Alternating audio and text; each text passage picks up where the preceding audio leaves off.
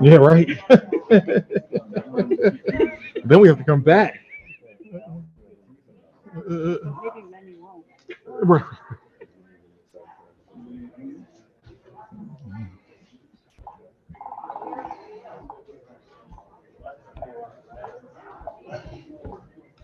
Oh,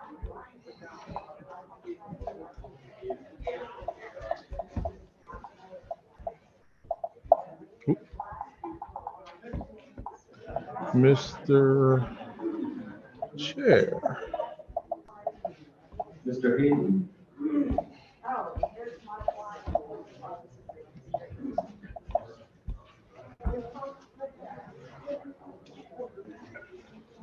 You guys ready when he's ready.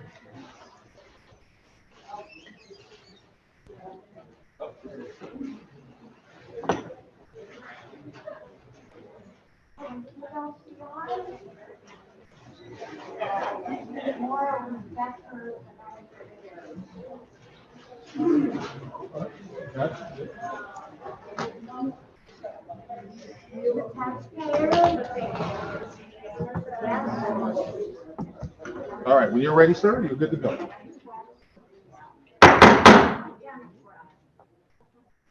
Good evening. Welcome to tonight's meeting of the Finance Committee of the Board of Alders. I will begin by reading the notice. Take a platform. Aldermanic Notice, New Haven. The Finance Committee will hold a public hearing on Thursday, April 20, 2023 at 6:00 p.m. in the Aldermanic Chambers, 165 Church Street, New Haven, to hear the following. 1, to hear public testimony concerning the mayor's annual budget for fiscal year 2023-2024. 2, a workshop to hear from the Special Services Districts. A, Grand Avenue Special Service District. B, Chapel West Special Service District. C, Town Green Special Service District. D, Whaley Avenue Special Service District. 3, a workshop to review portions of the annual city budgets proposed for the fiscal year commencing on July 1st, 2023. The following city departments will be heard. A, Economic Development. B, City Plan. C, Transportation, Traffic, and Parking. D, Equal Opportunities. E, Office of Building and Inspection. F, Livable Cities Initiative. These items are filed with the city clerk and may be inspected at room 202, 200 Orange Street, New Haven. Per order, the Honorable Adam Marchand, Chair. Attest Michael Smart, City Clerk. If you need a disability-related accommodation, please call 3 business days in advance, 946-7651 voice or 946-8582 TTY. The public may send comments to public testimony at newhavenct.gov. Excuse me. So I want to thank everybody who's here. We'll proceed next with the introductions of our committee members, starting to Myra. Richard Furlow, Ward 27. Benny Santiago, Ward 15. South Dakota, Ward 18. Ron Hurt, Ward 3. Hampton Singh, Ward 5. Anna Festa, Ward 10. And I'm Adam Marchand, Alder of Ward 25, Chair of the committee. I would also like to recognize our colleagues, Alder Carmen Rodriguez from Ward 6 and Alder Jose Crespo from Ward 16, who are here with us as well. So you heard me read the notice. I'm sure it was scintillating to hear all that. Let me say in layman's terms what's happening tonight. We are having a public hearing on the mayor's proposed budget. Presumably that's why most of you weren't here. We'll begin with that. And in a moment, we'll begin to go through testimonies of individual residents. Following that, when everybody has testified, we will close the public portion of the meeting and move on with the workshops, the special service districts, and the departments associated with the Economic Development Administration. There are no voting items tonight. It's a public hearing and then some workshops. For those of you who are following the budget process, let me just state up front that this is the last meeting with departmental workshops. The next meeting of the Finance Committee will be on May 8th. That is a monthly regular meeting with business that will transact with an update on ARPA projects and how the outcomes are being reported. Probably a few announcements related to deliberations. Our deliberations will occur on May 11th. So that will be a meeting of the Finance Committee where the members of the committee discuss the budget and propose amendments and discuss amendments. That is a public meeting. It's not a public hearing, but it is a public meeting if you want to come and listen to that. Finally, on Monday, May 22nd, there'll be a special meeting of the full Board of Alders. That will be our budget meeting. That's when the full board discusses what the Finance Committee sends to it and votes on the budget effective July 1st. Okay, so tonight's your last opportunity to participate in a public hearing, although you can always talk with your alders or send testimony to us via email at publictestimony@newhavenct.gov.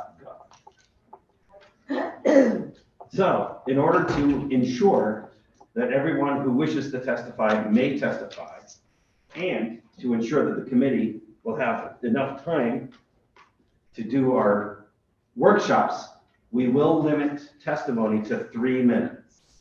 And we'll give you a little heads up when you're 2/3 of the way through. If you have submitted written testimony, you don't have to repeat it if you don't want to. You also could come and summarize it or give us highlights from it. If you've given us written testimony, then we have it and we've read it and we can read it. So if you want to have more lengthy comments than what you can say in 3 minutes, you can send us documents or emails with more longer comments. But tonight we'll be taking verbal testimony of up to 3 minutes in length. And I just want to remind I want to remind everyone here that by the order of the President of the Board of Alders, the wearing of masks is required. If you're not wearing a mask, then you'll have to excuse yourself or get a mask. We have masks at the table over there that our colleague Eli Sabin, Alder of Ward 7, is pointing to. Thank you for being here, Eli, Alder Sabin. Okay, so those are the procedural announcements. We'll now begin with the testimonies, and I will ask our Vice Chair, Alder Ron Hurt, to begin by calling the first name. Thank you, Mr. Chair. Liz Demsky. What was the idea?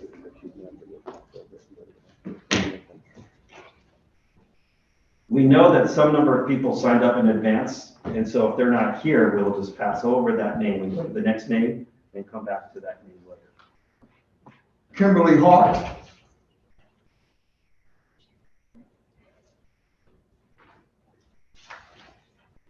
Kim Rogers. So I can't hear? No, come. All the way up? Come all the way up. Thanks, first time here. Thank you for being here. When you sit down, please give us your name and address to the record, and then you make your comment. Perfect. Hi, my name is Kim Rogers, and my address is 770 Edgewood Avenue. I am the lead librarian for the New Haven Public School District, and I'm a voter in Ward 25. And as a librarian, I am compelled to tell you a story. Once upon a time, there was a school district that had librarians and libraries in each school. Students could go to the library and get books to support their learning. They went to the library with their classes and did research. Students got books just for the joy of reading, and reading they did. Then there was trouble. Administrators were forced to choose between libraries and other things needed at the school. This is like having to choose between food and housing, a decision that no one should have to make. Currently, there are 40 schools in New Haven. 9 of our schools do not have a librarian at all. That is 3,305 students, or 17% of all students, who have no librarian.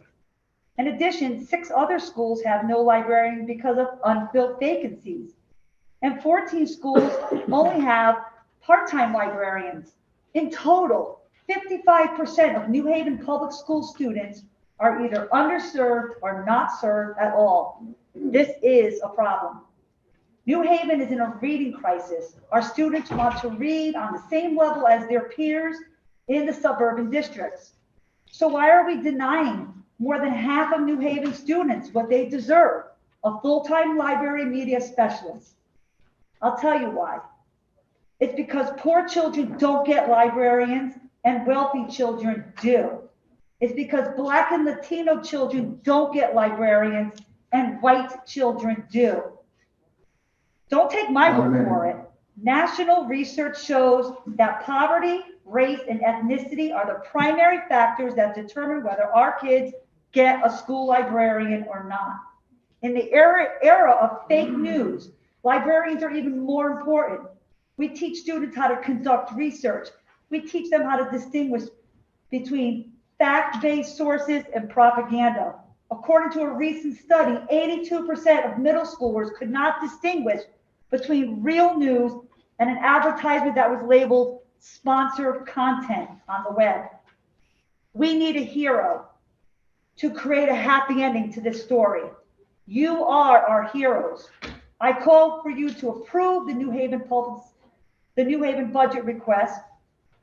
Our students are facing a crisis of unmet needs, and there is no reason why our students should be deprived of excellent schools that kids in wealthy towns enjoy. Fund our future. Fund the schools that our students deserve. Thank you. Thank you. Thank you very much. Vivian Jefferson. And after Vivian, Ms. Jefferson, comes Lisa McKnight. Good evening.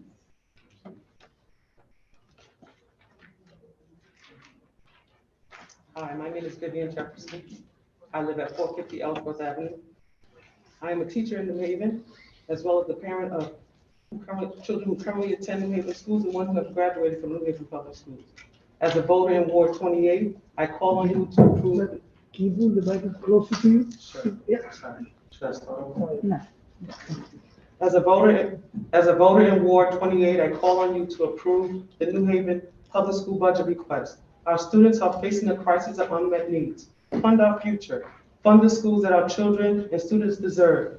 I also urge you to fund our public libraries by dedicating 1% of the city's budget to the New Haven free public libraries. I actually think it's crazy I have to sit before you and ask for funding. I invite you to visit my school and you will clearly see why I sit here. Let's start with the outside of the school. Most times the grounds are not clean. There is trash all over the field and broken glass in the parking lot most mornings when I arrive to work at 7:30 in the morning. The fences that are supposed to enclose the field that the kids play on have been broken in several places. People wait, walk their dogs, and let them do their business in the very grass that the kids play recess at in PE class. When you get inside, you will see multiple bulletin boards that teachers have spent their time and their own money creating, destroyed by students who are angry or struggling somehow. We do not have enough support to help these students. That is evident when you come into my building, because you will see struggling students wandering the halls for hours, which is a huge safety concern, not to mention missing instruction. I learned earlier today that we have a student who clearly needs services such as a one-on-one. When his classroom teacher brought it up in the child's PPT meeting, everyone looked around at each other because they knew a service like one-on-one costs extra money. I bet if the student went to school in Greenwich, there would be no hesitation in getting the student the services that he would need to be successful. As you continue to work around the building, you will notice holes in the ceiling in the cafeteria and hallways, and a piece of a mechanical door that has been missing for a year now. New Haven has wonderful students and smart students who deserve the best education like every single child does. My own child has often commented that she wishes her school looked like Derby High School, West Haven, or Branford. I often wondered about that myself as a New Haven taxpayer. Why do my kids have to get the short end of the stick? New Haven gets $20,839 in per pupil funding for Greenwich. While Greenwich gets $26,308. Why? Are students in Greenwich better than my kids or my students? Many teachers are leaving New Haven or are considering it, including myself, because I have to decide what is best for me and my family. It breaks my heart to even think about it because I have taught at my school for 13 years and have formed wonderful relationships with my students. When I see them out in the world doing their thing, they can't believe I remember them. I am teaching children of former students, which I never thought would happen. I love these kids, I love my school, and I would hate to go somewhere else. Thank you. Thank you. Thank you very much. Lisa McKnight.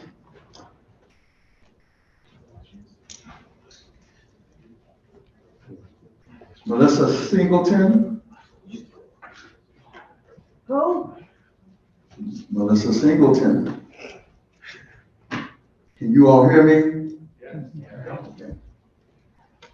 So before you begin, ma'am, let me just recognize our colleague Alder Herrera has joined us.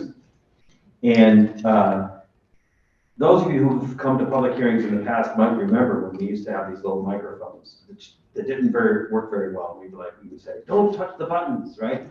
Well, now we have microphones that work quite well. The only thing you need to do is you need to get fairly close to it, not right on top of it, but fairly close to it. So we invite when folks come to testify, just sit right in front of us and speak fairly close to the microphone. That way everybody here can hear you. Thank you. Good evening, can you hear me? Yes. My name is Melissa Singleton, Edgewood Avenue, 416, New Haven, Connecticut. And I wanted to come up here to talk about allocating funds to housing and knowing that there's a big crisis in regards to housing within the community, within the city as a whole. So I'm asking if there's a way to allocate funds to offer better affordable housing programs for Section 8. So that Section 8 can offer housing programs that help the tenants become homeowners.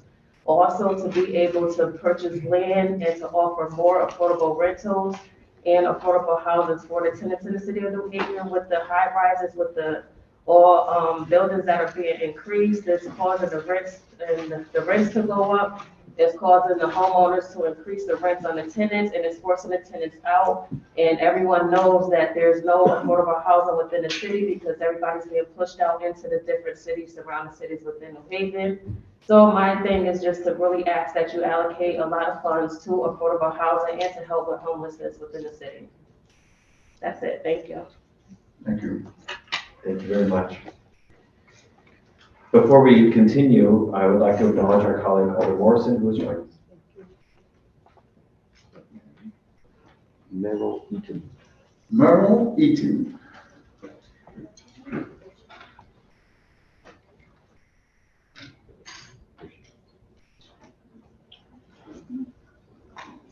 May I read somebody else's testimony? Please.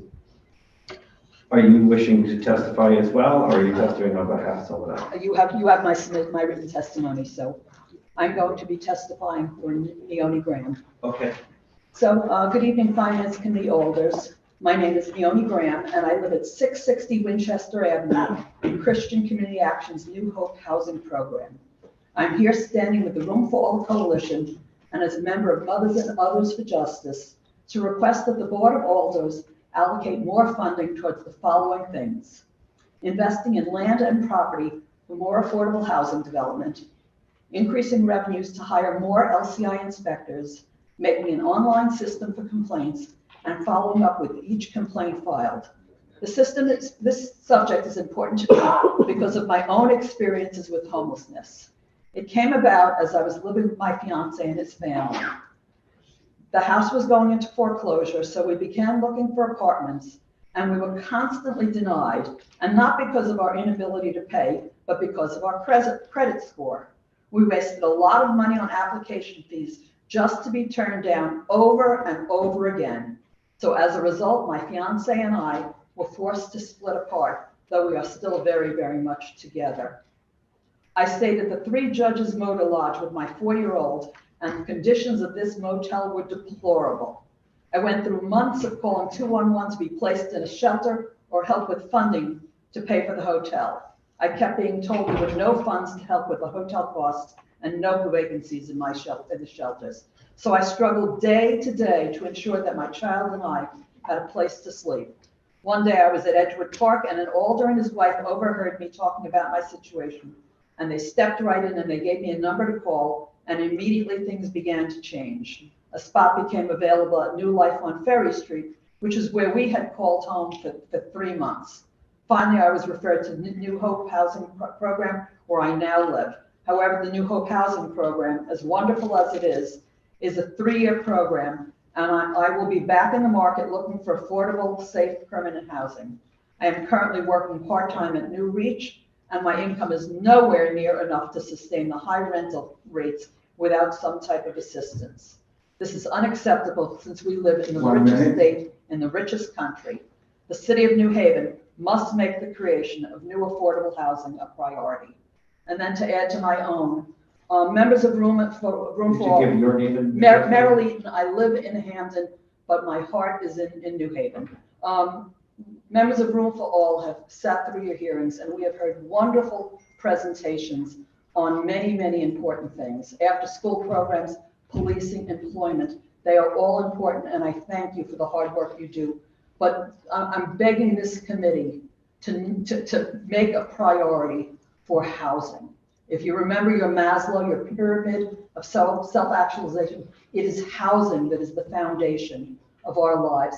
And without it, it's very hard to move forward. Thank you so very much. Thank you. Next is Angela Hartley, and after Ms. Hartley, Sinclair Williams. So as the person comes forward, let me just remind folks who may have newly arrived that wearing masks is required. I'm glad to see that folks are complying with that, and we're grateful for that. Is the next person coming forward, Mr. Vice Chair? So Sinclair Williams. Here we go. Okay. And colleagues might have noticed that I'm plowing through, but if you have an urgent question, I'll be looking around flagging down, but I'm trying to move us as quickly as possible for these testimonies since we have very many and we have a long evening after. After Mr. Williams comes Benita Gross. Are there 2 different things you're handing out? I do have a lot of paperwork for y'all. You don't have to read it all right now. Don't worry. I emailed it to you guys as well. Thank you very much. So let's just have you hold for a moment and read the papers. Thank you.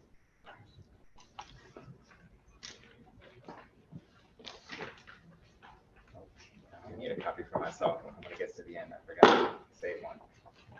I have it for you. Okay.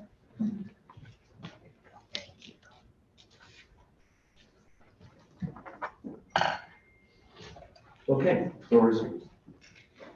Good evening, Finance Committee, Chair, Vice Chair. My name is Sinclair Williams. I live at 95 Division Street, and I'm standing with the Room for All Coalition to request allocating more funding towards, thank you, investing in land and property for affordable housing, and increasing funding for more LCI inspectors, an online system for complaints, and follow up with every LCI complaint that's filed.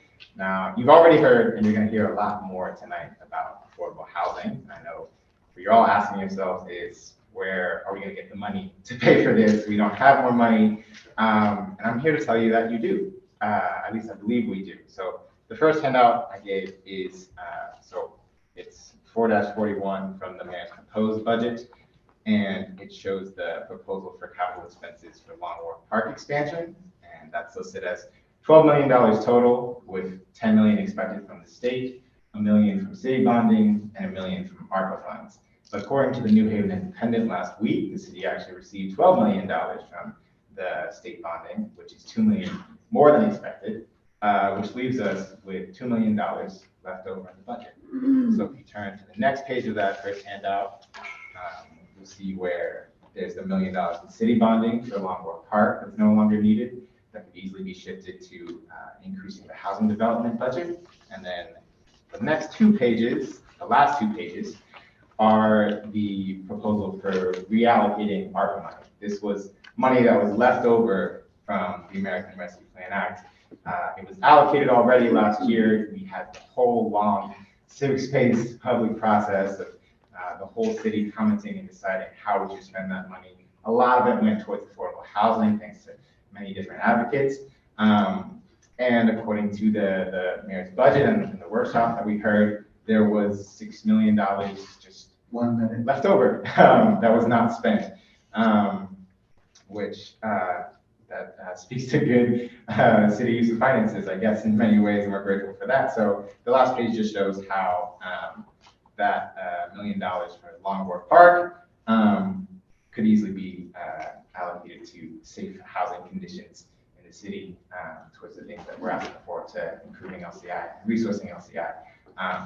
Even if this were not true, given all of the requests for and the demand for the ARPA money to be used for safe and affordable housing, I think that without the public being able to comment on what this money should actually be used for, this list that the mayor has proposed for capital expenses, it's actually more responsive to the public to move this money towards where the public asked it to be used, which the majority, again, was towards safe and affordable housing. So thank you. I believe that's my time. Thank you. Thank you very much. And we're grateful for these documents you provided. If you could give a copy to our fiscal analyst, that would be. I did email. Oh, well, then we're all set. Okay. Thank you very much. Thank you. Vanilla Grubbs, and after Ms. Grubbs, Henry Lorndorf. Good evening, Reverend Gross. All of you. My name is Vanilla Grubbs. I'm an ordained minister and the director of Christian Community Action. I appreciate the opportunity to offer testimony about the city's proposed budget, and specifically in connection with people who are homeless. That includes individuals and families. As you may know, CCA has been around since 1967, and we've been able to provide mostly emergency services, but our efforts are really designed to try to support families in need and to make sure that to the extent that we can support families and work with them, we want to be able to say to all of you, if there's any way that you could actually increase the budget for homeless services, that would be much appreciated. Because really, there's not enough in the way of financial resources to help families really and individuals to really move out of a place of homelessness to a place of Pardon security. me, Reverend Grubbs. We'll attend to this issue. I'll just as a quick public service announcement, if you please put your phones on vibrate or turn them off. If you need to have a conversation either on the phone or with someone, please take it out of the chambers so that everybody can hear. Sorry for the interruption now. Our desire at CCA is really to create new opportunities and a path to independence.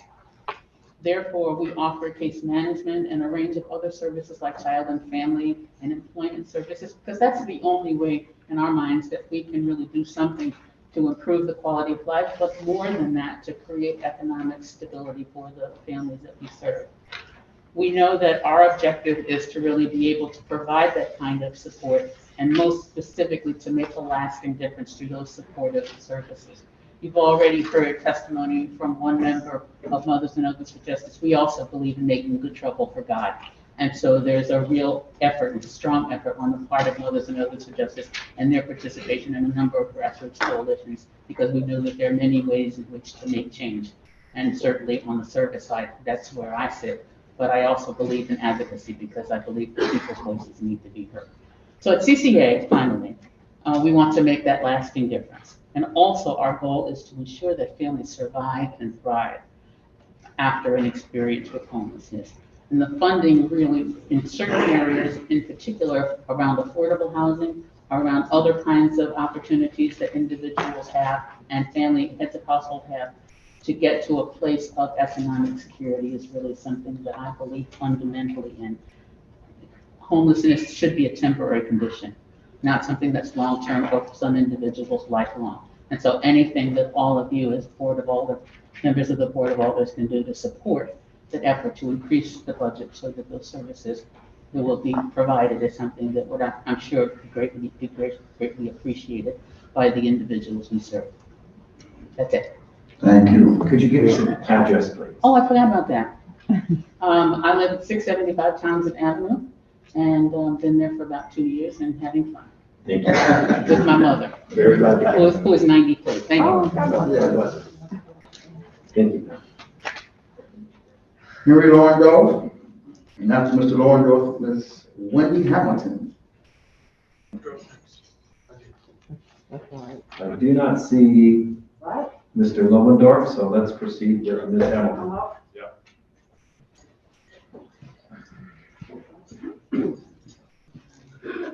Name and address for the record, please.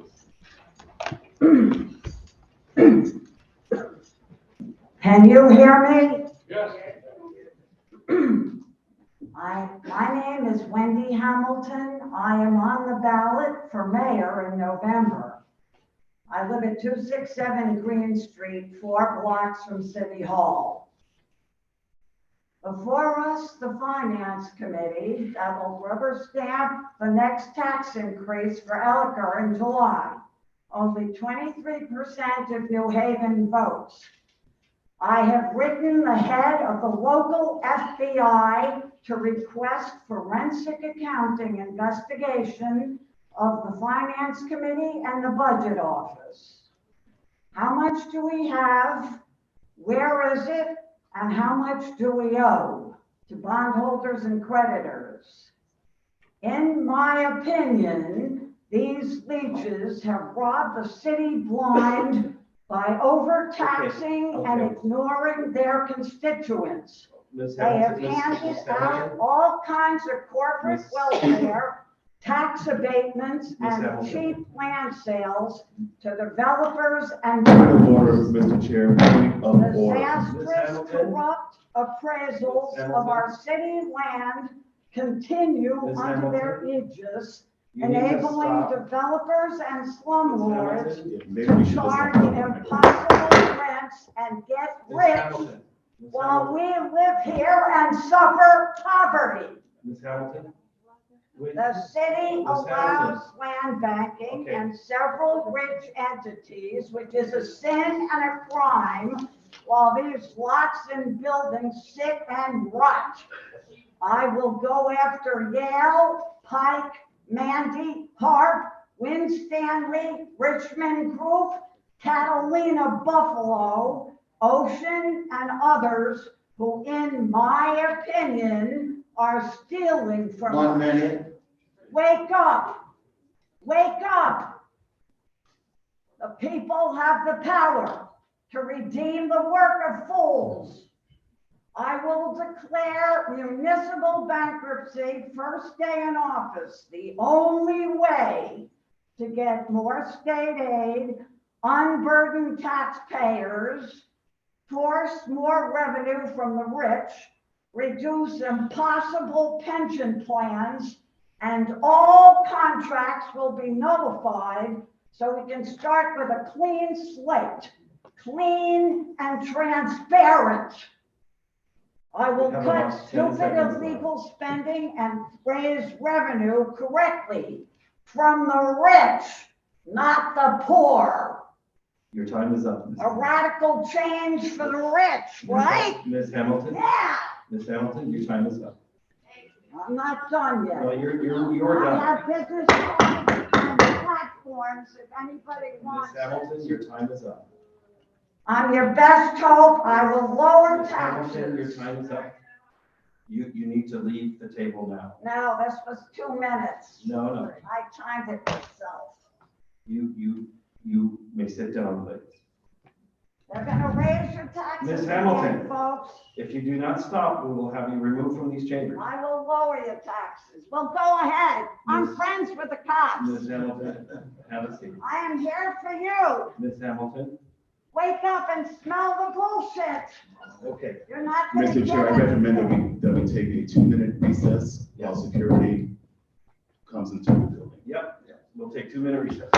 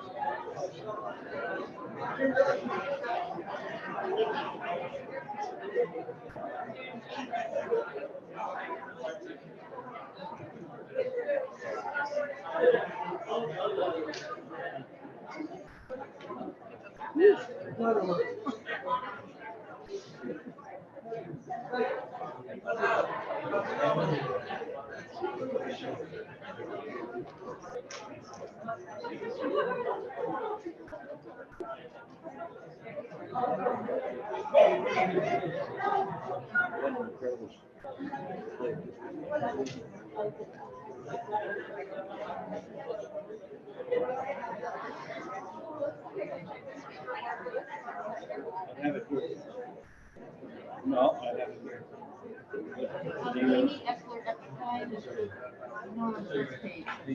Yeah, it's. I got to look at the numbers. You're 24, we're now.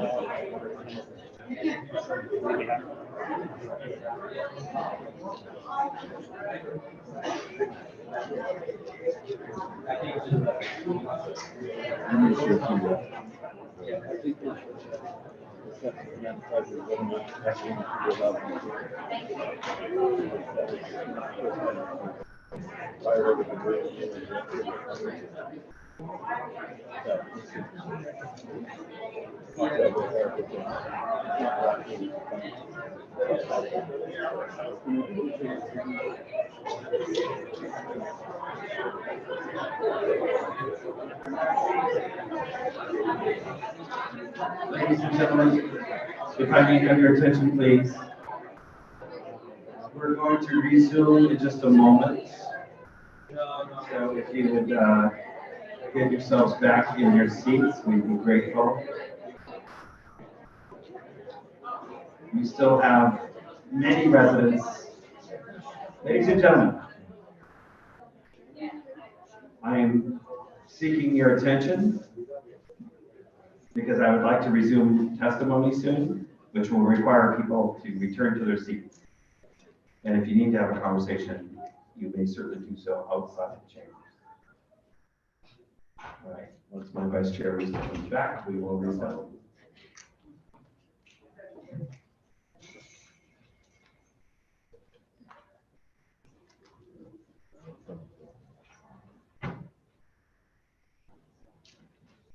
Thank you for your cooperation.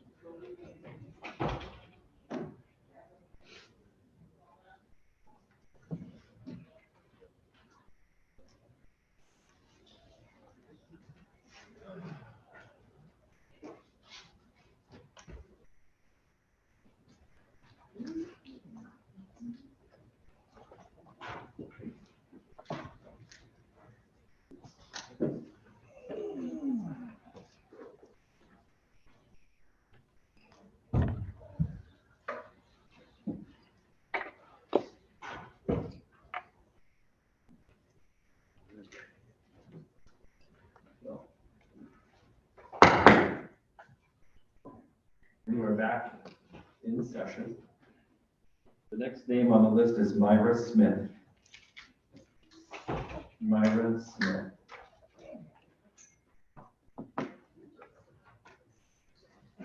And while Ms. Smith is coming to the front, let me just make a quick comment. There are rules that govern conduct of everyone in these chambers, members of the board, staff, residents, whoever may come to those doors. And one of those rules is that we have to be respectful of each other and of the institution. And I believe that Ms. Hamilton violated those rules, which is why I was attempting, with limited success, to get her to change her behavior. just as a note, we encourage public testimony, we encourage passion.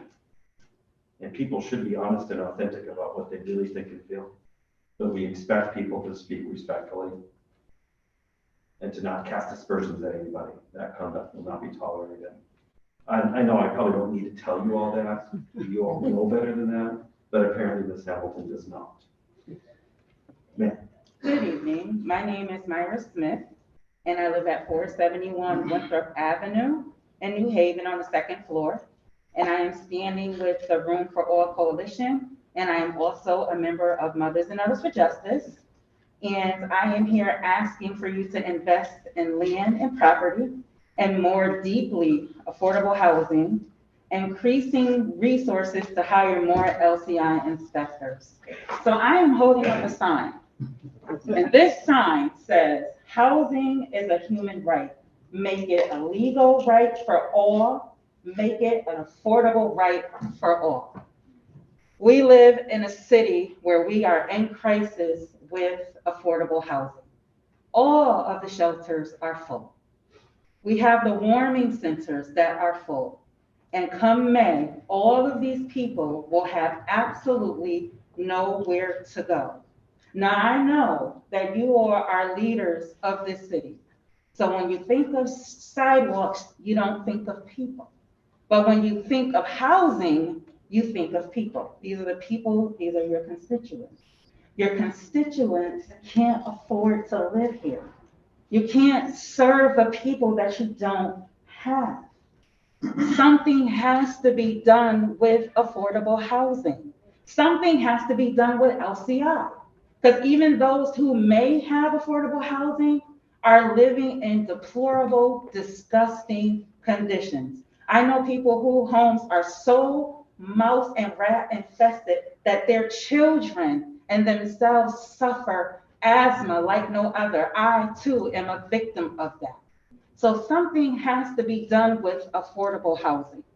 We have luxury housing going up in neighborhoods where the majority of the people there can't already afford to live in those neighborhoods. 1 minute. Our children can't afford to live in these neighborhoods. We have senior citizens who have worked and paid taxes into this city who cannot afford their rent. They have to decide between paying for their medicine, food, or rent. That is unheard of. Something has to be done. I am asking you all as our leaders, as mothers, fathers, humans, to remember that it is a human right to have somewhere to live. Birds have nests, foxes have holes. We have homes. Nobody's home should be in a book bag on their back worrying about where they're going to live next. So please make sure there is more funding going into affordable housing. I love the idea about the park on Longworth, but we need housing. People can't sleep at the park on Longworth, but they can definitely live in deeply affordable housing. Thank you very much for your time. Thank you. Claudette Kidd, and after Ms. Kidd, Lee Osorio.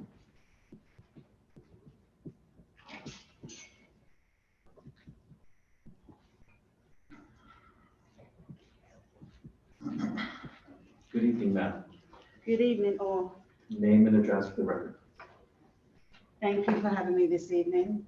My name is Claudette Kidd. I live at 187 Howard Avenue.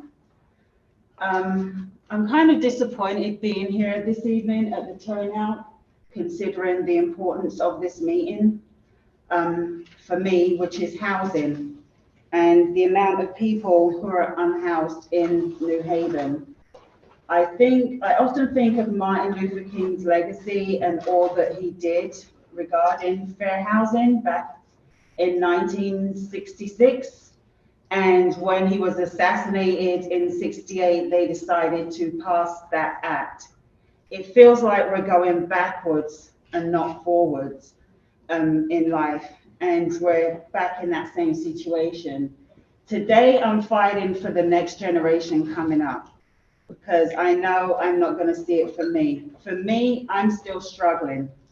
I recently lost my job, went through all my savings, and fell behind with my rent to a point where I was almost going to be evicted. And my landlord, he worked with me. And I'm not the only one going through this. Other people are going through this struggle. And it shouldn't be this way. I was told that in order for housing to be affordable to rent, you have to be earning $27 an hour. Is anyone in here earning $27 an hour? Ms. Kidd, you need to address the committee. Okay. The thing is, not a lot of people are earning $27 an hour. So who can afford to rent? People cannot work one job and pay a job and pay their rent. They're having to work 2 and 3 jobs to pay their rent and live. And it's affecting their quality of life. Not only that, it affects their children, and it goes on and on and on. I would like to see real, deep, affordable housing. I would like to see a lot of transparency with what's going on behind the scenes. I'm speaking as an individual, as a mother, as a staff member for Columbus House, where I see people struggling to be homed. I see really bad, deplorable conditions when I go to inspect housing, and I wonder how. We need more LCI inspectors inspecting these homes.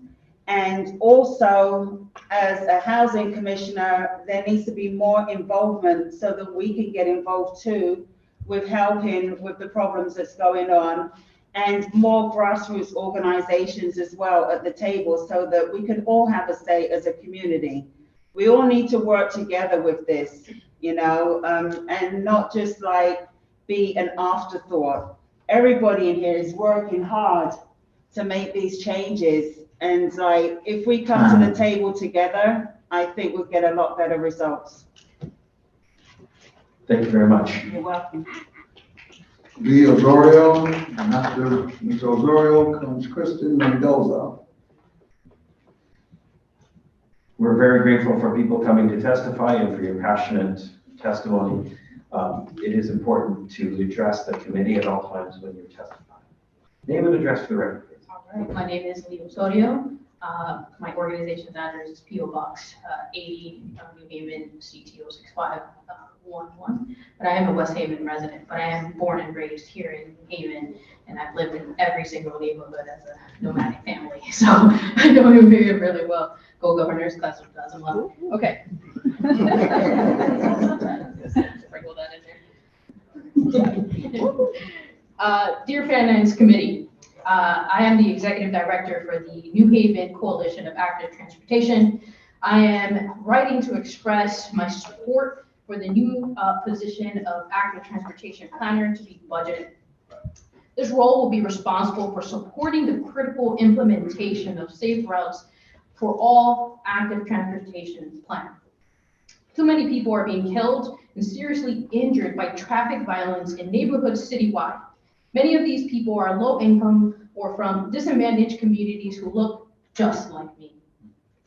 This position will create safer options for mobility while enhancing social and transportation equity throughout our neighborhoods. Safe transportation options are right to us all, which enhance our quality of life by accessing jobs, school, and healthcare. This position will create safer options and connect our neighborhoods, which will help enhance economic opportunity for us all. The city has adopted a plan of conservation and development that emphasizes the importance of complete streets, as well as a complete street city ordinance. And in 2022, the Board of Alders endorsed the Safe Routes for All plan. Currently, there are billions of dollars in the state and federal funds available for active transportation projects, including Safe Streets and Roads for All, which is SS4A, $5 billion over 5 years, and Transportation Alternatives, $1.4 billion a year for funding. This position would enable the city to seek and obtain more grant funding, meaning that the position will likely be revenue positive. Our city has changed, and our communities must change, and our commissions and committees must change with it. And I hope that you hear the urgency in my testimony today. The New Haven Coalition for Active Transportation would love to partner with the alders and the appointed leaders of this position in offering free classes for bike riding to save lives. We have classes at our library that are available now, and we really hope that you consider the thoughts that I have shared today. We want to continue to see writers out in our communities, and budgeting this position will ensure that that occurs. Thank you very much for your time.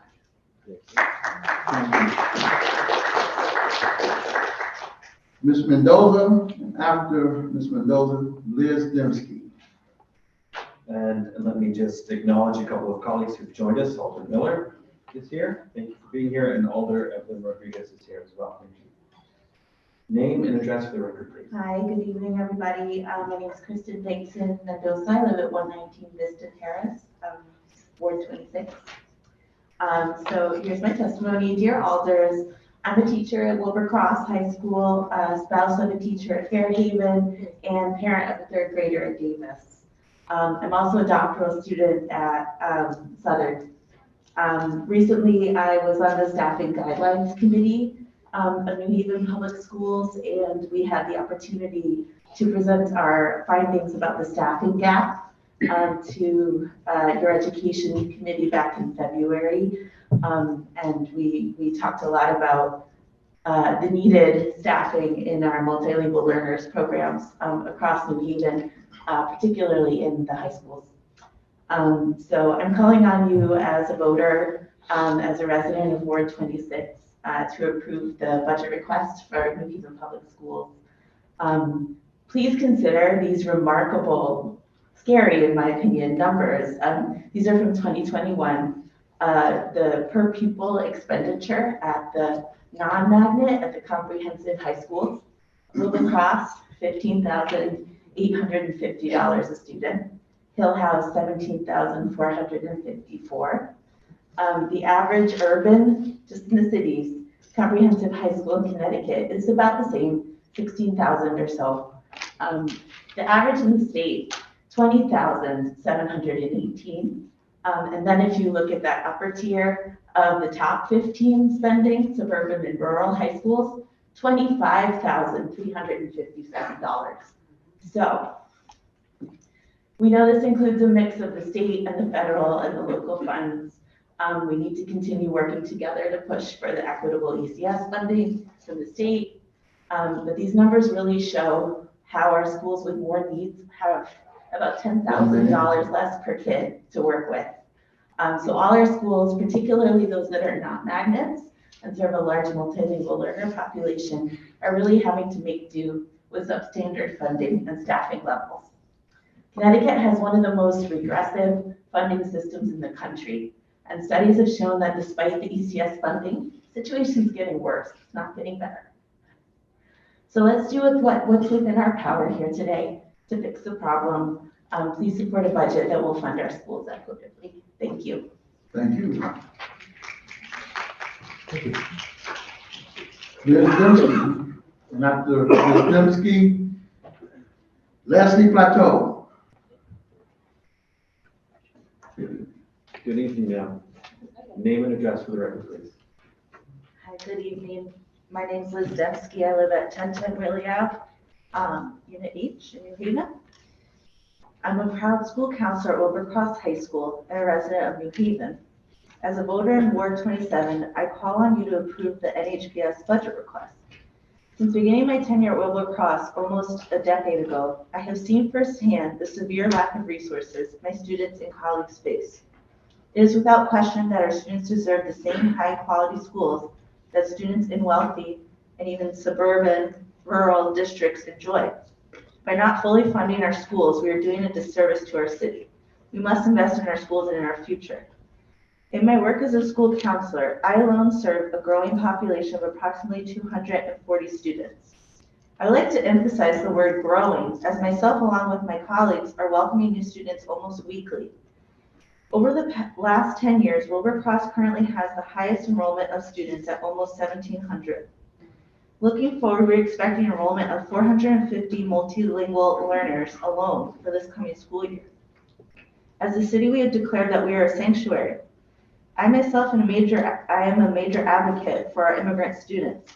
However, the city is not providing adequate supports or staffing to fulfill this mission. For example, my department lost a position several years ago when Dr. Burks was superintendent. and has not been added back to date.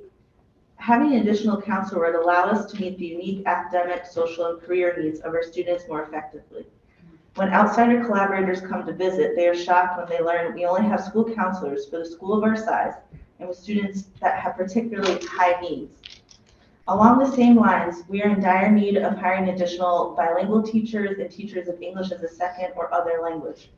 Lastly, we need to fill vacancies that are leaving our students with months of learning loss.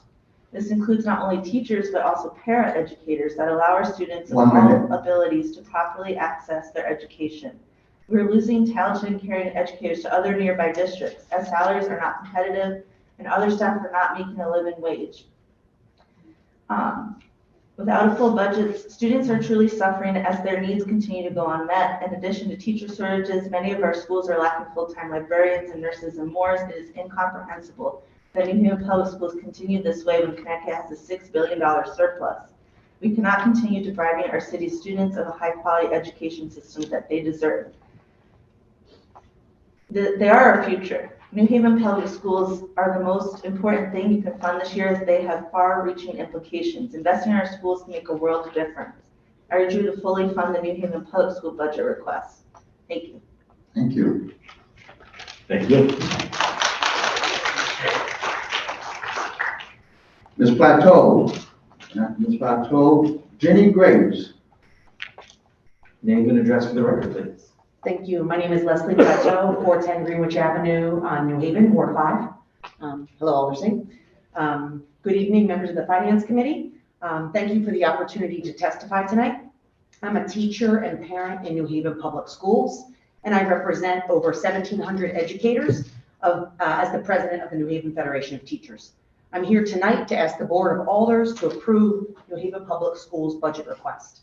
To put it simply, our students deserve a fully funded school system. Schools do not operate in a vacuum.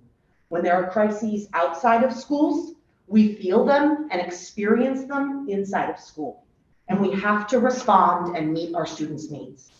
The crises that exist outside of school include increasing rates of eviction and homelessness in our city, obstacles to students and families accessing healthcare, unhealed grief and trauma from COVID losses, interrupted education among the refugees and migrant families who have recently arrived to our sanctuary city, and other challenges to our collective well-being.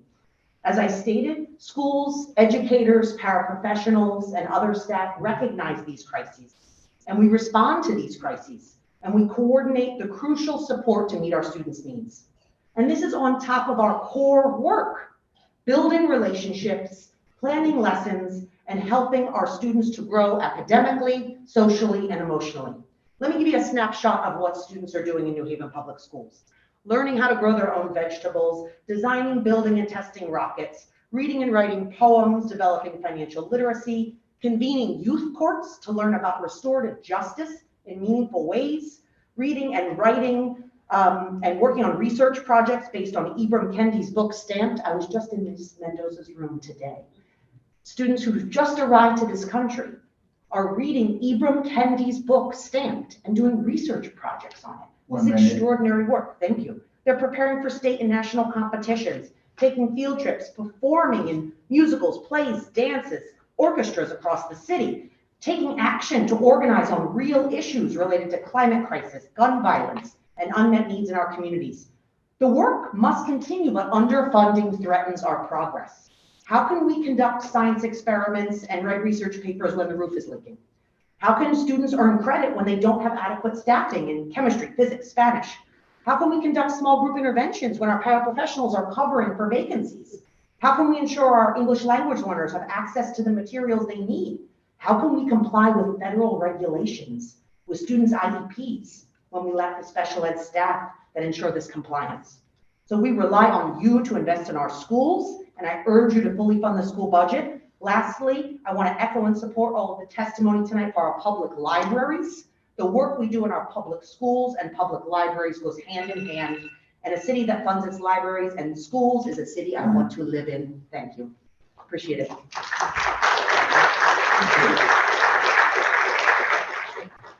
Jenny Graves, and after Ms. Graves, Melody Gallagher. Name and address for the record, please. Good evening. My name is Jennifer Graves. I live 22 George Street, North Haven. I am a preschool special education teacher at the Dr. Reginald Mayo Early Childhood School. I've been a teacher in New Haven for 13 years, and I am Vice President of Special Services for the New Haven Federation of Teachers. As a dedicated teacher in this amazing city, I call on you all to approve the New Haven Public School budget request. Our students are facing a crisis of unmet needs. There is no reason why our students should be deprived of the excellent schools that their peers in wealthy towns enjoy. Fund our future. Fund the schools that our children and our school staff deserve. When you walk into my building, the feeling of joy is palpable. Our students are excited to learn and explore new things every day, and our staff have created nurturing environments for our youngest learners here in New Haven. However, as a special education teacher, my colleagues and I are feeling the tremendous burden of the teacher shortage. For special education and related service vacancies are the greatest need. This brings larger class sizes, larger adult to student ratios, and less opportunities for the intensive instruction and intervention that our students require. This budget request also represents the salary increase for our teachers for our next contract, which will aid in the recruitment and retention of quality educators here in New Haven. Fully staffing classrooms and buildings means improved working conditions and an increase in student learning outcomes. New Haven Federation of Teachers is also dedicated to working with you all, the Board of Education, community partners, and families in our collective fight for a more equitable funding system at the state level to ensure that our children, thank you, receive the same high quality opportunities that their suburban peers have. Thank you so much.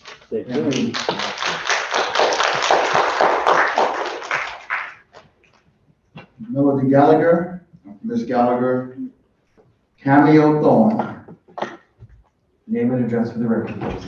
Good evening, my name is Melody Gallagher. I'm a resident of Ward 25, 32 Barnett Street, apartment D21. I'm also an art teacher at Wilbercross High School. I'm also on the executive board for the New Haven Federation of Teachers, as well as a delegate to the New Haven Federation of Teachers, and a resident of New Haven, as I said. As a voter in Ward 25, I call on you to approve the NHPS budget request. As a visual arts teacher who has taught in a total of 7 New Haven public school buildings over the last 17 years, including multiple swing spaces, I can assure you that there is a greater need for funds to directly be dedicated to student-facing spaces and services within the New Haven Board of Education budget. And also, to echo what others said, whereas with the approval of a fully funded New Haven Public Schools 2023-24 budget will serve us all well, there is also a need for us to come together as a community, as city employees, students, caregivers, and you, our city leaders, to ensure that our schools and students receive equitable funding moving forward from the state level. And I hope that you will join us in pursuing that endeavor moving forward as well. And just one other thing that I did not submit as testimony, but I would like to add, to echo everyone that's here today talking about housing, I would like to say I support all of those endeavors. As someone who is a resident in New Haven with family on waiting lists to get into low-income housing, and as someone who is, after 17 years in the district, still living in apartments, and as someone who has called livable cities initiatives multiple times for my living conditions, I hope that those endeavors can happen as well. Thank you. Cameo Thorne, after Ms. Thorne. Amy Epstein. Name and address for the record, please. My name is Cameo Thorne. I don't live in New Haven, but I've been a New Haven public school teacher for including my 23rd year. I'm here to talk about the fully funded schools, but I really want to focus on climate. Everybody's talked about the inequities and we all are really aware of what they are. I would say this, our one job as adults is to make children safe and to take care of them. And I think we're failing at that. And I'm not blaming anybody because I know it's complicated. I really do. I understand it's complicated. But when I say we're failing at it, they're coming to school scared. They're coming to school feeling like the world is unsteady, and we are too, right? I mean, the world has changed quite a bit. But I want to tell you a story about our first day back from COVID. I was at Wilbercross High School. There were 3 fights that broke out that day. 3 different fights, not connected. Each one of the children I talked to who were involved, first one came in and said, well, we had to fight here because if it had happened at East Rock Park, we were going to fight. Somebody could have ended up dead. Now, in all the years I've been here, no teenager has ever admitted that to me, although I know sometimes kids bring their fights to us because it's the safest place to fight, right? So I thought, oh, that's weird. The next fight, same comment, different kid. Third fight, same comment. So I went home and I said, what changed? Why am I hearing it like this? And of course, what we did is we sent them home, right? They came to the safest place they had and we sent them home because we don't have the ability to meet their needs. Not with the staffing we have, not with the money that we have, because there are many needs. Housing, food shortage, neighborhoods that don't feel safe, all of that is out there on the table. So I'm thinking about it, and then I realized we have a billboard in this country that says the world is not safe. How many mass shootings just this year? It was 163 the Times reported, and our kids know gun violence. They hear it, even if they haven't personally experienced it. So they come to school hoping that we will provide safety for them, and then we don't, right? Because we can't meet all those needs that will make them feel safe. So I would say our obstacle to achieving education and reading and math and all the things we want for our kids is they have to feel safe. They have to feel like the world is stable for them in order to do those things.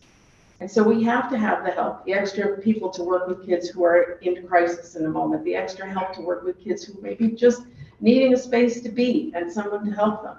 And that's going to take funding all of our schools in a really, in the way that it's staked out. Like, I would like to see qualified people in in-school rooms that are in-school support rooms, not in-school suspension rooms. So that when a kid comes in, we can say, what do you need from us in order to be in class, in order to be here every day, in order to do your work, in order to be calm, in order to feel safe, and then to be able to meet those needs. And right now, we can't do that.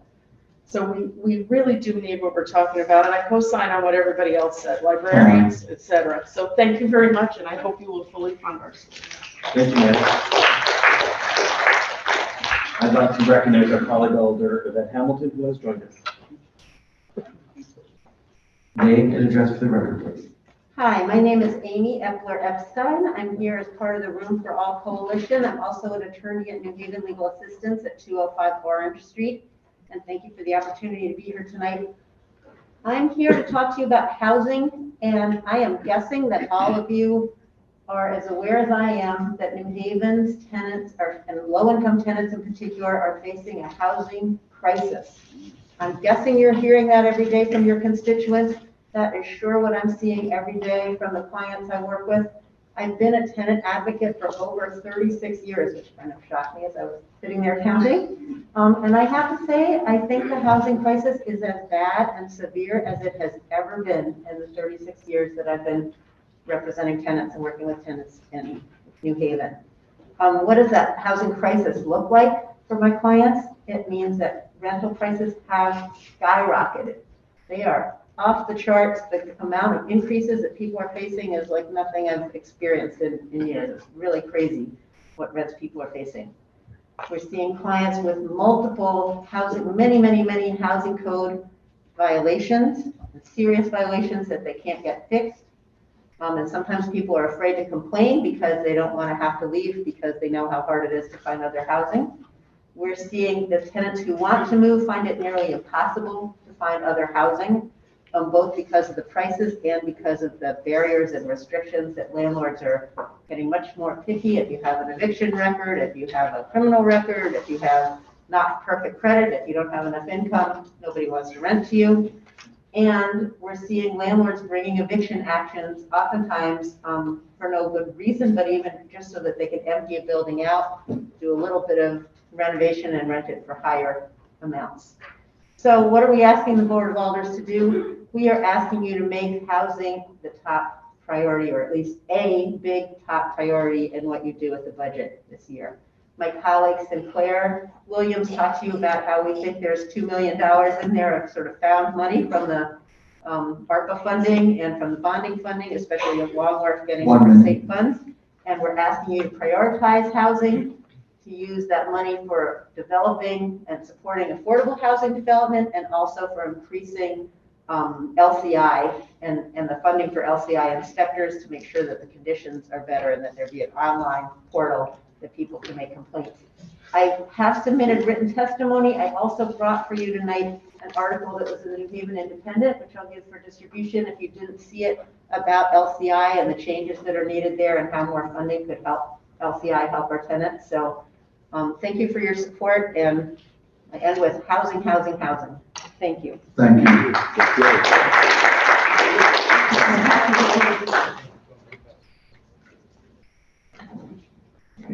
If I say this name wrong, please forgive me.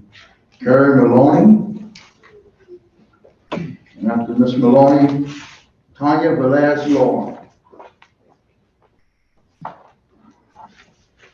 Hello there, my name is Caitlin Maloney. So today I am standing. Make sure you give us your address as yes, well. of course, thank you for reminding me. Jumping the gun there. My name is Caitlin Maloney. I live in West Haven at 98 Fairview Ave, but my kids go to school here. I've been organizing in the city for 5 years now around issues of affordable housing and economic development, and working with tenants. I hear from dozens of tenants who have talked to me about how they have unsafe, conditions in their apartments. We've heard a lot about it today already, but it really is real. And it is, the other day I heard a guy share with me, he's living with his brother, and he hasn't had heat in his apartment for 9 years. And I was organizing with a bunch of tenants who were being kicked out by a new landlord, and I'm trying to remember the name, but that's, it's happening everywhere, so it doesn't really matter who the name is, but these large landlords who are buying up properties really quickly, like Amy just mentioned, and clearing them out, and sometimes charging rents of upwards of 30% more than the previous tenants were paying. Tenants are afraid to speak up. I do think that we need to allocate more funding toward LCI. People that go to LCI aren't their issues are not, are going, unfixed. And basically, I just wanted to read a couple statistics. So large landlords like Ocean Management, who failed over 80% of their inspections, are not maintaining their properties. That's just one example. The current budget apparently adds 34 new positions, but 0 of them are for LCI. And as we've heard today, this is an issue that I think we need to put more attention to. And if we have extra funds, we should be doing that. And the housing infrastructure in New Haven is aging. And so this is something that I feel like, as a committee, if you can look toward and add more resources, that would be great. Trying to see if I got through it all, but yeah, I think that's basically it. And also I just want to thank, the folks talking about education tonight, because these issues are very intersectional and very related. Kids, need wraparound services, they need the social emotional learning. And, many of the families that I talk to have kids who have asthma, who are being lead poisoned, who are coming, are homeless, coming to school without stable homes, who are living in hotels. So these issues are very related. So I just wanted to stand with them today as well, and just, hope you pay attention to these really important issues, and I know you will. So thank you so much for your time. Thank you. Tanya Velez-Law. And after Ms. Velez-Law, we ask Ms. Judy Slaughter.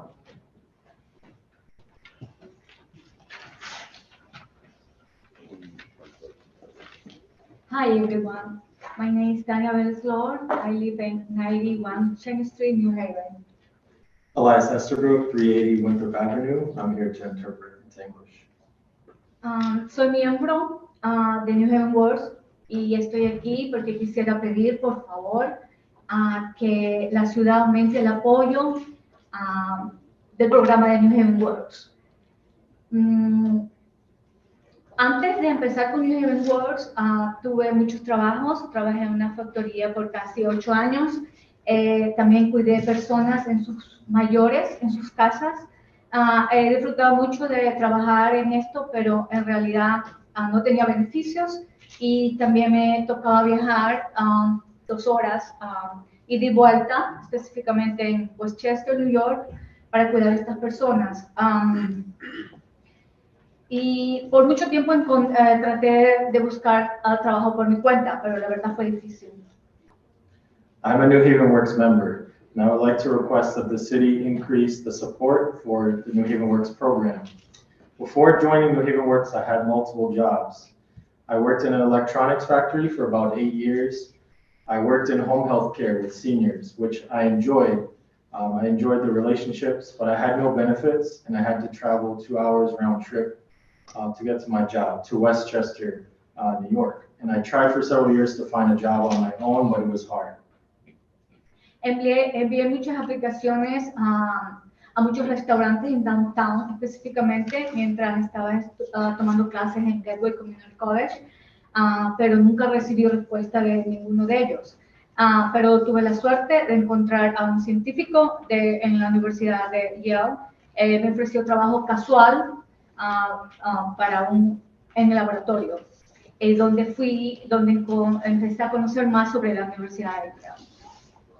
So I applied for many jobs in restaurants while I was taking classes at Gateway Community College. And usually I did not hear back from those employers. I had the fortune of meeting a scientist, a researcher, who hired me as a casual in a laboratory at Yale University. And through this experience, I got to know Yale a little bit more. Pero no tenía muchas horas de trabajo en realidad, ni beneficios tampoco, y siempre quise encontrar un trabajo en lo que es hospitalidad, porque es la área donde estudié en Gateway, que es de nutrición, dietética y también food service, servicio de comida. So I didn't get many hours in that casual job, and I didn't know how to get a permanent job in the field I wanted to be in, which was hospitality. I always wanted to work in that area, and I was studying at Gateway, nutrition and food service. Me registré en New Haven Works en julio del 2020, pero en ese tiempo tenía 2 trabajos y me empecé a reunirme con mi asesor laboral en New Haven Works, el cual hablaba español, donde me sentía más segura hablar y hacer todos estos trámites en mi propio idioma. I registered for New Haven Works in July 2020. I was working 2 jobs at the time when I started meeting with my job coach. And I didn't feel very confident in my English, but I had the opportunity to work with a job coach who speaks Spanish. And that made me feel more secure and understood.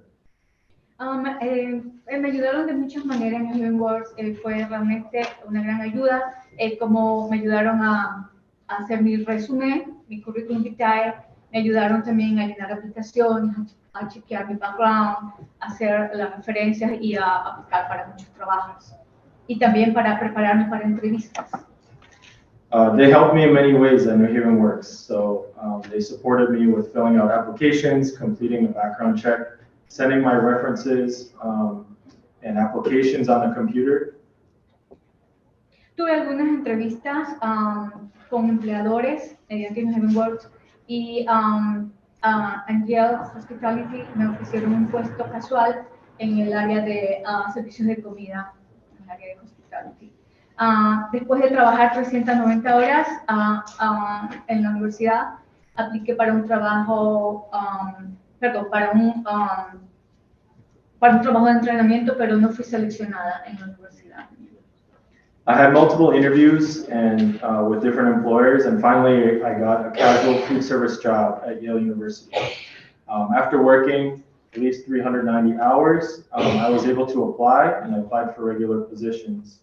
I even applied for an apprentice position, but was unfortunately not selected. Pero finalmente, una de las gerentes, apliqué para otro trabajo en uno de los dining halls y me llamaron para una entrevista en noviembre del 2022.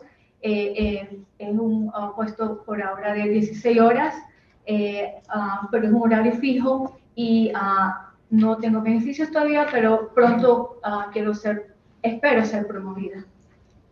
A manager called me to interview in November 2022, and I was offered a position. I accepted it. It's only 16 hours a week to get started, but soon I'll be able to apply to get promoted to full-time with benefits.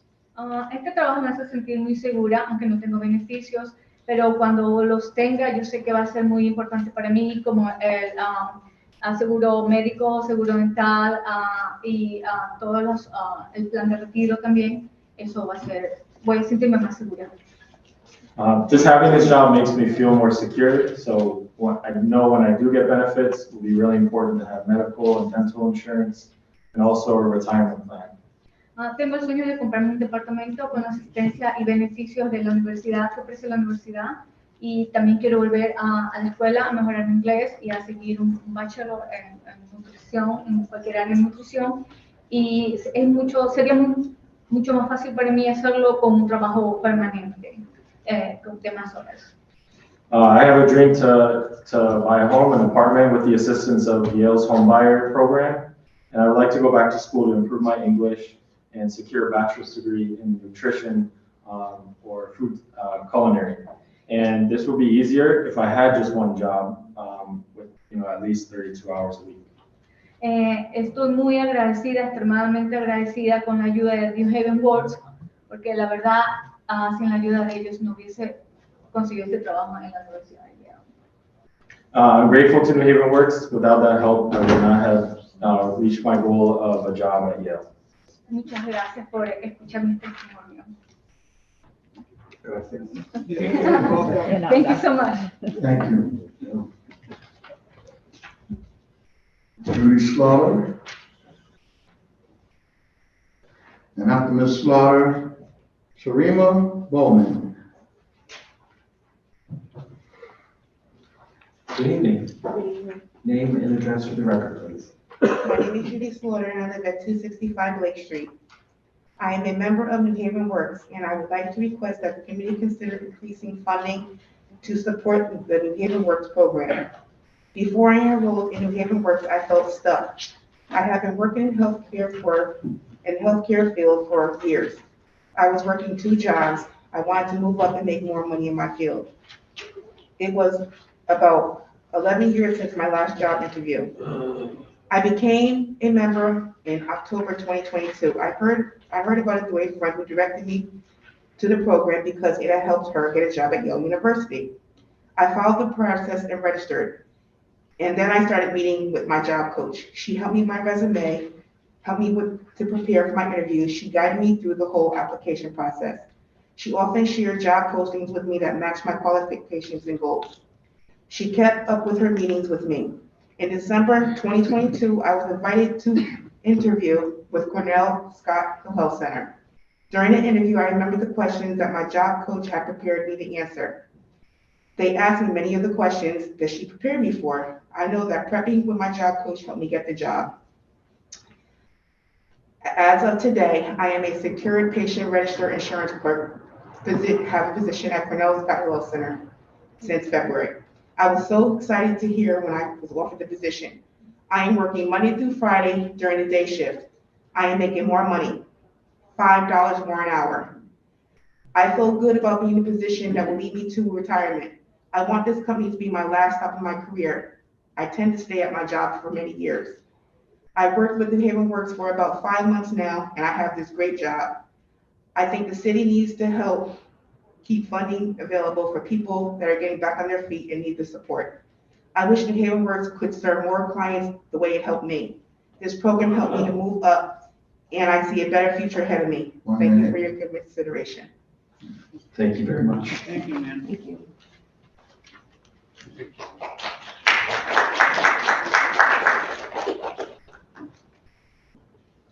Sharima Bowman. And after Ms. Bowman, Brianna Williams. Good evening. Name and address for the record, please. I am Brianna Williams, and I live at 107 Sherman. I accidentally signed up to read for Sharima and myself, but I will need to read for myself. I'm good at reading. Okay. Just sit down.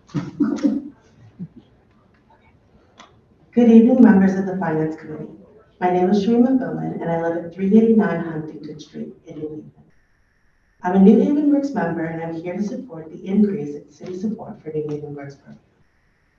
Prior to working at Yale University, an opportunity made possible to me through New Haven Works, I was a salaried manager at Walmart, working upwards of 15 hours a day, dealing with employee issues and retention. I was burnt out and in need of a greater work-life balance. When I expressed my concerns, I was offered a lower level position with fewer benefits, no security, and lower pay. Knowing that I needed a change and a career in HR, I applied to various places and faced numerous rejections. After applying to over 100 positions within Yale and outside of Yale, the recruiter informed me of New Haven Works. I decided to register. I worked closely with a job coach named Lyndon, who helped me focus my job search and tailor my applications to the roles that I really wanted. After some ups and downs, I finally got an opportunity to interview for a customer service job at Yale, and I got the job. Working at Yale has been life-changing for me. For the first time in 17 years, I have dental insurance, PTO, and a retirement plan. This job offers me stability, work-life balance, and gives me access to benefits. My coworkers are like a family, and my supervisor is supportive. Purchasing a home in 2021 was possible due to the security that my job offered. I've also been able to strengthen my skills in Excel, PowerPoint, and Google Suite. In addition, Yale has committed to supporting my professional development, directing me to ample opportunities, and I now have access to LinkedIn Learning for professional development. The stability of this position has allowed me to enroll in a master's program to pursue my degree in human resource management. My new job has enabled me to attend church services, spend more time with my family and friends, and fulfill my family duties, including supporting my sister with childcare when needed. More recently, I applied for another job at Yale and I was hired. I moved up to the Employee Relations Administrator position, which I had initially applied for before working with New Haven Works, but was denied. I'm grateful to New Haven Works for connecting me with this opportunity, helping me navigate my job search process and advocating on my behalf with employers.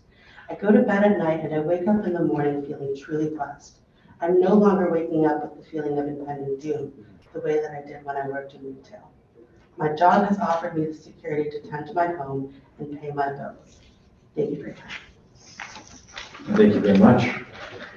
Kiana Flores. And after Ms. Flores, Youngkin Kim. Good evening. Name and address for the record, please.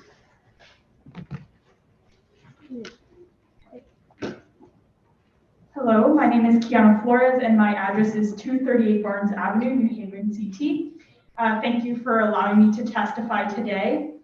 I was born and raised in New Haven and I graduated from Cooperative Arts and Humanities High School in 2021. So big shout out to all of the teachers that are here. We as New Haven Climate Movement also supports the cause of the managed public schools that we have here in New Haven. I'm currently a sophomore at Yale, and I am part of the New Haven Climate Movement, a youth action team based here in New Haven.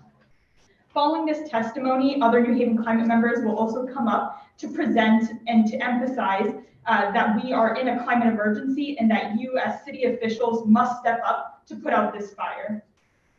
I grew up in Fairhaven, a predominantly Hispanic community with a large immigrant population, where in areas like Grand Avenue, the median household income is below the poverty line.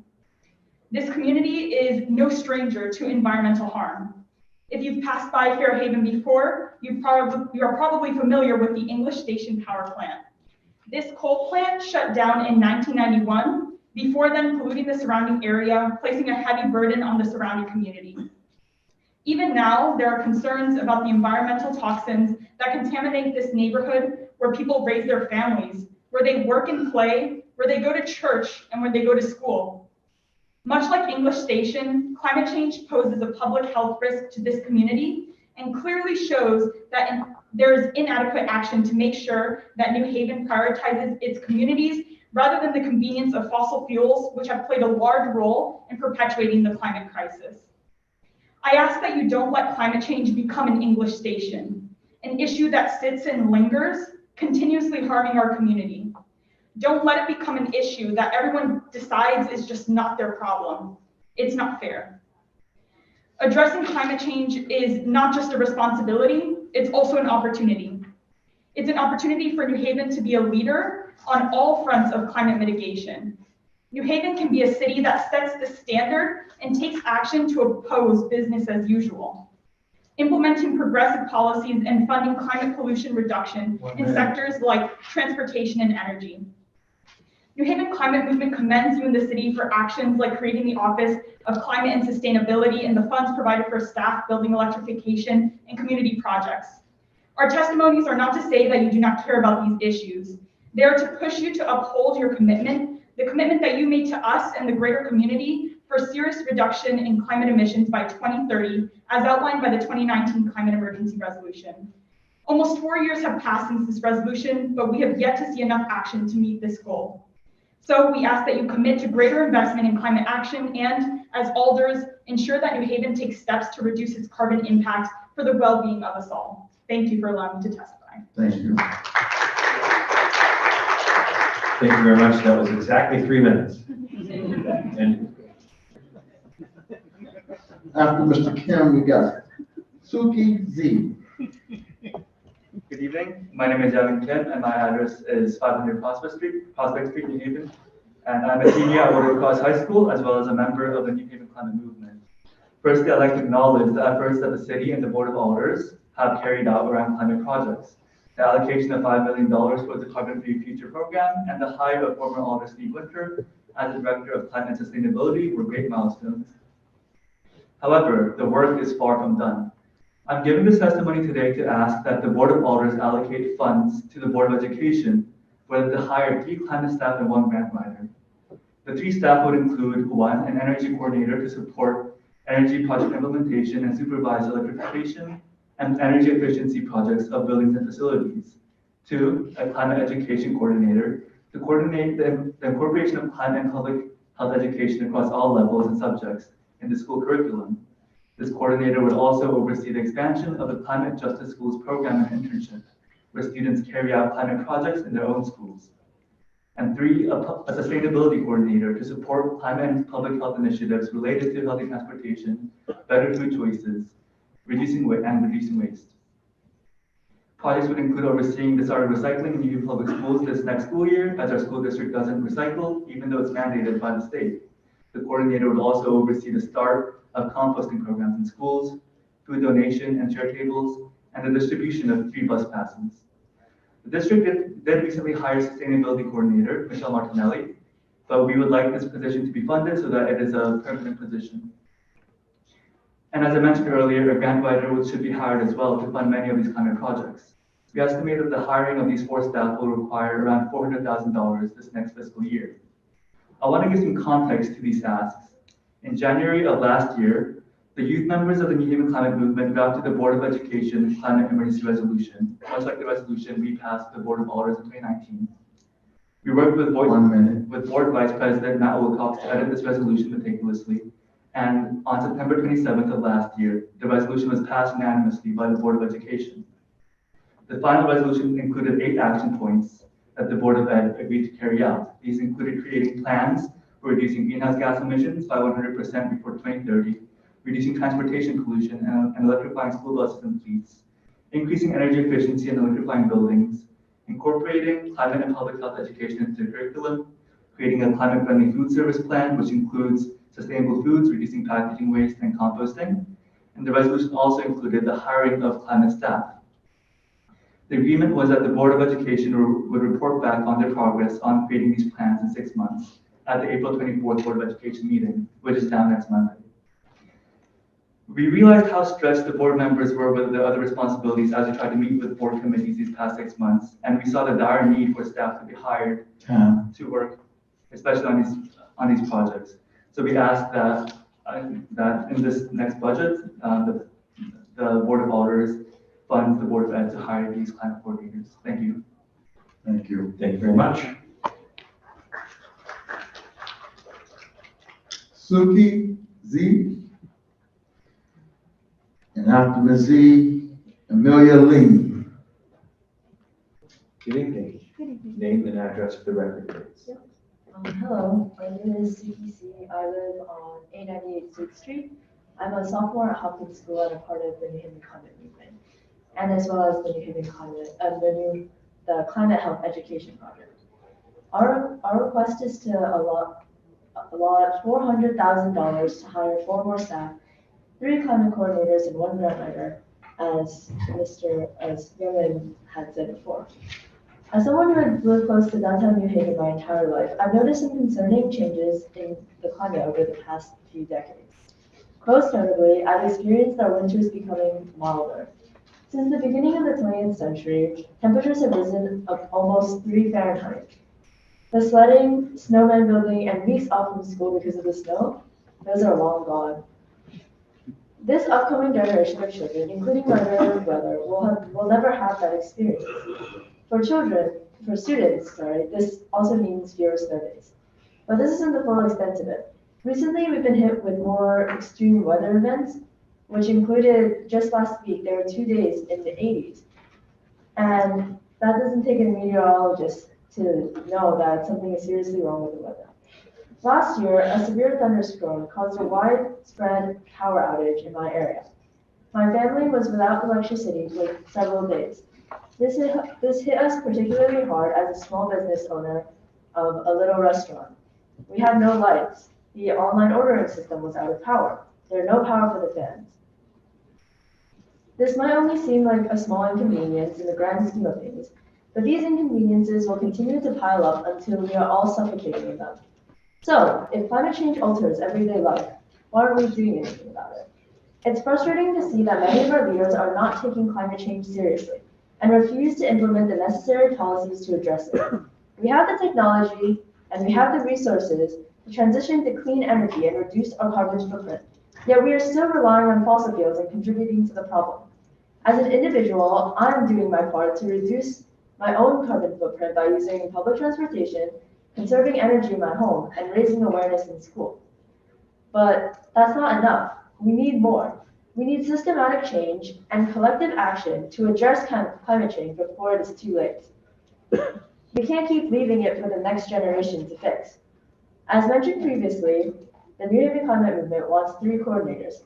We can start by hiring a climate education coordinator. By incorporating climate and public health education across all levels and subjects, we can bring more awareness to this very relevant matter. I am hopeful that more people will wake up to the reality of climate change and take action to prevent it. We owe it to ourselves and our future generation to protect the planet and ensure a livable future.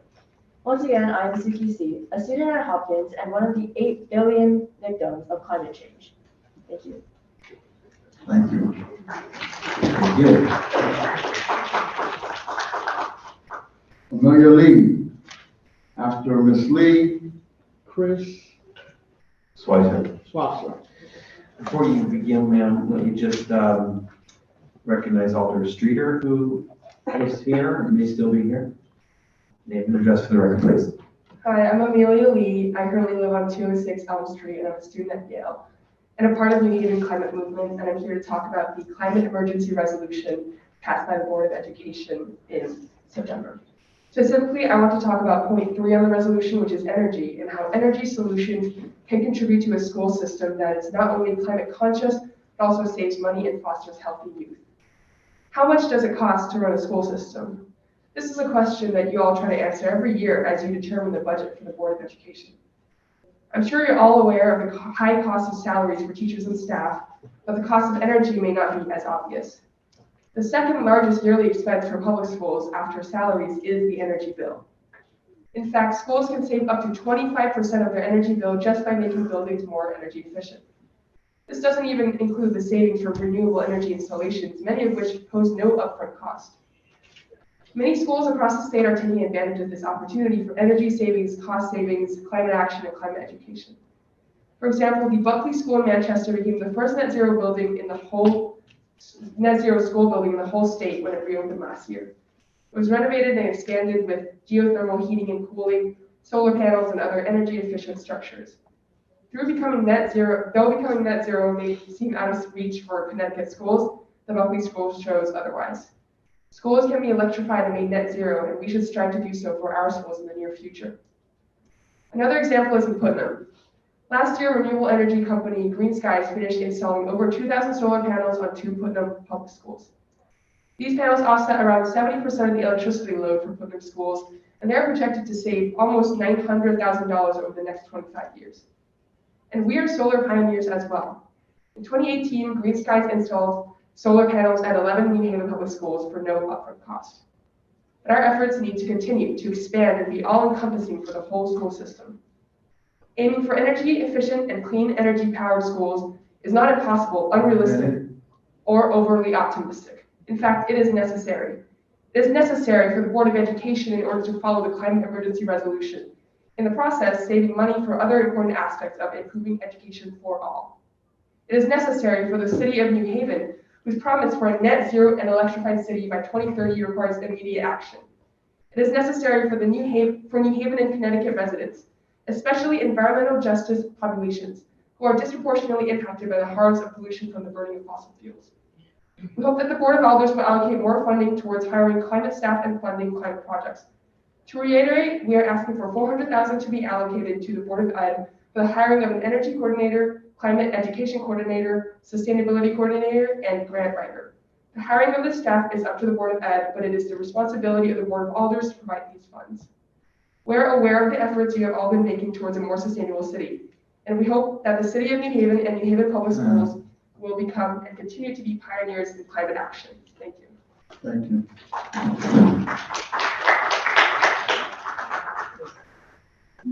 Chris Switzer.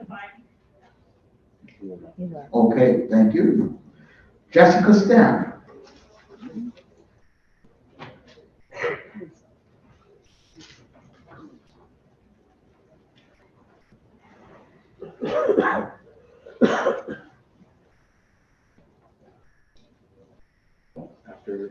After Ms. Stan comes Jewel White. We thank everybody for your patience. We still have nearly 20 people on the list to testify. We appreciate you hanging in there. Name and address for the record, please. Jessica Stamp, 29 Farnham Avenue, apartment 24.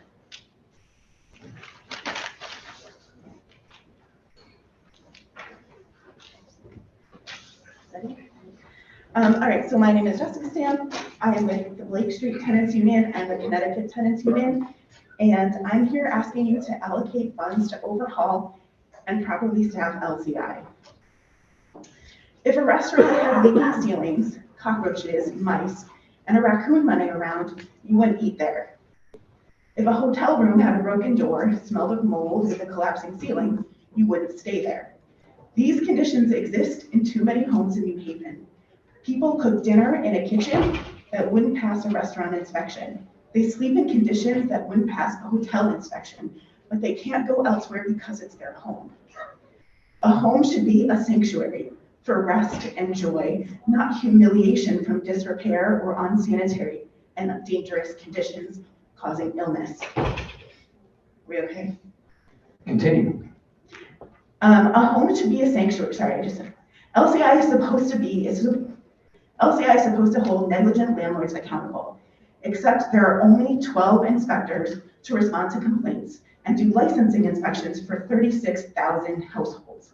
They are grossly understaffed. According to LCI's annual report, 57% of complaints were not resolved last year. That's 2,308 tenants needing help. To start a case, you must call or email LCI. Both often go unanswered, voicemails unreturned. On one occasion, staff answered, but they gave my neighbor the wrong information, which delayed her heat from being fixed for over a month, when it should have taken 24 hours. Another neighbor had scalding water at 140 degrees, risking severe burns. About 2 months after an initial inspection, where the inspector never took her water temperature, and after she made multiple requests for the report and a follow-up inspection, LCI only responded after our alter got involved.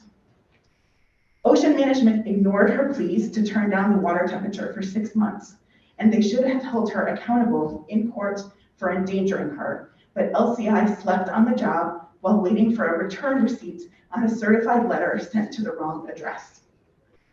The police don't investigate housing code crimes, so LCI must. And here's what I'm asking for.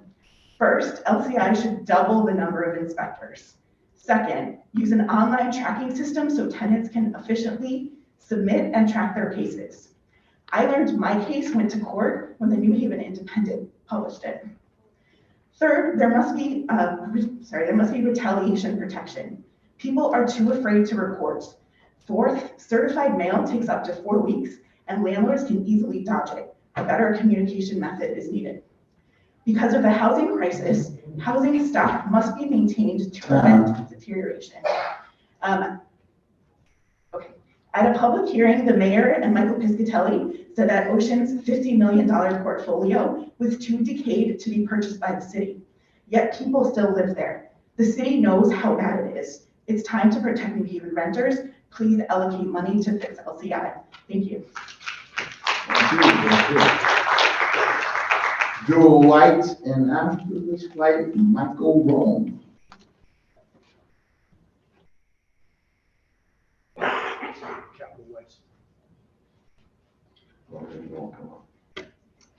Name and address for the record, please. My name is Jewel White, Makira White.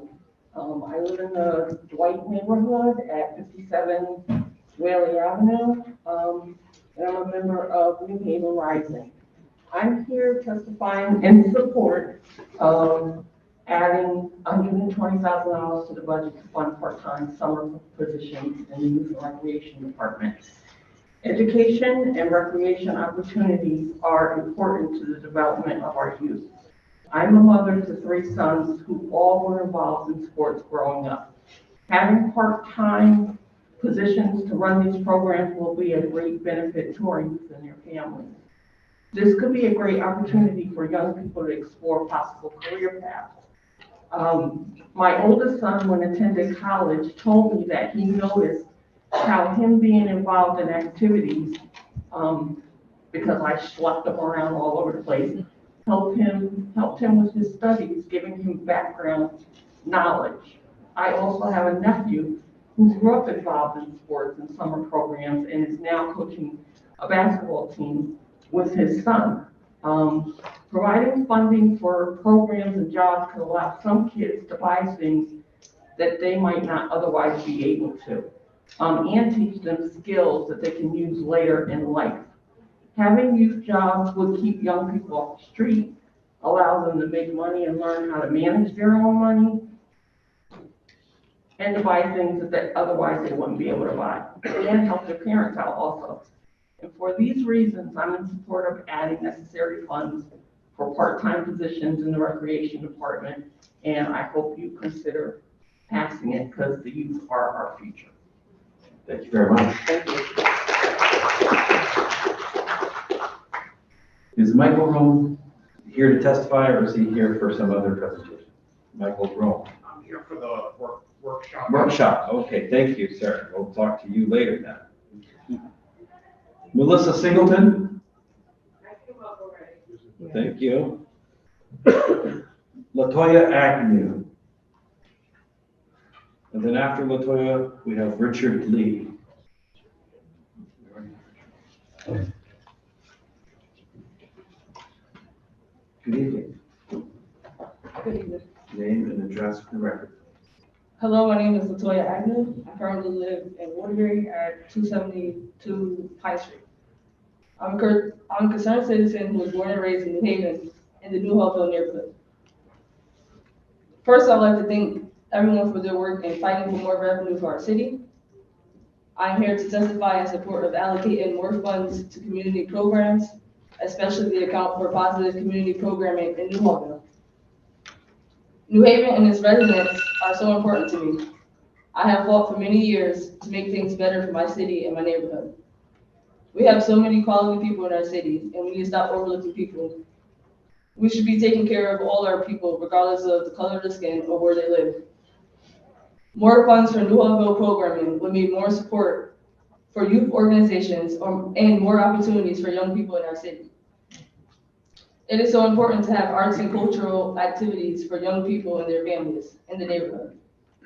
We need to start providing our students with more support so they can be interested and successful in school. One thing you could do is look into why students aren't interested in school. And I hope some of the funds can also go towards supporting our local neighborhood businesses and revitalizing and beautifying our neighborhoods of need. We also need more support and better options for those who are facing homelessness in our city, especially as rents are rising and becoming unaffordable.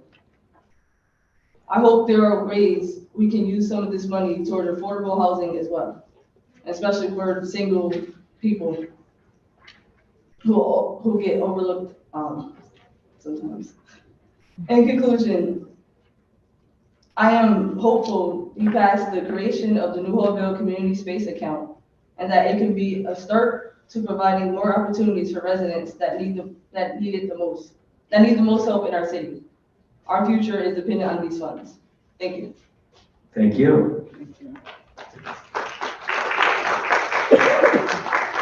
Richard Lee. There's also a Mary Lee. Are Richard and Mary Lee here? Mona Berman. Mona Berman.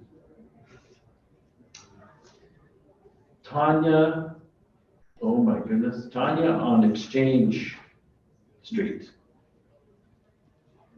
I apologize, I cannot read the last name. Tanya? She testified already. Thank you. All right, Lee Cruz. Following Mr. Cruz, we'll have Carlin Ella.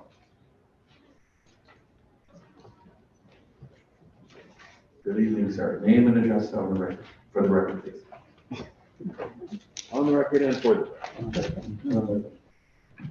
My name is Lee Cruz. And I think if you get closer to the microphone, folks will be able to hear you. My name is Lee Cruz. I reside at 29 Clinton Avenue here in New Haven. I'm also a member of the New Haven Free Public Library Board. I come before you this evening to speak in support of the New Haven Free Public Libraries. New Haven Free Public Libraries are an essential component of our community. Our library spaces are for the exchange of ideas and for sharing accumulated knowledge. Libraries serve rich and poor with no distinction. For parents wishing to invest time in their children's education, New Haven Public Libraries are the most likely place outside of the home where they will introduce their children to lifelong learning. Our New Haven libraries are places where we as a community observe and learn about inclusivity and where we can practice connecting with others who are not like us, but are our neighbors. For adults and teens, one of the most significant benefits of the library is that they serve as hubs for exchange of and the introduction of new ideas, a fundamental requirement for maintaining a healthy democracy and a vibrant community. This is done through a variety of programs and events, such as author talks, books, book clubs, discussions, presentations that promote intellectual curiosity and encourage discussion and debate. An example of this is the recent past presentation of the book, The Other Side of Prospect, by Nicholas Dopov.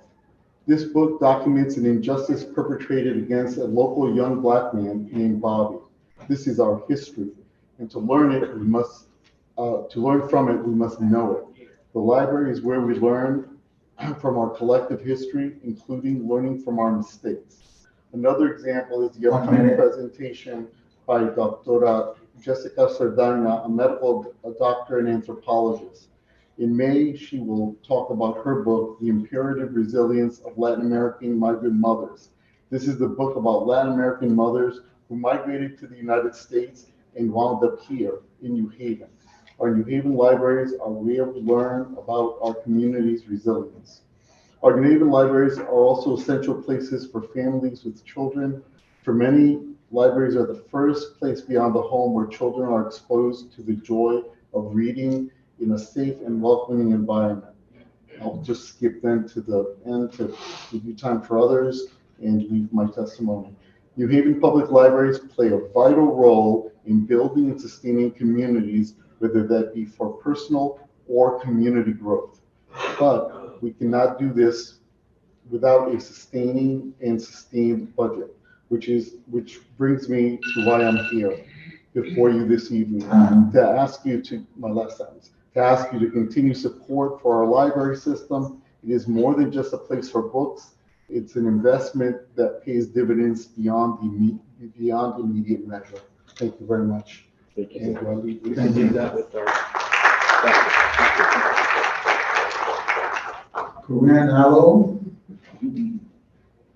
After Ms. Allo, Elsie Chapman. Good evening. Name and address for the record, please.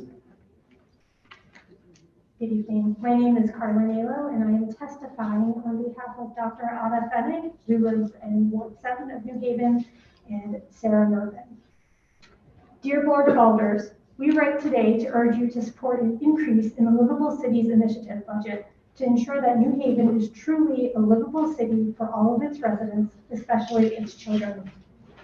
As the medical and legal directors of the Medical Legal Partnership at Yale New Haven's Children's Hospital for the Center for Children's Advocacy, we see many children and families in New Haven who are living in very poor conditions that are directly affecting their health. On a regular basis, we see people with the following types of issues: pest infections, infestations, reoccurring mold, ongoing leaks, inadequate insulation, rotting wood, holes in walls and foundations, and flaking and chipped paint.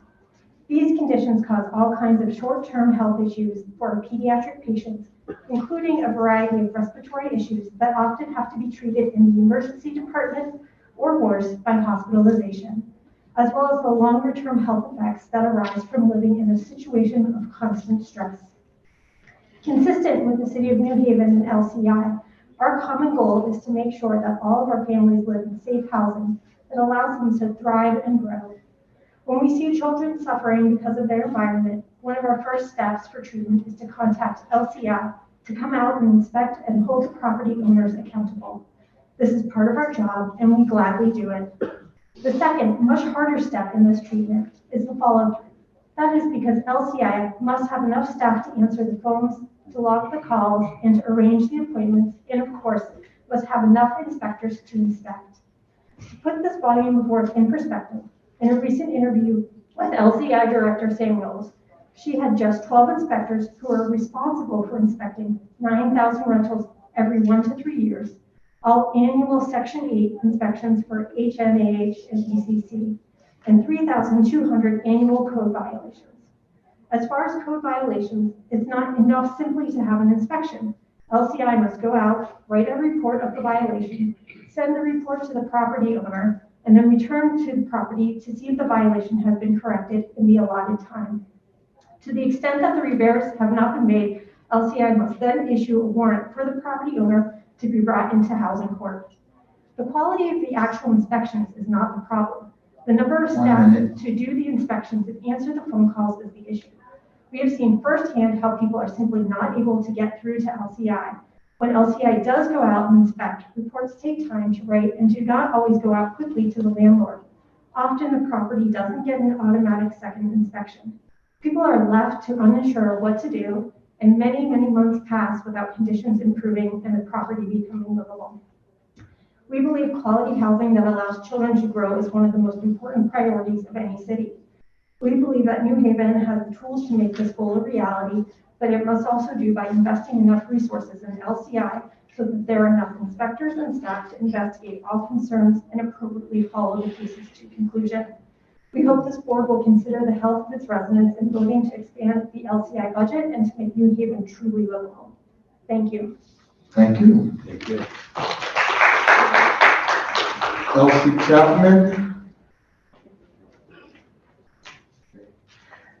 And after LC, Ms. Chapman, we're gonna ask Elias Easterbrook to come. Good evening. Good evening. You have something for us. Okay. Is there a penny for our thoughts? T-shirts and props. That's. We can't take bribes. For a penny? Legal tender.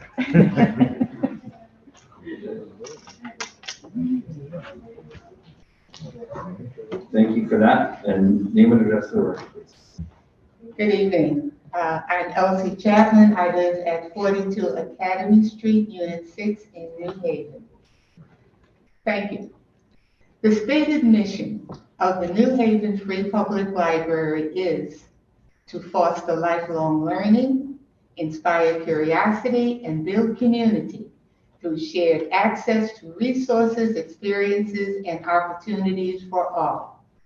To fulfill that mission, the New Haven Free Public Library has been a critical and essential link to the community it serves.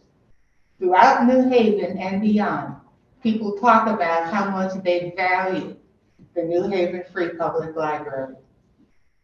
Well, almost a decade ago, an idea was proposed to this Finance Committee in an attempt to quantify the value that you and so many say they place on this library system. That idea, fund the library at 1% of the city's general fund budget.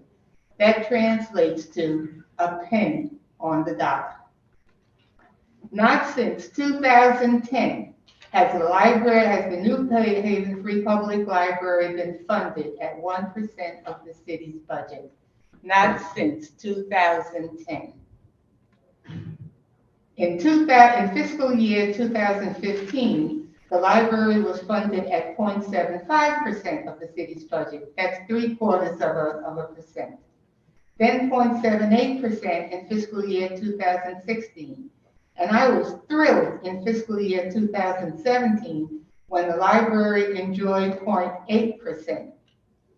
Since then, we slipped backwards to 0.78% in fiscal year 2018, 0.77% in fiscal year 2019. Now, 1 minute. The mayor's proposed budget for fiscal year 2024 is 0.7%. Clearly, we're going in the wrong direction, and it's coming at a cost. Our library system is losing staff. We're losing trained staff to neighboring library systems that offer better salaries and in many cases, less staff stress. I'm not asking you to get to 1% for fiscal year 2024. What I am asking, when you start working on the fiscal year 2025 city budget, start with this premise. Given the New Haven Free Public Library will be funded at 1% of the city's general budget. That's your starting point. Go from there. Hold on to the penny I've given each of you and pull it out when you start your deliberation for fiscal year 2025. And when all the numbers have been crunched, synthesized, and totaled, go back and make sure that this nationally award-winning library is funded at 1% of the city's budget. Thank you. Thank you.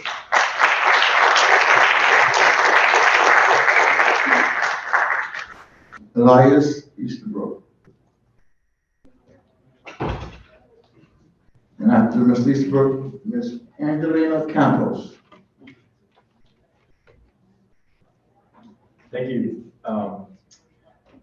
My capacity as a New Haven Works staff person, Elias Easterbrook, 380 Winthrop Avenue. I'm here to read a testimony for a former member who is still at work right now, could not make it to tell his story. So he says, my name is Paul Sirkovich. He lives at 54 Auburn Street, New Haven. He's a resident and a former member of New Haven Works. And he's also here to testify in support of increased funding for New Haven Works. After being released from prison, 10 years in prison, I needed work. For 6 years, I worked low-paying jobs that didn't give any benefits whatsoever. I would work 70 hours a week doing backbreaking labor and was barely able to make ends meet. I needed a change. And this is when a friend of mine told me about New Haven Works. I came in ready to do what was necessary to change my life, but did not expect all of the help that I received. My job coach helped me with my resume, gave me job recommendations, and prepared me for my interviews. And I was given the tools I needed to apply for jobs, and everything they sent me was the truth. I never felt like I was getting the runaround. And with my job coach's help, I now work at the city. I was hired by the New Haven Department of Parks and Recreation at the time. I now work in Public Works as a caretaker. And I care for our city's parks by doing things like taking out the trash, but I also help set up the public events that happen around the city, like our concerts.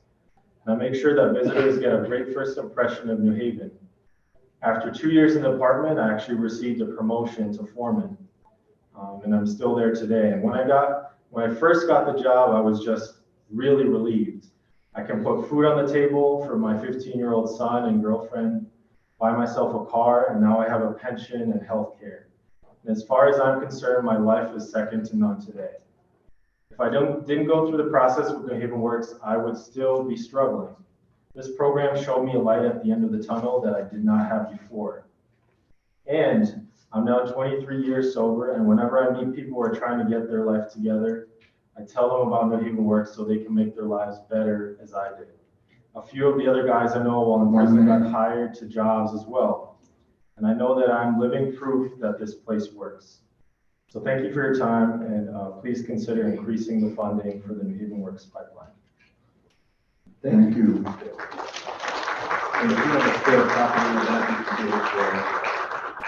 Angelina Campos. After Ms. Campos, Abby Feldman.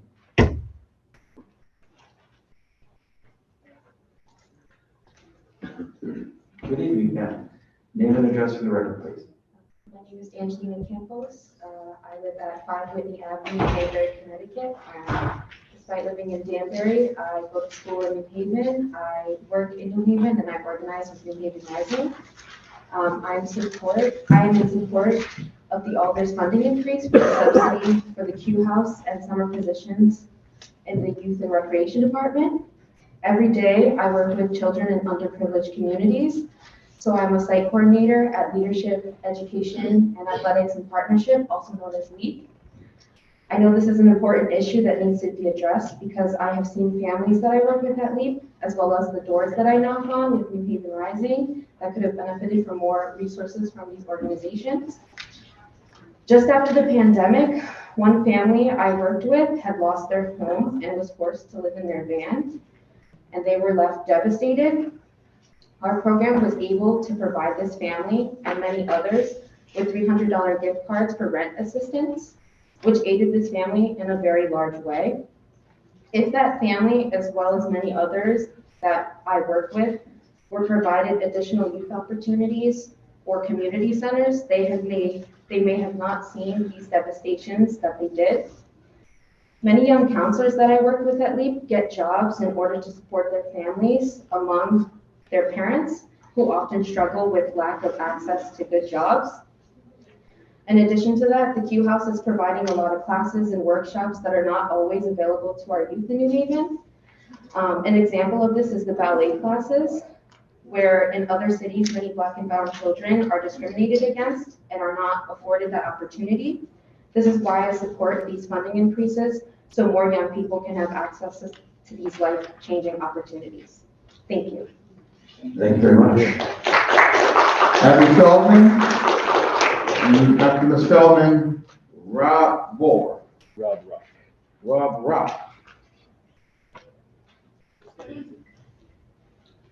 Good evening, Ms. Feldman. When you have a seat, please give us your name and address for the record. Hi, good evening, Finance Committee. My name is Abby Feldman. I live at 33 Exchange Street.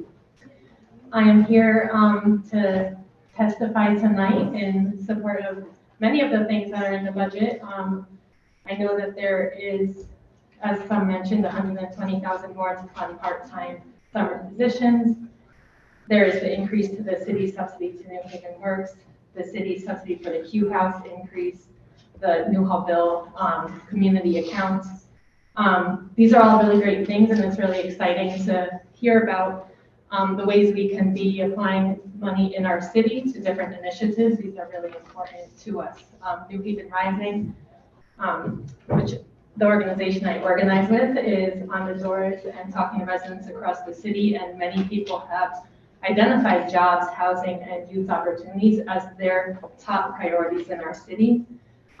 So it's great to be considering different ways we could be spending new funds, but I wanted to just talk briefly about the need to continue looking for ways to increase revenue in our city. Dozens of New Haven residents actually traveled to different states to knock on doors in key elections over the last few years. Some of those resulted in winning the ARPA funds that were passed, that resulted in millions more dollars for New Haven.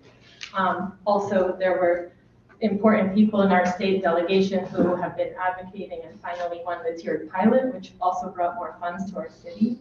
So these are really important things, and I just wanted to emphasize that we should continue really looking at that long-term game for our city on how to continue bringing in more revenue, because many people are speaking to the dire need for so many issues to be addressed. And so into the future, we're going to need to address these major crises in our city with more resources. The other thing that was a big help was Yale finally committing to provide more funds to our city. And so we should be looking to our major nonprofit institutions to really be pushing them to continue investing more money and more resources into our city so that we can be continuing to consider how these funds can be spent in our neighborhoods and providing important opportunities, programs, and resources. So that's really it. So I hope we can come together and really continue pushing in all different ways as a city for the resources we need to have a dignified life for all people in our city. Thank you very much. Thank you.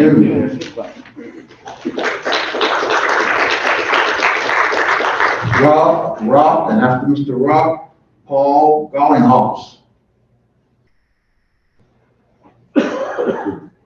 We thank everybody for your endurance. We are nearing the end of the list. There's a few more people yet to speak. And you're all invited to stick with us through the workshops as well. The night is still young. Name and address for the record, please. My name is Rob Rock. I live at 3 North Bank Street. I submitted written testimony that I hope you all read. I just wanted to kind of take the time to show up here in person and quickly summarize it. I'm specifically here in support of the active transportation planner position in the proposed budget. 10 plus years ago, I was here testifying on behalf of the Complete Streets legislation that the board unanimously approved. Last year, the Board of Alders unanimously approved the Safe Routes for All plan, which I was also here in this seat testifying in favor of. We're making slow progress on safe streets issues. We're seeing roundabouts, sidewalks, some separated bike lanes, but many of us feel the progress is happening way too slowly. And in all that time, it's always been clear that one thing that has been missing is a central individual in the city that's in charge of developing and facilitating these safe streets projects. In particular now, we all know we have an increase in motor vehicle violence, traffic violence in New Haven. The victims of those mostly pedestrian fatalities are disproportionately in our most disadvantaged communities. I want to give a shout out to the climate change activists who are here today. For that reason too, we need to be developing a more bikeable, a more walkable, a more sustainable city. And as I think others have referenced, funding right now, there seems to be a sort of once in a generation pot of money potentially available if somebody goes and gets it for these projects. So for all those reasons, I really think now is the time that a dedicated active transportation planner, it's overdue, and now's the time to have it in the city. Thanks for your time. Thank you. Thank you very much. Name, Brandon. That will be Mr. Garlinghouse. You are next. And after you, sir. You're almost done, but not quite done. Brandon. Is this where I sit? Yes. That's perfectly acceptable. Name and address for the record. My name is Paul Garlinghouse, and I live at 746 Quinnipiac Avenue, and that's where I began my journey to your chambers on my bicycle. And I'm here, as you might guess, about the active transportation planner position. And it's supposed to be testimony, so I want to just give you my own feelings about what it's like to try to get around, on a bicycle or on foot. Because, as you probably know, city ordinances prohibit bicycles from riding on sidewalks. You're not supposed to be there. In fact, it's kind of dangerous for bicycles to ride on sidewalks. Not only might you, run over a pedestrian or bump into a disabled or an elderly person, but also if you're shooting down a sidewalk on your bike and you keep crossing driveways and crossing intersections, cars aren't seeing you and they cross you and people die. Okay? So you're supposed to ride on the streets. You may know Quinnipiac Avenue, so you may know my feelings as I boldly proceed up onto Quinnipiac Avenue from my home. It's effing terrifying, okay? Those cars are going sometimes 50, 60 miles an hour, and sometimes they seem to want to kill me. And so, but that's where I'm supposed to ride. So I do my best, I'm trying to, be predictable and assertive and legal and also educate the drivers. Sometimes I have an opportunity to educate the drivers when they start honking at me and trying to run me off of Grand Avenue, which was my next turn to get here, where there are all these sharrows, shared bike arrows, where you're supposed to, cars and bikes share the road. It's only a 25-mile-per-hour max speed limit. I can go at least that fast. But they're trying to push me out of the way. And if I go too close, I still have a scar, deep scar in my arm from where a driver opened his door right in front of me and into me. And, I hit his door, it speared my arm, I went tumbling over the top of the door, I bent the door, and I landed on my helmet, okay? So we need this position. People are dying. We're only ever holding our breath. The next elderly person, disabled person, the next pet that's killed or injured, the next bicyclist that's killed, the next child that's killed, the next student that's killed. And by the way, they have told us that because of all the grant money, this position is likely to be revenue positive. So that's kind of a no-brainer. But even if it wasn't turning out to be revenue positive, how much would you pay to save the life of the next person who's about to be hit or run over by a car because of the streets? And thank you for your kind attention. Thank you.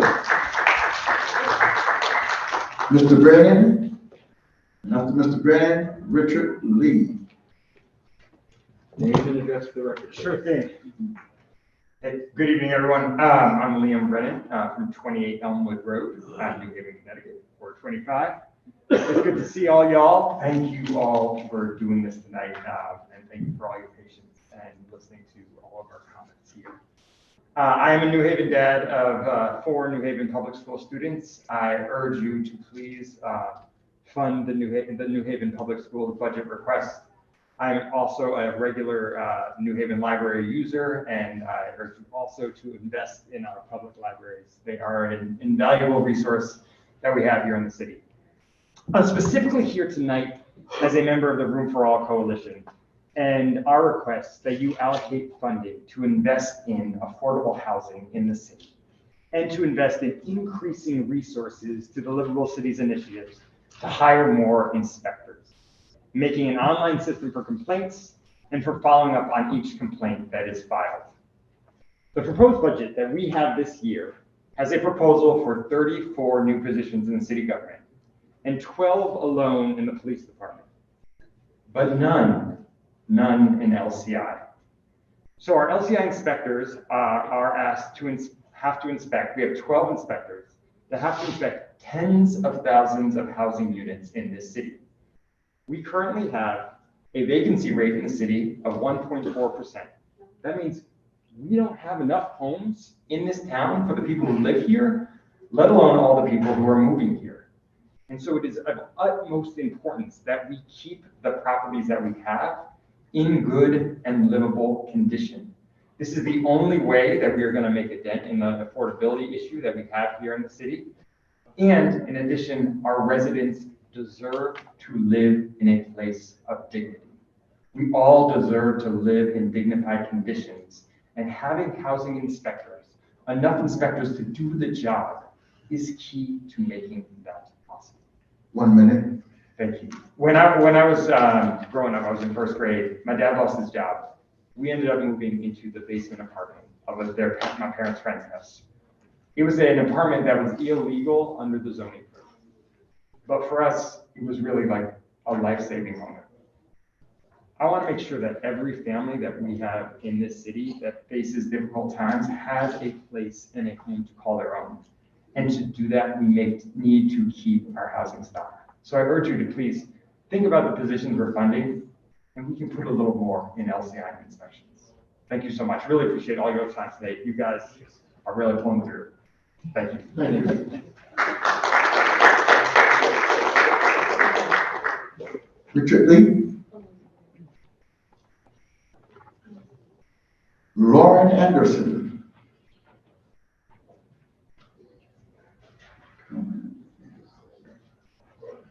After Lauren Anderson will be Aaron Good. Good evening. Good evening. Name and address for the record. I'm Lauren Anderson, 946 Elm Street. Thank you for the opportunity to speak on behalf of the New Haven Free Public Library and the New Haven Public Schools. As chair of the New Haven Free Public Library Board, as well as a city resident and former teacher and teacher educator, I'm here to offer some appreciations and expectations going forward. First, although the proposed city librarian salary is not yet where it needs to be, the proposed increase is necessary and appreciated. Our search committee just selected finalists from a pool we would not have been able to attract without the promise of the higher salary. Its approval will be instrumental in securing the leadership that the library needs. Second, we are heartened by the amendment to shift the youth services librarian at the Wilson branch from part-time to full-time. Without question, this will have a huge positive impact in the Hill and system-wide. Third, the library deserves to be treated as a respected partner, given ample opportunity to consider, understand, and weigh in on decisions that impact its future. Thank you to this committee for taking the time to follow up with the interim city librarian on the matter of the library's shift in the city's organizational structure. We hope all will thrive under this new arrangement. Finally, I want to underscore the importance of moving toward funding the library at or above 1% of the general fund. The current proposed budget doesn't put us on track for this yet, but it is what we expect next year. After so many years of public discussion, a 1% allocation this year would increase the NHFPL budget by more than $1.5 million. It would put NHFPL's allocation on par with those in comparable Connecticut cities. Bridgeport, 1.6%, Hartford, 1.3%, Stamford, 1.4% compared to New Haven, 0.7%. Why does this matter? In addition to just being morally just, it's essential to sustaining exemplary services and extending impact further, as is the case in Sunday hours. We desperately need to fund positions and relatedly raise salaries at all levels. Last time I got cut off talking about the system kind of bleeding out, the circulation system, losing staff to neighboring jobs even, like the children's librarian in Fairhaven, taking a job in Hamden to do the same work, even though she wants to stay here, for over $10,000 more. We really have to do better by library staff. This is a social capital crisis for our city. The same crisis is unfolding in our public schools, where staff and students are carrying the heavy burden of funding inequity. We need our schools and libraries fully funded. As go our public libraries and public schools, so goes our city. Please fund our future. Please approve the NHSPF. And it's the end of the day. And yes, please do that. The NHPS budget. Please approve a budget benefiting the library this year, and please ensure a 1% or more allocation next year. Thank you so much for your grace in my time. There's no shortage of acronyms in government. Aaron Good. Although here they often start with NH. And after Mr. Good, Katrina Jones. Good evening, Mr. Good. Your name and address for the record, please. Eric Good, 702 Quinnipiac Avenue. Thank you, Mr. Chair and committee members. Just a few comments. The first is that I strongly support, I urge you, the committee, to support the contribution in the proposed budget for the New Haven Democracy Fund, which is an innovative and successful program that helps to promote clean elections in our city. Democracy Fund has just done mandatory COLA adjustments, means increased costs. We may have an unprecedented 4 qualifying candidates this year. Some of them are here tonight. The program needs to have sufficient resources to ensure that statutory obligations to those candidates can be successfully met. Secondly, I want to draw your attention to a line item that's gone up almost 25% in this budget over last year. Okay. On page 171, you may have noticed there's an almost $5 million this year in solid waste disposal costs. That's a 24.3% increase over last year. And I happen to know those tipping fees have just gone up again by 3% because the Solid Waste Authority approved new rates of $115 per ton a week ago. New Haven has been somewhat insulated from the out-of-control waste management crisis in Connecticut because we do not use Myra, the recently closed waste energy facility in Hartford, but every municipality is now being affected by the larger supply and demand trends, and the problem of skyrocketing tipping fees is going to get much worse before it gets better. These costs will keep going up and up beyond the rate of inflation, and this is going to bleed us dry unless we adopt an aggressive all-of-the-above approach to deal with it that includes better recycling, more options for composting, and ultimately we need to move towards some kind of unit-based pricing, which is by far the best proven method for reducing municipal solid waste disposal costs up to 44%. Unit-based pricing is critical to getting organics out of our waste stream, which alone would save $1 million a year. That's very doable with the right policies and incentives, and I know Steve Winter, Director Winter, is working on this. I hope he will bring some ideas to this committee and the Board of Alders for consideration. Lastly, you've heard some testimony about the active transportation planner position on page 196. I strongly associate myself with that testimony. In my view, this position is long overdue. It's consistent with the goals of the city's plan of conservation and development. And its complete streets ordinance that were adopted unanimously by the Board of Alders. But the real reason I think this is a great idea is in New Haven, we have lots of consultant reports and studies that are really good, but they languish on the shelf for 15, 20 years. That is very frustrating for our residents. And I see this position that was called planner as really being an implementer of some of these reports and studies that have been sitting there collecting dust. Principally the Safe Routes for All plan, but also elements of the New Haven Transit Mobility Study and the one-way to two-way street conversion study from 10 or more years ago. We need more implementer positions like this in City Hall that will help us leverage considerable amounts of state and federal funding. This is a good investment in our collective future of the city, and I just hope we can hire the right person for that job, and that's all I wanted to say. Thank you. Thank you, sir. Katrina Jones. And after Ms. Jones, Stephen Holden. Hello, Good evening. Your name and address for the record, please. it's Crystal Jones. I live at 7 Jubilee Ave, West Haven, but I have been in Haven for about 17 years. I currently stay at the West Haven Hotel because my landlord illegally evicted me and my family last year in January. So me and my 2 children over there have been homeless for a year and 4 months. I have been in contact with 211 since I was packing my home when the landlord told us we had to leave. For the past year and 4 months, 211 has told us, you have to find somewhere to go. I don't have family in the state because I'm from New York. I don't have friends or anyone that I can rely on. The program is ending next month, and they told me that 14 days before the hotel program ends, I have to call them to just be put on a shelter list. The shelter lists are forever. I signed up for Section 8 on Orange Street last year when it opened up April 6th. I am number 22,915. I was working before I had my children. I work now. I would like to speak with you guys about putting more funding for the homeless, because even with as a single young mom, when you have children, everyone knows when you're homeless with your children, the state comes and takes your children. I have been living in fear since January 27th, when my landlord came with a 5x7 truck to move my 5-bedroom house. Every time I call the shelter a program, it's, we don't know what to tell you. Call 211. I make $14.50 an hour and I just started working last week. My caseworker told me to apply for 2 more jobs. I find it is very unfair because next month I have no idea where we're going to live. No idea. I would please wish that you will find it in your heart for funding, because in the next 3 weeks after I pack this hotel room and literally be on the street, I am literally in fear that I will lose custody of my children. So please, if you find it in your heart for funding, I know the state has so many issues, but there is way more children. As someone said before, there's a lot of children staying in these hotels. And even in the hotel that I stayed in, I found a drug substance under my bed, and I don't even do drugs.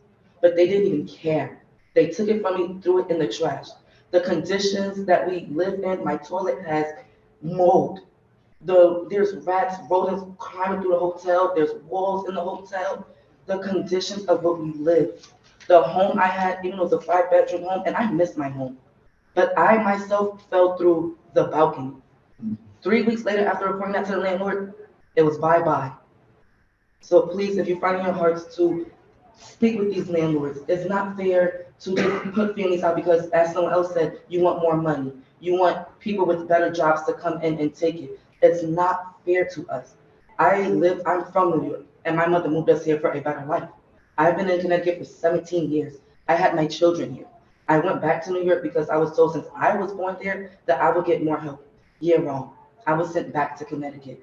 And any state that you're in, if you're homeless, they are sending you back to where you come from, and they're sending you right back. It is very, very hard. And as they said, when you have children and you're trying to live a daily life, I cannot possibly have a job if there's no funding for care for kids. You're trying to work, trying to put your kids in school, it's a lot. So if you guys can please, I thank you for your time. Thank you. Thank you very much. Best wishes to you. Stephen Cohen.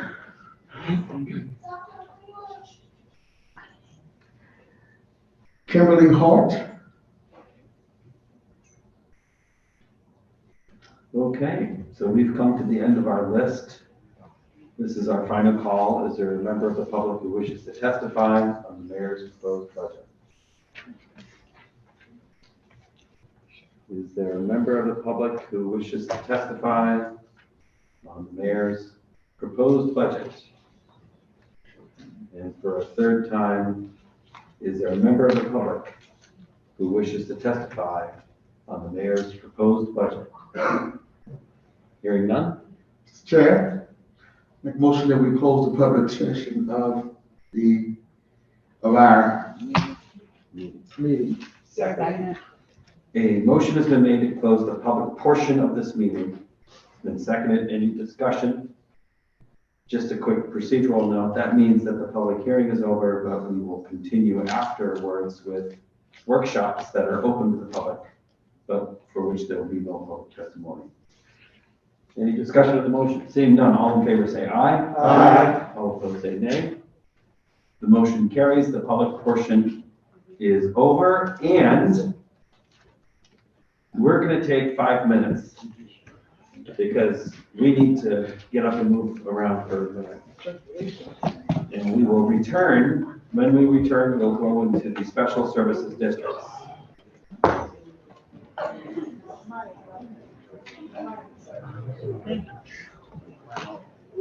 Pull through. Pull through.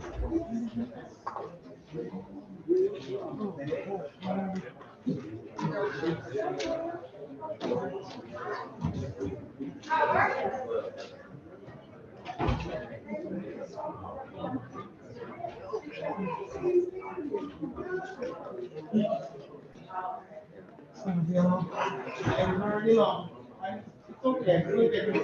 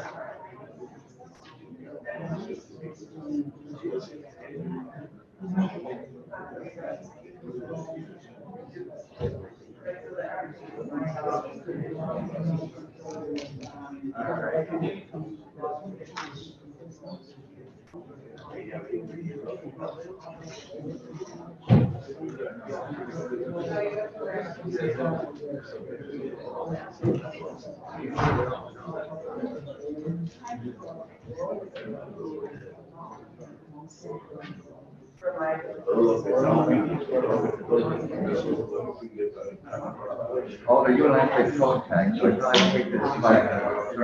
Say I first. Oh, wow, one matters. There you go, man.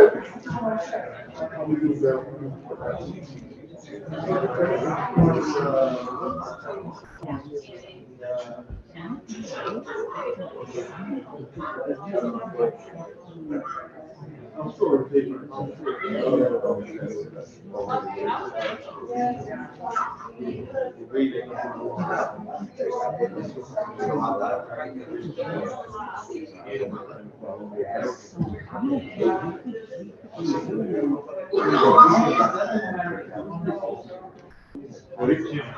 Great. Good goal.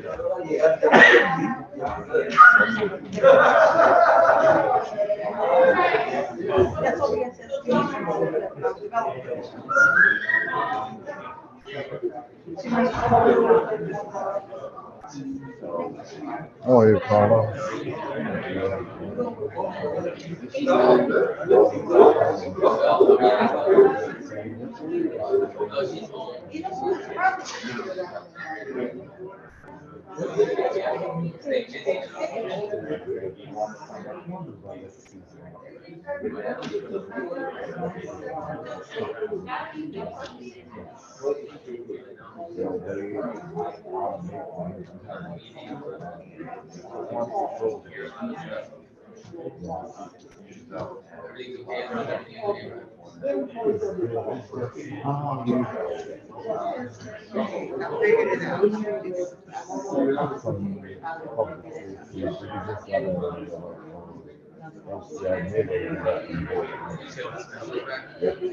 I knew.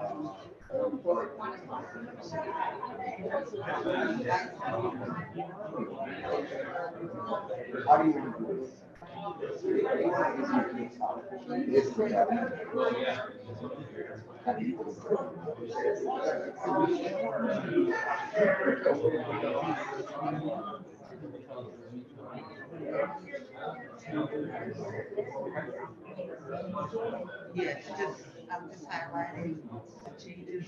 If you have any questions, give me a call.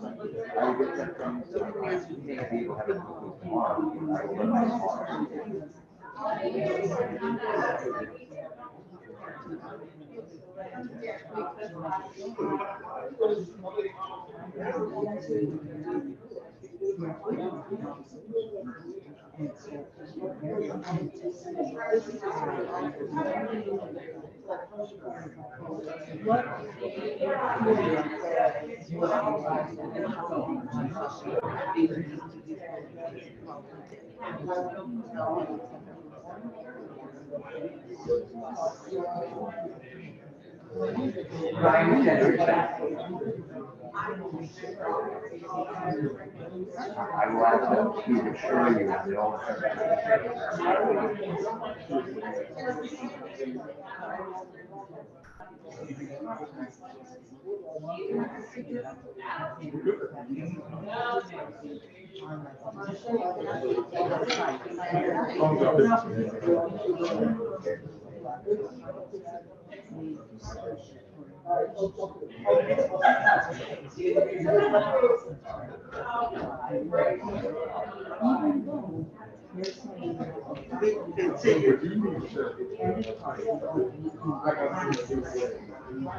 You help me.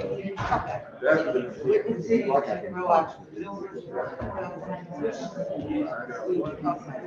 but I have difficulty because of I appreciate it.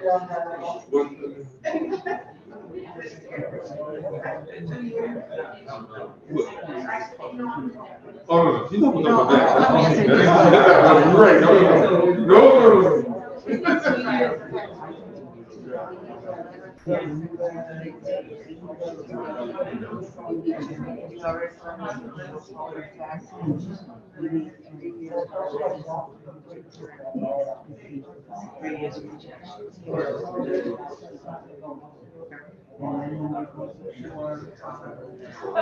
That's just not possible. They don't have the.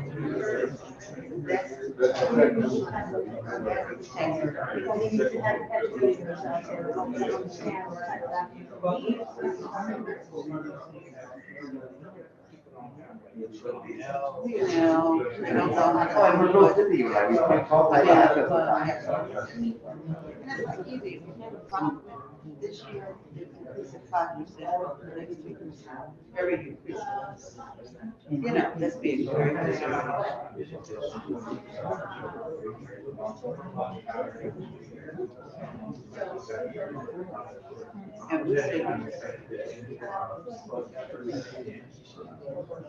And we're saying be conservative 5% a year. You know, we'll take that.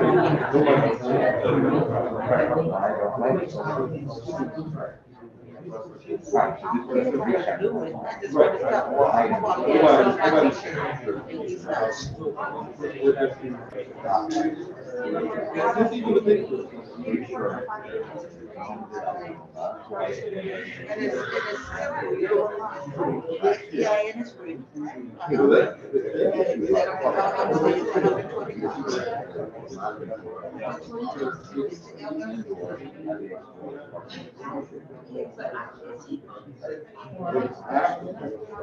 And then three would be. Correct, all your back home. He will pay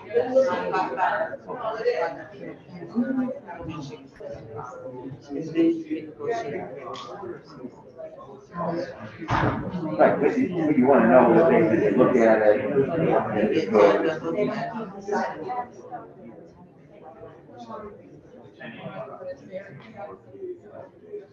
Those are the three things that I would. That's how we start out. That's number one.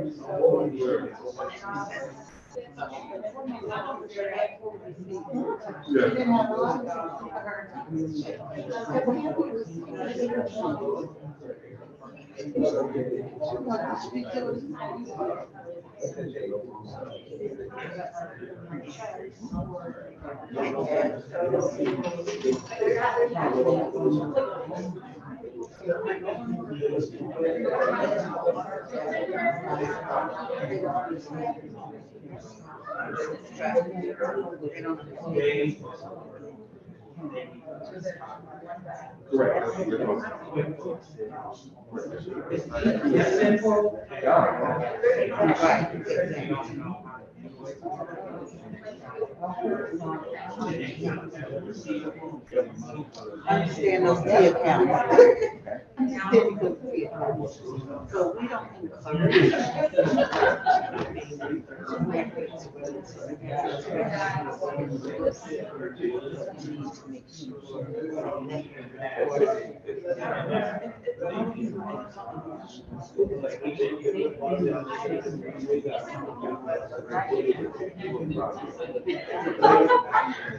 You take it because they're not right there on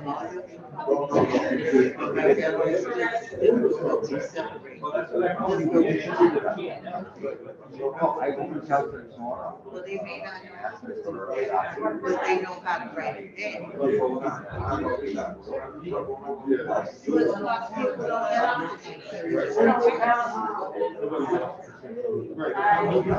Very.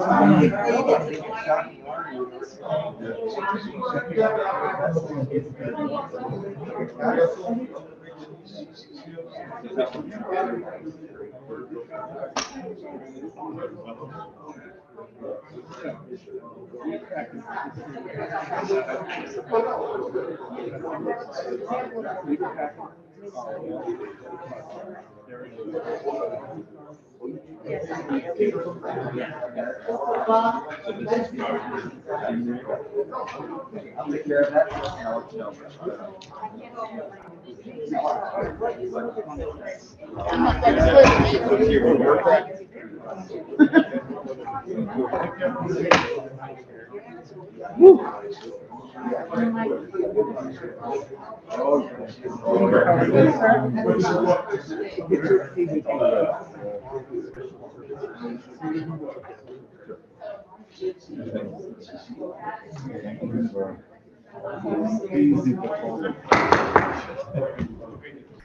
Good evening, ladies and gentlemen. We are going to get started again. And we thank everybody for their patience. I know that city staff were here for that public hearing. Thank you for sticking around. It's always helpful to hear from residents about their concerns. We will now proceed with the agenda. And in consideration of the time, we are going to ask representatives from all 4 special service districts, please, to come forward. You will each have an opportunity to speak, of course, but we're going to do it as one big happy family. One big happy family. Why not? So that would be representatives from the Grand Avenue Special Service District, the Chapel West Special Service District, the Town Green Special Service District, and the Whaley Avenue Special Service District. We have in our hands a deck given to us by our Director of Management and Budget. You see more materials on the way.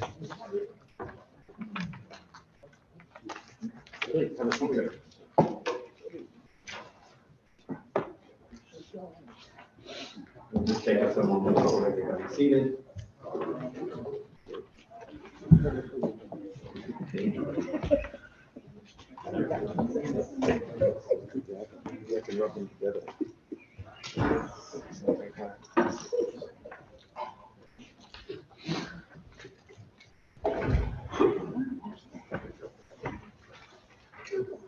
Okay, so we're going to have each of you, let's see, do we have enough microphones? It looks like we do. These things do move, so you can move them around. Oh, hold on, more paper coming our way.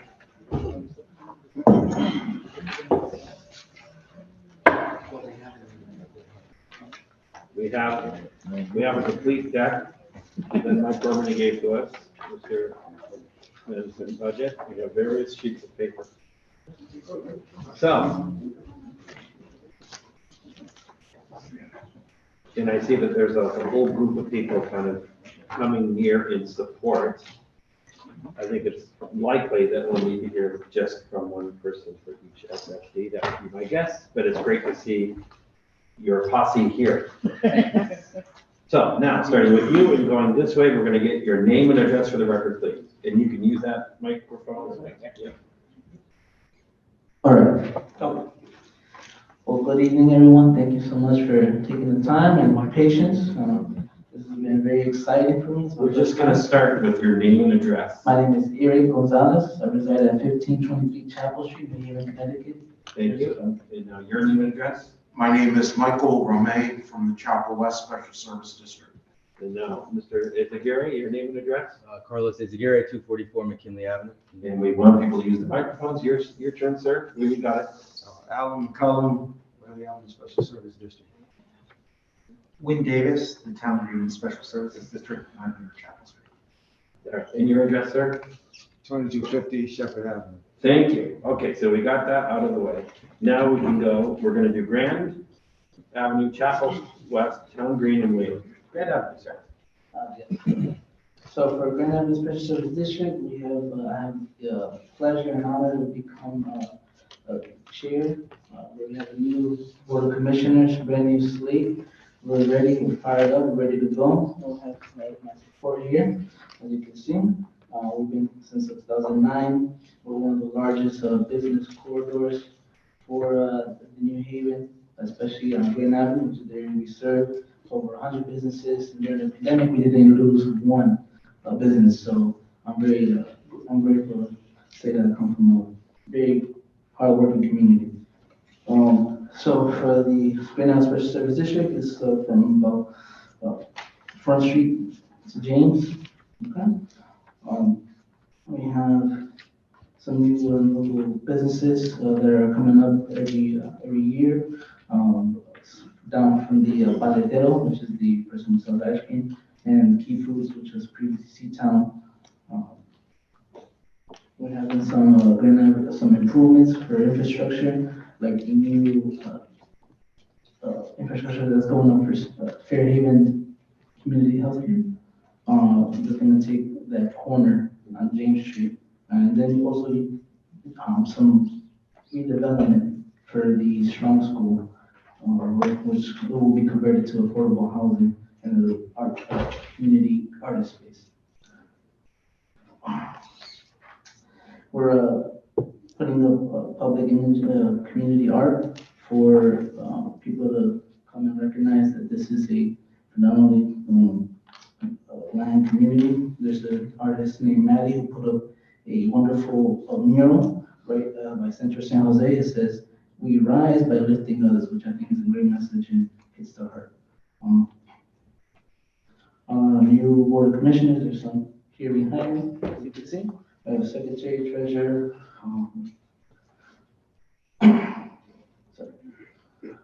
So we have some goals that we're looking to reach. Some of them being for the new resources for small business development, infrastructure improvements, culture and economic development, as well as some safety and loitering concerns that we have. And we want to make Grand Avenue, especially Fairhaven, a place where it's family friendly and a sense of community. So for activities and outreach, we're looking to build up materials to be bilingual for the Spanish-speaking business owners, and doing door-to-door community outreach as well. We're having some training events. We had one with collab for Zoom training, and we're looking to restart with Sama, doing QuickBooks training and other resources for small businesses.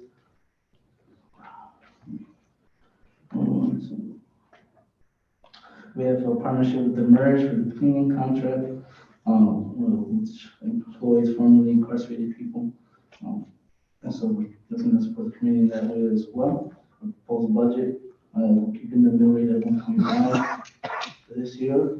The largest expense of the bulk of it is for cleaning, which is a constant battle of the area for Haven, because it's right there again the next day. So looking to see how we can tackle that issue as well.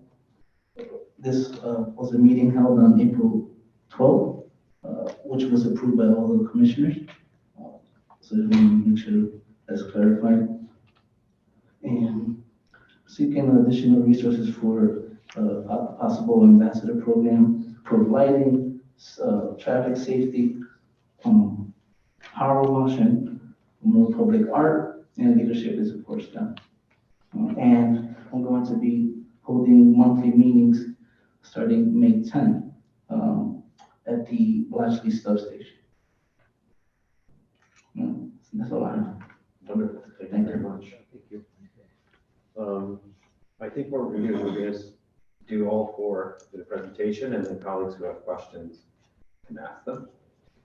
You're next, sir. Chapel West, correct?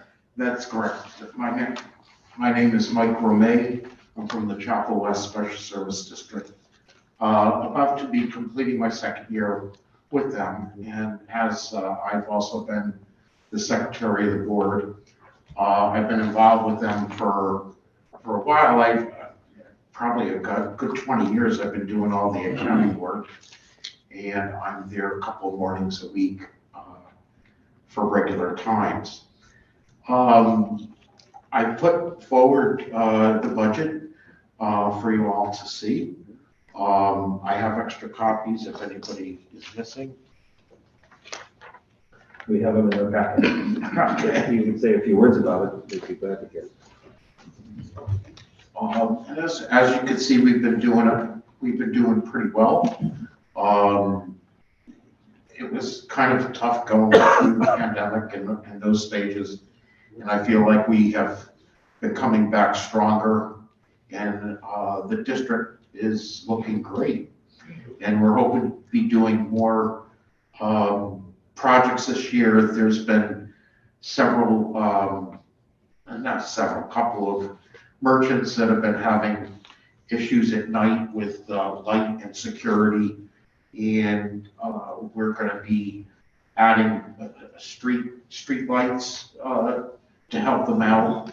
We've been doing we have a public relation social media public relations person who's been doing a lot of promotions, and every month since we started, which has been 2 months, we've been getting more and more hits, more and more interaction on there.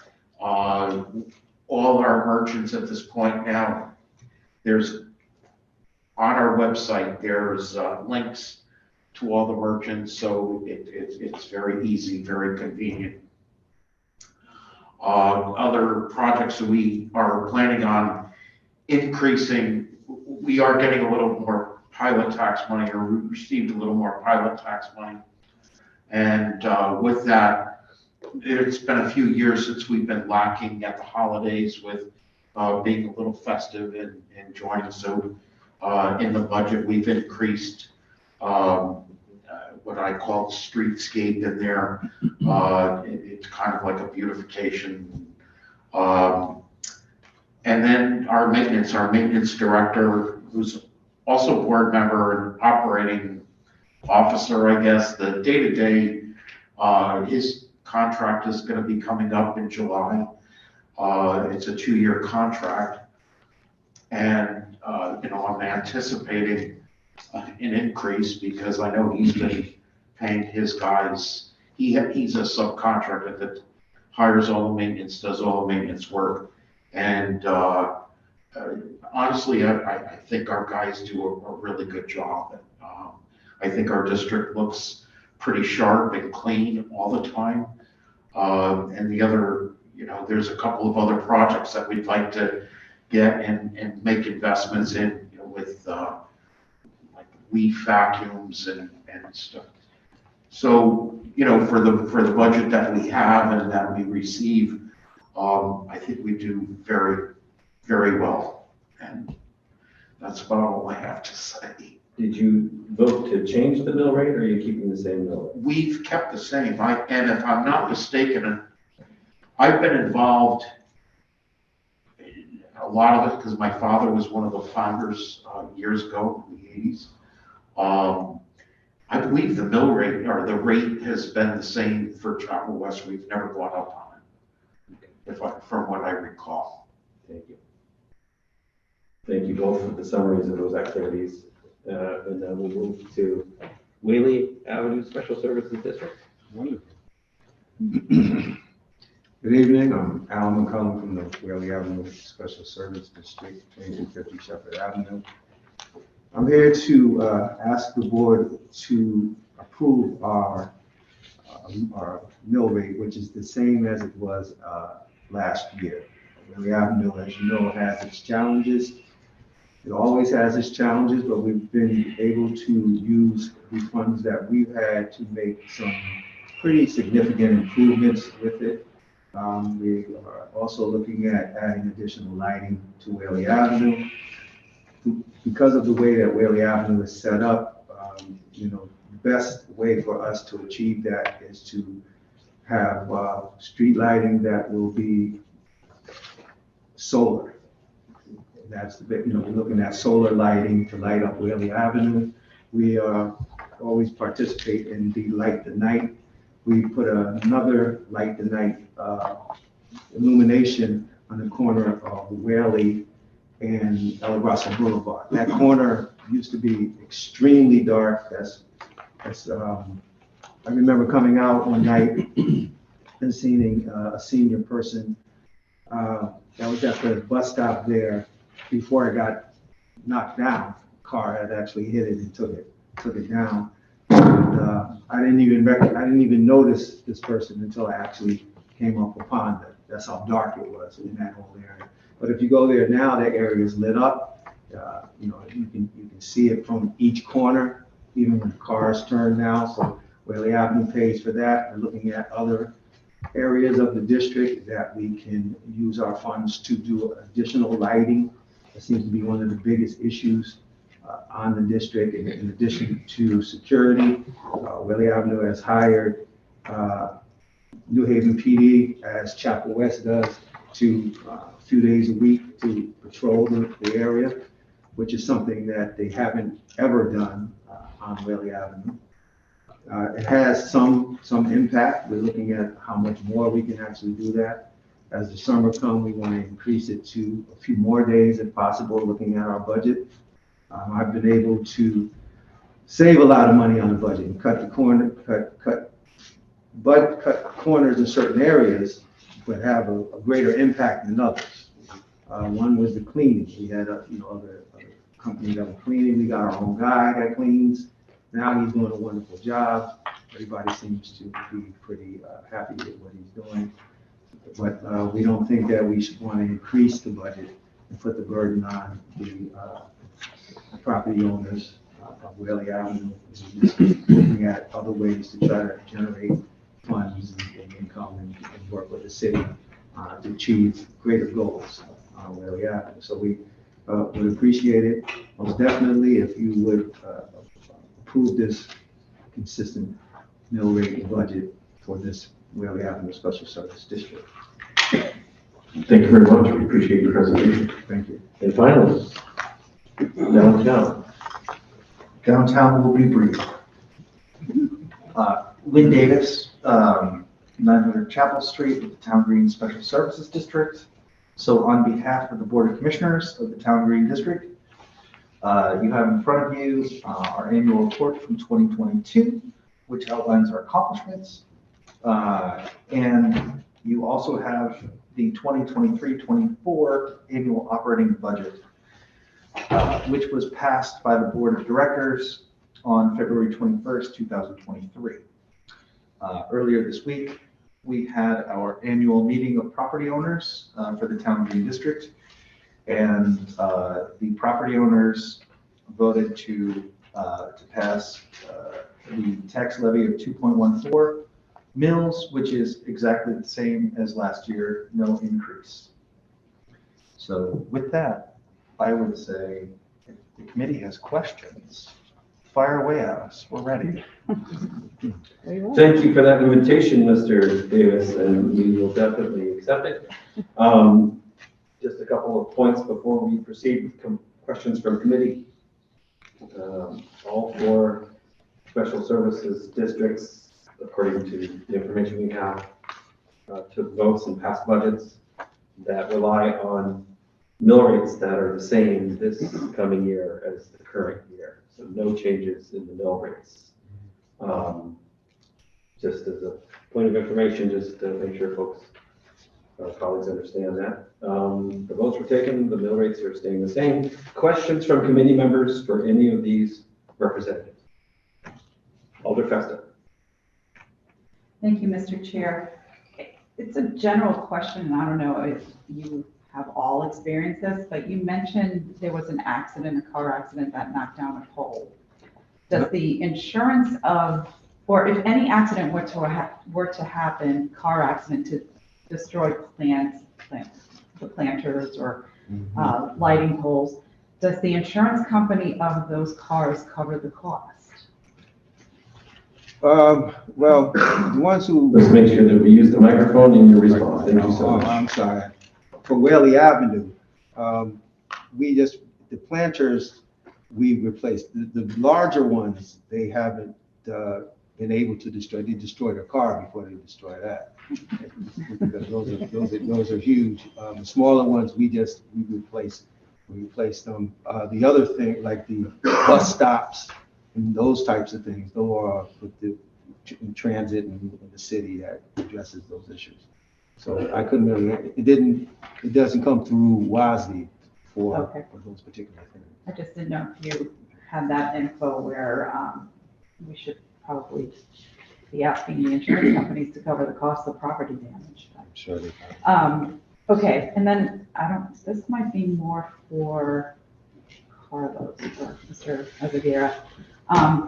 Last summer, there was ARPA funds that were allocated for Main Streets in Fairhaven. Do you have an update on how that money has been spent, how it's going to be spent, where it's been spent, if it has been spent? Thank you, Alder President. Yes, so we have we do have what you guys approved as the neighborhood commercial portion of the ARPA funding. And, and we obviously, the way we proposed it to the alders was focusing on maybe 4 of the neediest neighborhood commercial districts. So Whaley, Grand, Dixwell, Kimberly. So we're under contract with a person to do a neighborhood commercial playbook that we can sort of, so we're going to contract now as we speak. It's in the cities. It's moving towards the end of the purchasing process at the city right now. So this person will then be hired to develop a playbook that we can deploy in all four districts and citywide. Really, we're counting maybe 17 to 20 small neighborhood commercial districts if you're counting all of them citywide. So this will be hopefully expansive enough to cover the whole city as far as what we want to see in these districts, but we'll be focusing on Grand Avenue, Whaley, Dixwell, and Kimberly. We also have just completed a cleaning contract with from our small contractor division, one of our contractors from our small contractor division, and they will start cleaning Mill River and Kimberly Ave any day now that they're under contract. They also have some extra money in that ARPA budget to do other city neighborhoods as needed. That obviously we need, that's a 1-year contract, so we'll see if we could expand it next year, depending on how it works out with this contractor. And lastly, this is not completed yet as far as purchasing, but we're very close to going to being able to put an RFP out for what we're calling challenge grants, where different districts can bid on what they think their district needs the most to do neighborhood commercial improvement. So for someone like Grand Avenue, we've heard loud and clear that we really need to get a project manager on the street. If you look at the budget, and I want to commend Grand Avenue. I mean, they're really rising from the ashes in a lot of ways. I mean, they haven't met regularly in years. They have 11 new commissioners, but they're doing it on a $45,000 a year budget. So we realize Grand Avenue in particular, compared to the other three, really need, maybe need an extra worker and need someone that can be on the street that we can pay a living wage that will really give us some good work. So that should be in the city's RFP process in the next few weeks. So that's sort of an overview. Okay, so once the RFP process has been completed, what's the time frame that you're looking? I mean, the city purchasing system can take some time, but we're really trying to turn it around. Once we, RFP will stay open for 4 weeks, something like that, ballpark. We close it, we review it, and then we work toward a contract. So it can take a few months, but we're hoping that in a few months we'll be able to have somebody identify for that, just for Fairhaven. I know they really want a project manager, so we're hoping to do it that way. A few months. Okay, because last summer seems like a long time ago. Yeah, I mean, like I said, we've got 3 or 4 different contracts under contract, but this one, and also we've talked to the alders, we've talked to the to OMB. A position there wasn't a formal approval of a position for Fairhaven, so we have to do it. We think for fairness through the RFP process. Okay. And speaking of RFP processes, Chapel West, you mentioned that your subcontractor contract is coming to an end. That's correct. Are you going to be doing an RFP process? Yes, we do. Okay, so that will probably start very soon. His contract expires on July 31st. Okay, so you'll go through the RFP process. Yes. And okay. Thank you, Mr. Chair. Thank you all. If that's the further questions from colleagues for these fine representatives of the special service districts. Alder Turner, let's get him the microphone. Thank you, Alder Morrison. Thank you, Mr. Chair. Thank you all for your presentation. And thank you for the work you're doing on Grand Avenue. I heard you say that there was no business loss. Is it the same throughout this? I found this program so interesting. It's very interesting. Anyway, have any of you had any lost businesses the rest of the districts? I didn't hear you. Lost business.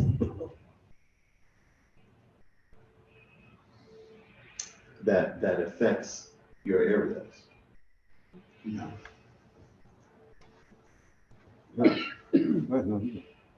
Downtown has definitely seen a lot of churn, in terms of retail over the last 18 to 24 months.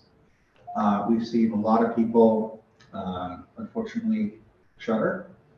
The encouraging piece of that, Alder, is that we've had a decrease in the vacancy rate in downtown.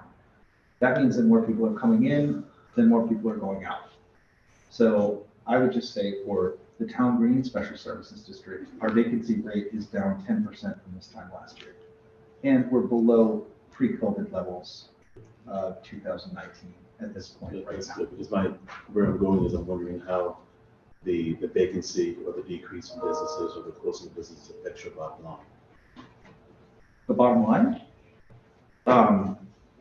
Well, fewer businesses is less vibrancy, right? All of our districts, I believe, are tax revenue based. So when we lose a business, it doesn't exactly affect the bottom line because the property owner is still paying the levy. So the way that Town Green looks at that is, if a property owner has a tenant, we want to help that tenant to succeed because that also helps the property owner, right? And so, of course, the vacancy rate is of huge consequence to all of us here with the special services districts, but ultimately we answer to the property owners. They obviously want tenants in their property, right? So there is certainly a shared objective there to make sure that our vacancy rate is as close to zero as possible. But I think the encouraging thing for me at this point in 2023 is that we are seeing turnover like we always have. Was there more a couple of years ago than in years past? Absolutely. This was an unprecedented moment. But I've seen in our district that we are coming back very strong. And I think that's a credit to all of the initiatives that the city has endeavored over the last 2+ years, 3 years, to mitigate COVID and all of the nastiness that has come from that. So, you know, we feel for everybody that has lost a business, and that stinks. But frankly, I think we're in a pretty decent spot at the moment, at least in my district, from what we can tell from our retail vacancy survey, which occurred last month. We're all still in recovery mode, it seems like. Just one more question, if I may, Mr. Chair. I just wonder, with Whaley Avenue, I'm sorry, I don't remember, where's the polygon? Where's the beginning and ending for the Whaley Avenue district? Whaley Avenue begins at the top in Marriott, which is Broadway. Yep, and the Broadway turn there where Howe and where does it Broadway Broadway and Howe starts, and it goes down Whaley all the way to Pendleton. Pendleton is the cutoff for the Whaley Avenue Special Service District. It's a big district. It is, but not quite big enough for what I want. I want to talk to you about some cleanup. I'm just joking. Yeah, I wonder We how always address this. There's four aldermen that Whaley's in their district. Yeah, it's not me. Yeah, it's right before me. It's not you. Yeah. I started doing it. Yeah, so the next street over, I guess, would be the boulevard. So you want to start where the state road is, because then Whaley Avenue becomes a state road at Boulevard, I guess. So, okay. I tried. Thank you, Mr. Chairman. Thank you, Alderman Fairlawn. Further questions from colleagues of these representatives of the special services districts? Proposing budgets that include the same mill rates this coming year as the year we're in now. Seeing none, we thank you for your time, your patience. Be sticking with us to go along the public hearing, and we wish you well. Thank you. Thank you. Appreciate you. Thank you.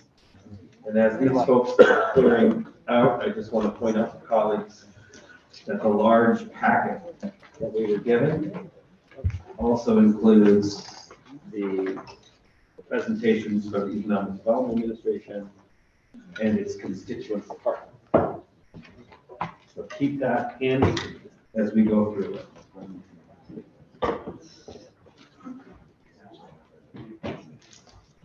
I believe we'll now have Mr. Friscatelli, Director of Economic Development, and his crew, his deputies.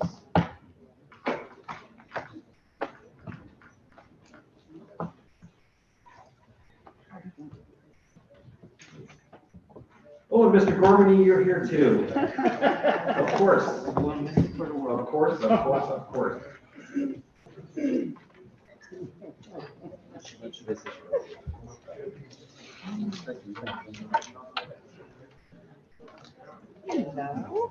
We can get in that chair.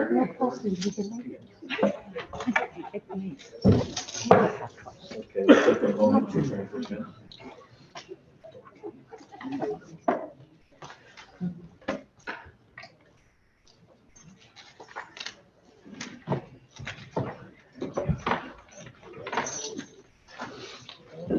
So we're going to begin with you, Mr. Gormany, name and address for the record, and move straight down the line. Michael Gormany, 45 Jefferson Road, Brentford, Connecticut. Michael Piscatelli, Economic Development Administrator for the city, 353 Summit Street in New Haven. Adrian Jefferson, Director of Cultural Affairs for the city. My address is 539 Middletown Avenue, New Haven.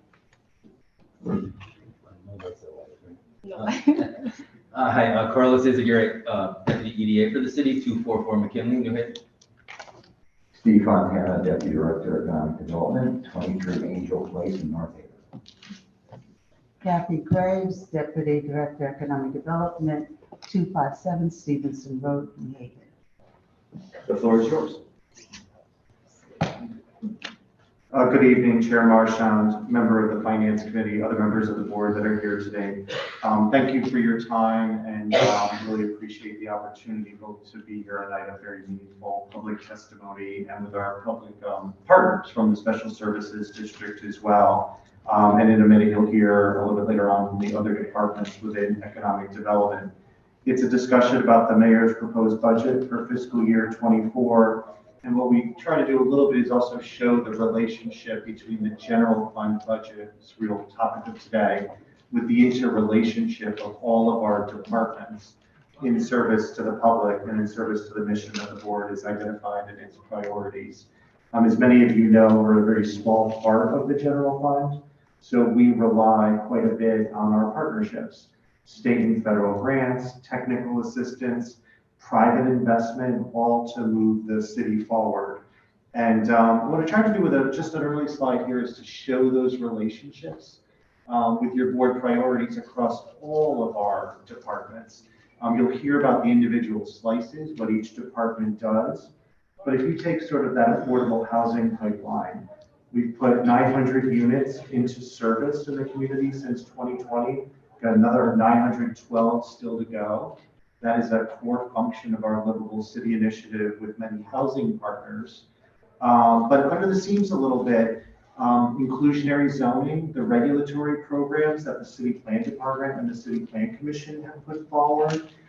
We've been very fortunate to identify up to $11 million in brownfield cleanup grants.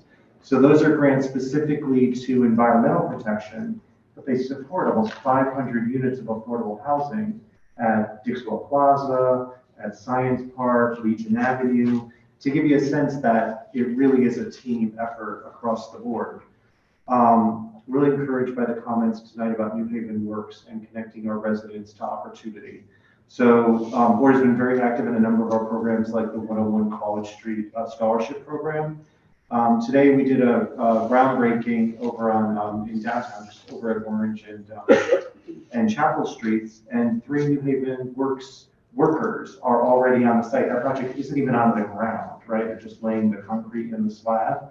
But Ingrid had reported out on it at the last board meeting that they were able to identify and connect New Haven Works resident participants to that job site, and it was really the highlight of the event today for me, just to see them in action and getting meaningful living wage jobs right here in the center of the city. And then you heard a lot in testimony today about the code enforcement related to LCI.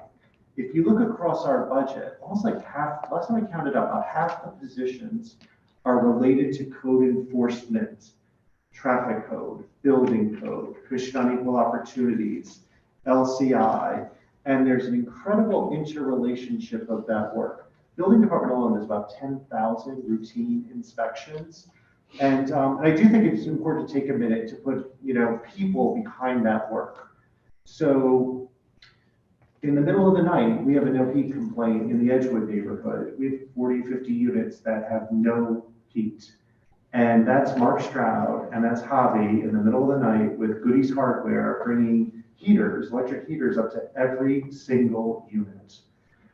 A small business was getting ready to open downtown one Friday night, like 9 o'clock at night, business owner calls me. I can't open with and I got all these people coming to my ribbon cutting tomorrow and I can't open because my contractor didn't finish. And Mahar Hussein, who's a building official in our building department, got up Saturday morning to clear the final electrical work so that they could have their ribbon cutting. And I say that to you because it's hard, right? It's hard when it's not happening right away, and there's, it's very real. If the service isn't as timely as people want it to be, we feel that very deeply.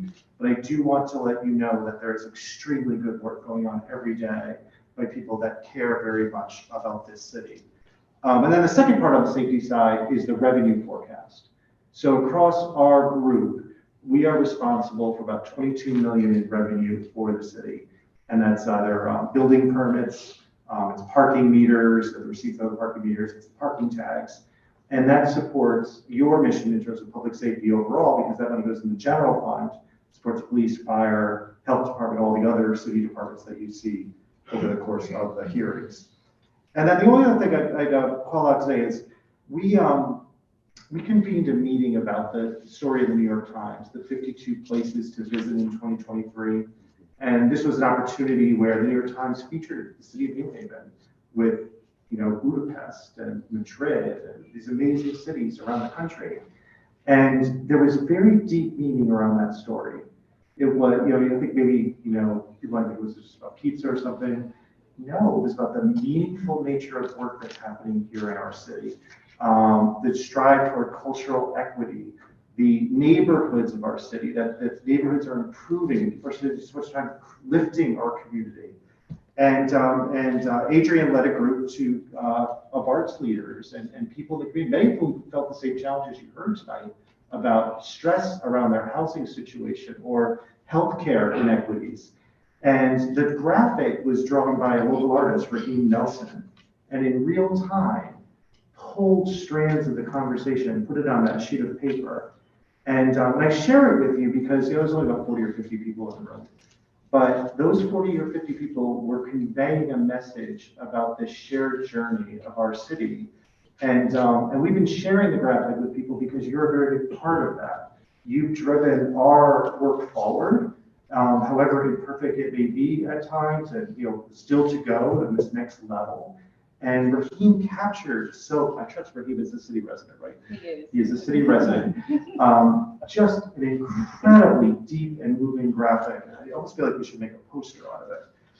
So I share with you that in the discussion about both our general fund budget, but think of each of these strands. You'll hear from our business development team, your commercial affairs, your Commission on Equal Opportunities.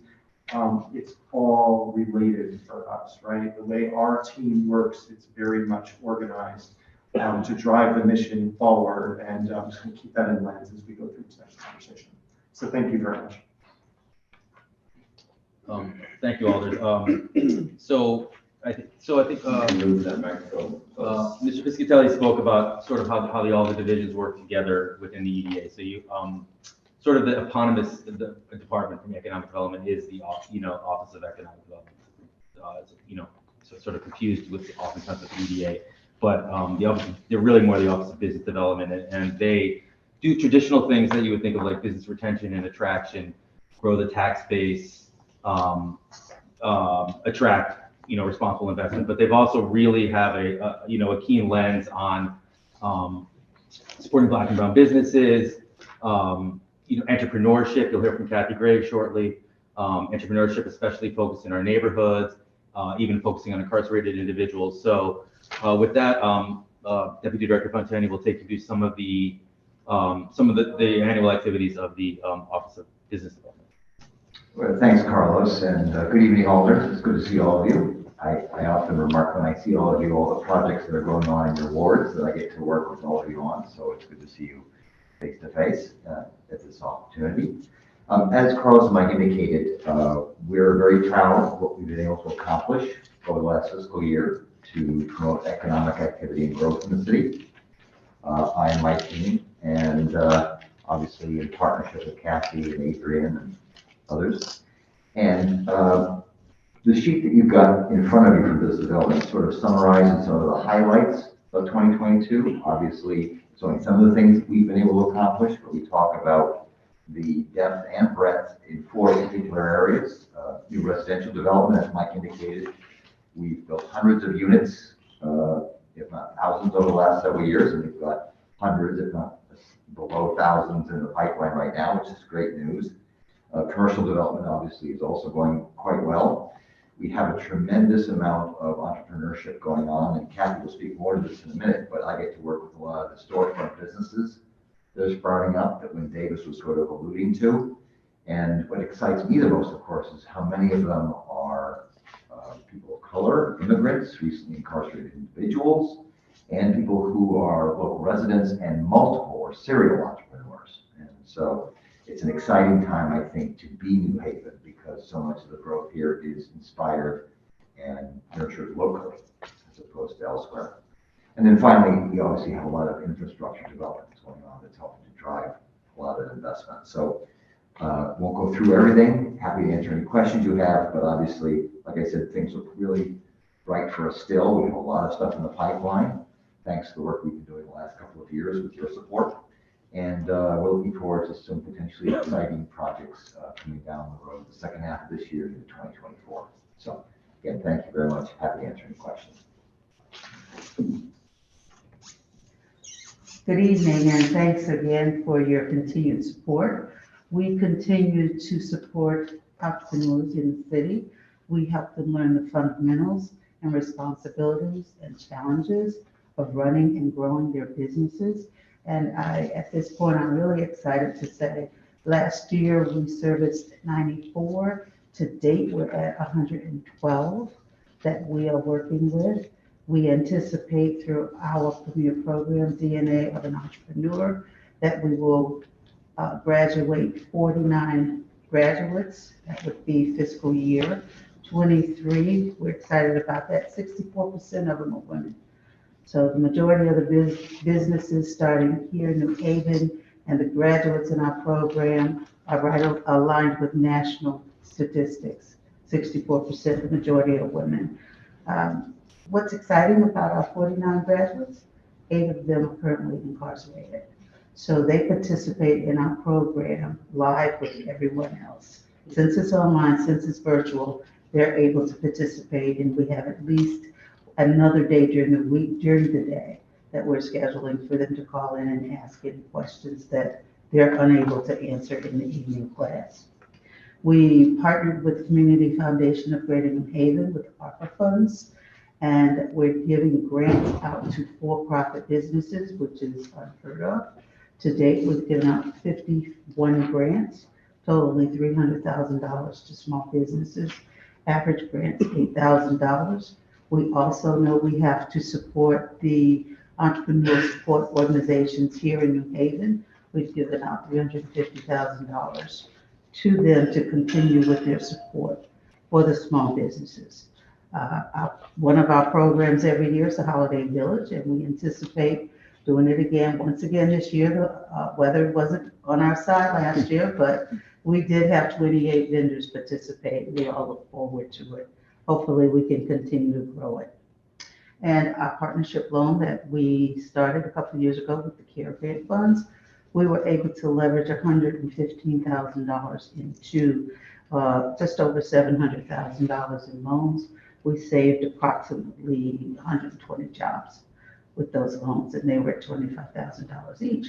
So we will continue to do what we do and grow the entrepreneurs here in New Haven to support our local economy. Thank you for your continued support. If you have any questions, just give me a call. We may have been asking questions before that. But thank you. And we're moving back this way. Yeah, I think we'll hear now from Agent Jefferson, who's the head of our cultural. Thank you. Good evening. Thank you so much for having us this evening. We are, as many of you know, we have been doing the work of what we call cultural equity. All of you have a copy of the cultural equity plan. There's a lot of action items in that plan. And for us, it's really about how we become accountable to the plan through action, and being really responsive to our community. So I just wanted to go through a few highlights of some of the work that we have done that definitely reflects the plan. One of the first things is the expansion of our Neighborhood Vitality Grant Program, which we fund all of artists and arts activists and arts organizations in all of the wards all across the city. This year, we were able to offer more money and be able to fund a record number of artists who have never applied before for funding, who have felt like they have never had access to the department or resources in the city in order to launch different programs as seed funding. So we're really, really proud of the expansion of that program. We were also able to offer technical assistance, so like grant writing. How do you actually access the money through being able to write a proposal that can be used not just for our department, but also for other grant opportunities. We launched the first ever Black Wall Street Festival last summer. It was extremely successful. It was our way of honoring and commemorating prosperous Black business districts. We plan on doing that again this summer and expanding the number of cultural activities that we have, the activities that we have for families, and the opportunities that we have for creative and creative entrepreneurs. We were able to, thanks to the American Rescue Plan and y'all's support, hire a community outreach coordinator, a new one. So our department is very nimble. It used to just be myself and Kim from Trell. We now have added on Tafisa Rich, who is an artist from this community who understands not just the artist community, but the immigrant community as well. So that is another way of us trying to expand our reach and make sure everyone feels like they have access and like they have a voice. We have been able to do a mental health artist symposium where we work with the health department on looking at ways in which we can look at arts not just as something that's nice and fluffy, but something that actually changes people's lives mentally. And we also are doing a number of different community conversations. One is including a conversation around the armory, wanting to hear from the community on what they would like to see that be whenever that comes into fruition. And as Mike mentioned earlier, we made the New York Times, top 52 places to visit in the world. That's a really, really big deal. And I can't emphasize it enough, what we were honored for in that article. As Mike said, it was not necessarily about pizza and our foodie culture. It was actually about our rich artist community, our African-American roots. It was about architecture and history. So these are things that really connect to cultural equity and something that we're really, really proud of. So really quickly, I just wanted to highlight going forward with some of our bigger goals are, we're going to continue to focus on cultural equity and as well as cultural advocacy, looking at how we can activate the community by getting more dollars from the state legislature. We are going to be looking at cultural preservation and the history of our really important districts, cultural districts. And we're also going to be looking at equitable cultural tourism. So what does that mean? That means like authentic community-based events that mean something to the community here, but draw a diverse community from all over the world, all over the state, and all over our nation. So these are our focuses. We're also really looking at spaces for artists to be able to do their work. That was one of the things in the cultural equity plan is being able to have infrastructure that supports the work that they're doing. So we're currently in partnership with a number of different people who are planning cultural hubs and infrastructure projects. And we're really excited. We're really excited about what's going to happen going forward, and we hope to continue to be able to serve the residents really well. Thank you. Alders, just quickly, the budget for the Economic Development Department is 724, which includes arts, culture, and tourism, as well as you heard from Steve and from Kathy as well. So it's our group, if you will. Very few changes in this budget. The only thing I'd add is we did look toward a line for temporary and part-time help. You'll see that on the other contractual side. I think all the different departments you've talked to over the course of the year recognize it's hard to find full-time workers right now. So that gives us a little bit of flex room, where there's some pressure on building inspections or LCI or cultural affairs that we have an account that would be used across the division. And we would appreciate your support for that because it would give us some very much needed flexibility. Thank you. Mr. Gormany, do you have anything to add? No. Thank you, sir. Thank you. But we're glad you're here. All right, so colleagues, that is the presentation of the economic development group. I know folks may likely feel eager to ask questions of city plan, TTP, the Equal Opportunities Commission, Building Department, Livable Cities, but those are later. So if colleagues have questions about those, they should save them for when those department heads are here, which they will be here shortly. So right now, we're just asking about this part of the economic development administration, and we really should be focused on general fund questions, capital project questions, changes in permit, so fee structures, which hopefully there are any, So the floor is now open to colleagues for questions of these public servants. Alder Schroeder. Thank you, Mr. Chair. Thank you all. Thank you, Mr. Piscatelli, for your presentation and your staff. It's good to see you all here this evening. The only question I have is in relationship to temporary and part-time help. With the 75,000, approximately how many do you anticipate, how many bodies do you think that would cover?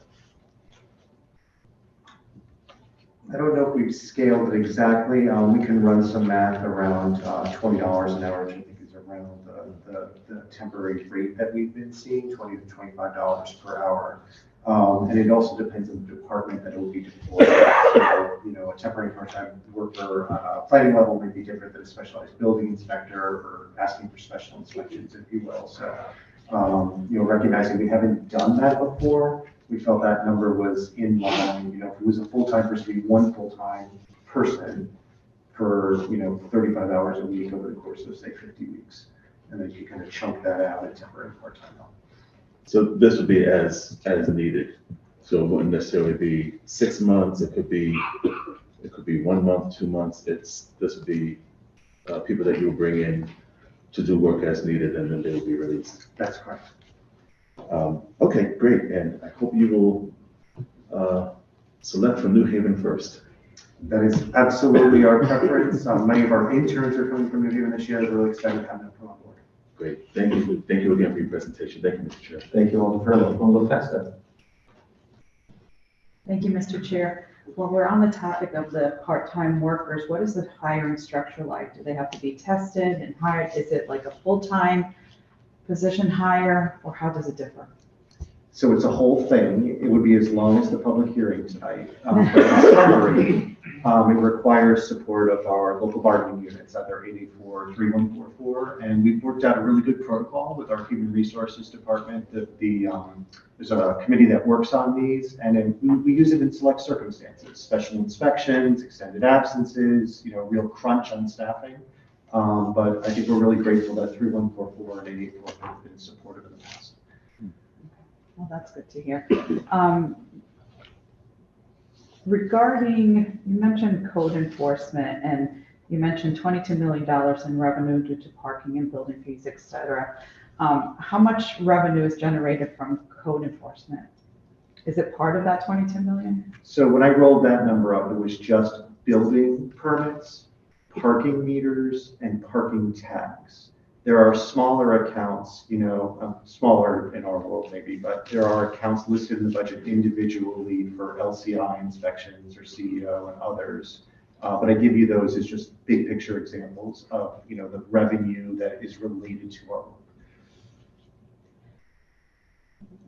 Right, but that 22 million did not include any fines that are paid into the city for code enforcement. Correct. Okay. They're all listed in the budget. I did not roll them up for tonight's purposes. And I'll ask the individual departments. Regarding the grants that folks can, I guess this would apply to all of you, for grants that are available, what is the outreach to the public for those grants? So there's two. First, the nature of these two stimulus programs, American Rescue Plan and the Inflation Reduction Act, the timeframes are actually much shorter than they were in the past. So it's, you know, you may have a massive grant application, it's due in 3 weeks, which is putting pressure on us, and we're very sensitive that we want to get these to the board quickly. So our first block is the civic space, where we did an extensive set of programs and community outreach during the pandemic to frame recovery. So we start there, like what was our outreach, what were the ones we're really trying to go after? Does it fit our governing mission, if you will? And then the second, depending on the grant and the timeline, we do try to get out there and do the community outreach before the grant is in. But I will tell you, if these particular programs and the message we get from Washington is things are moving faster than they have in the past, and it's putting some pressure on our schedule. But how do residents actually find out about these grants that are available to them? So on the American Rescue Plan, for example, we partner with the Community Foundation, and Kathy works very closely with that team to make sure that we are out there and it's highly visible and the process is very accessible, which you talked about. So we're working, there's about 6 of us, 6 ESOs, entrepreneurs supporting organizations that are working together to ensure the success of this program. Community Foundation's database and each of their databases along with ours, we have shot information out to them initially when it kicked off in January, and we do it on a regular basis. It is also in our e-blast that we send out every Friday. So we're planning on, you know, it's very difficult to give away money. So we're going to try and it really is. You would not believe how difficult it is to give out money. And it's unheard of to have grant money for small businesses, for-profit businesses. So I think what we're going to do is schedule a few radio slots as well. Okay, so we have money available to folks that have them call me. Okay. Did everyone I know can, that? yeah, I can talk about what we do. So in our department, we partner with community influencers. We find that some of the best communication is direct person-to-person information being relayed. So we're really intentional about partnerships strategically, not just with organizations, which is important too, but with individuals who have a reach in the community. In addition to that, social media, we have an amazing social media presence that is growing, particularly trying to reach some of the more disadvantaged communities that are younger, and on social media, it's been very, very effective. In addition to that, I mentioned earlier, we brought on Tabisa Rich as a community outreach coordinator. Part of that was so she can do equitable marketing outreach. So those are some of the changes that we've made. We have a lot more work to do because we have so many residents that still don't know. And we're trying to work through how do we really do equitable marketing, what is those process and practices. Thank you for that. And also, I mean, we keep hearing about the 52 best in the world here in New Haven. Have we seen any economic growth due to that? And is there any way of really gathering any data and knowing whether or not we have had growth? So a couple of insights in that regard. The first, 2 of the 3 hotel projects in the city made it through the pandemic and opened. So I think it's a really good indication of the healthy vibrancy around visitation to New Haven. Second, we're hopeful of the board's support for a marketing budget to support inbound traffic on the Avelo flights. So a lot of that marketing is, you know, New Haveners want to go to Florida. But there's also a very rich inbound market, you know, potential market coming to New Haven, which someone like Colin Kaplan from Taste of New Haven is very active in, and you're going to see that percentage move toward an inbound move to New Haven, particularly with flights like Orlando, which is now daily. So I think, you know, the hotels in particular feel pretty good that that's another balancer to a new economy, right? So you heard Wynn talk about that, about the churn. Having that inbound visitation matters, and I think we're starting to see some of that. And we do have an arts and economic prosperity study that's coming. We partnered with Americans for the Arts, national service organization, largest in the world. They do these studies to show the economic impact of foot traffic, the increase of economic revenue just based on arts. That report is wrapping up, and we will have a full report by fall that I can share with you all. And I have data, it'll have everything. Right, we'll look forward to that. And then just one more question regarding kind of the same line. You mentioned Taste of New Haven. Do we partner with these, I guess, for anything similar to that? I'm sure there's other smaller organizations like Taste New Haven, et cetera. Do we partner with them to provide like tours for folks? I think when you know how you go on vacation and you look up tours in different, even different countries and towns, et cetera, just to get a feel of what well, you're there as a tourist, you want to take a tour of something. Do we partner with these folks to build up our economy here? But sometimes it's a direct grant. The New Haven Grand Prix is our tentpole event. So we see the team works on the Grand Prix in particular. There's all sorts of partnerships related to that. So like Colin and Taste of New Haven does a full food truck festival associated with Grand Prix. And then Adrian's do. There's some smaller ones over the course of the year as well. Chair, one more question, if I may, which is probably directed more to Mr. Gorman, and I think I know the answer, but just for clarification, I'm assuming that the special fund budget, that 50 million that's in parentheses, is due to ARPA coming to. Correct, as we said at previous meetings, right, there are different grants that economic and business development got in this fiscal year that were the entire grant. So you wouldn't see it carry over to next fiscal year. Now, if there are funds remaining, then those would carry over in the budget. But again, we adjust that as we do the budget. So right now, what you're looking at is different grants that came in this fiscal year. Correct. Okay. Thank you. Thank you, Mr. Chair. Thank you, Alder Festa. Alder DeCola. Thank you, Mr. Chair. Thank you to all. Seeing I work with a lot of these one-on-one on many projects in my board. Mr. Piscatelli, seeing that you put 75,000 towards part-time workers, being in the field and knowing a lot of building inspectors, $20 an hour ain't going to cut it. These guys have to be certified by the state. Average part-time for building inspectors between $40 and $50. Just let you know that. There's a high demand for inspectors. They have to be certified by the state to work in our city. So we have to get into reality. That 75,000 might not cut it. Just so you know. We'll talk a little bit more about it when the building department comes up. We actually have an allocation, other contractual specific for building and special inspections. I will tell you, we'll talk a little bit later. We're struggling a little bit about bringing more full-time staff on, really recruiting hard for the part-time piece. We can talk about that a little later. Okay, that's when I go in the building and I'll bring everything to the building part. Thank you. Thank you, Alder DeCola. Further questions from colleagues? I have just a couple. I'm looking at the new capital projects for the department. I see 900,000 for the land and building bank. I think I know what that's about.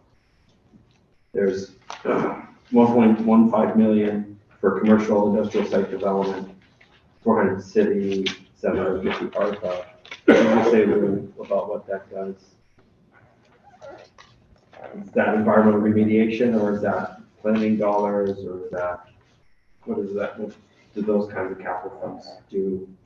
So there's a fairly modest but important difference between land and building and commercial industrial. Land and building is the physical development of property in the city, and then commercial development is a little bit more flexible and allows us to support a real business coming in. The points of emphasis for this particular year in the land and building fund, quite frankly, we foresee needing to do some work out in order to save the clock factory project. So we're building up some support there. In the commercial industrial account, we're going to bring through the Development Commission a workout for the River Street project. So there's a couple of really interesting things happening on River Street. Arts to Frames, which moved up from New York City, correct me if I'm wrong, about 100 jobs that forecast to go over, right? Right, they're about 50 to 70 now. They're going to grow. They're going to build an expansion and grow. So that's one of two big projects, and the other one will be to deal with the Bigelow Boiler Complex and the growth of the Picasso Armada Brewing space. And then the other one in commercial industrial is, we've heard the mayor, we had a big community meeting on Longworth about really supporting the economic growth of Longworth. So the park money came through, but we still need to do the economic side, and the focus is in the Gateway District. You know, I think all of tear this building down, the old Gateway Community College, and really allow a market to reemerge in that district, which is job and tax based. And so that's the focus. Thank you. Pre-capital feasibility. So there's two big things there. There's a slight bump from last year. Pre-capital is what we intend to use to support a lot of these future grant applications. So, you know, we call priming the pump, getting ready.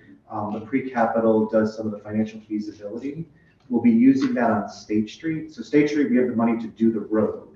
We don't have the money to do the readiness to build new housing on those sites, or the retail and commercial, all of which are grant conditions. So we foresee the pre-capital in particular to support the, you know, future job and tax growth in these key areas: Mill River, State Street, Longmore, Downtown. Thank you. Finally, the 2.2 million for downtown crossing. I mean, I know what the downtown crossing project is, but what would that money do? Does it set the stage for the next wave of Tiger grants or something, or what is that? Okay, so we'll talk about this as well during the city plan presentation. Okay. Downtown crossing, think of it in two big components: the public roadway work and the support to the private investments. And this particular ask on the city side for economic development is to close out the 101 College Street project. There were, engineering is really helping us through doing the project management of the on-site work. And there are two components still to close out.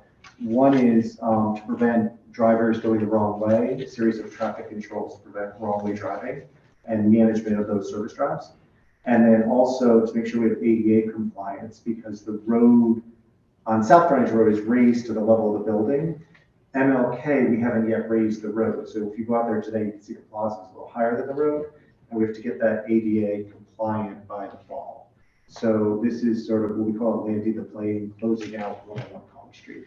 And we'd appreciate your support. You know, it's a really transformative project, and we're pleased that we're closing it out in a really good way. Thank you very much. Further questions from colleagues? Sure. Make it, go ahead. Thank you. Thank you, Mr. Chair. Sorry. I'm deferral programs. Are we working out on anything with tax deferrals for builders?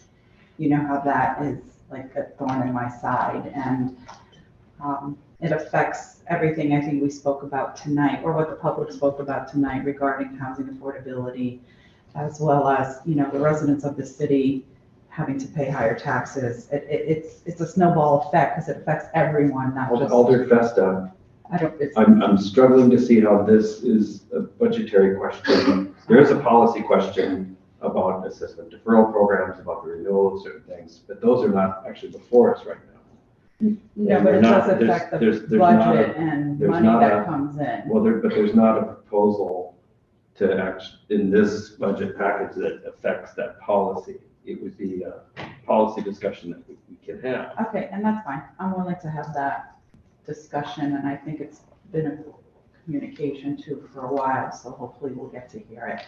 But thank you. Thank you, Alder. Further questions? Seeing none, we thank you. I know that Mr. Gorman is going to stay.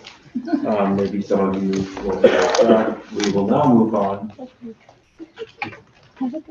to the city plan presentation. For those of you who are leaving, have a good week.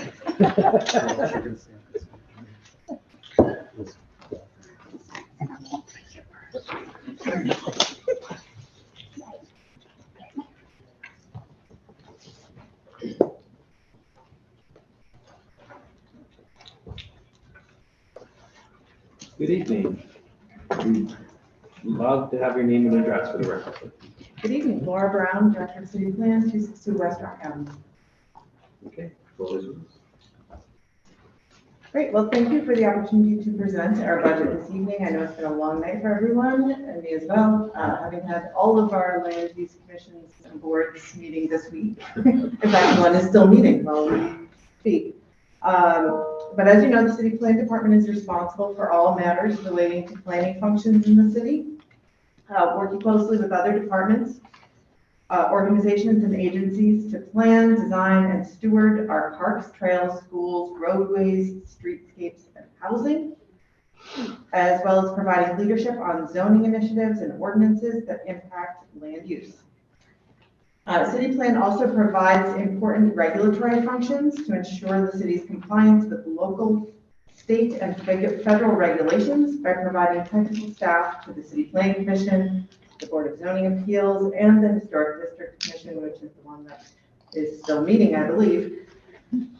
So you can go ahead and flip through these slides as I proceed, but I'll provide some details here. We also oversee the City Planning Commission's function as the Municipal Inland Wetlands Agency.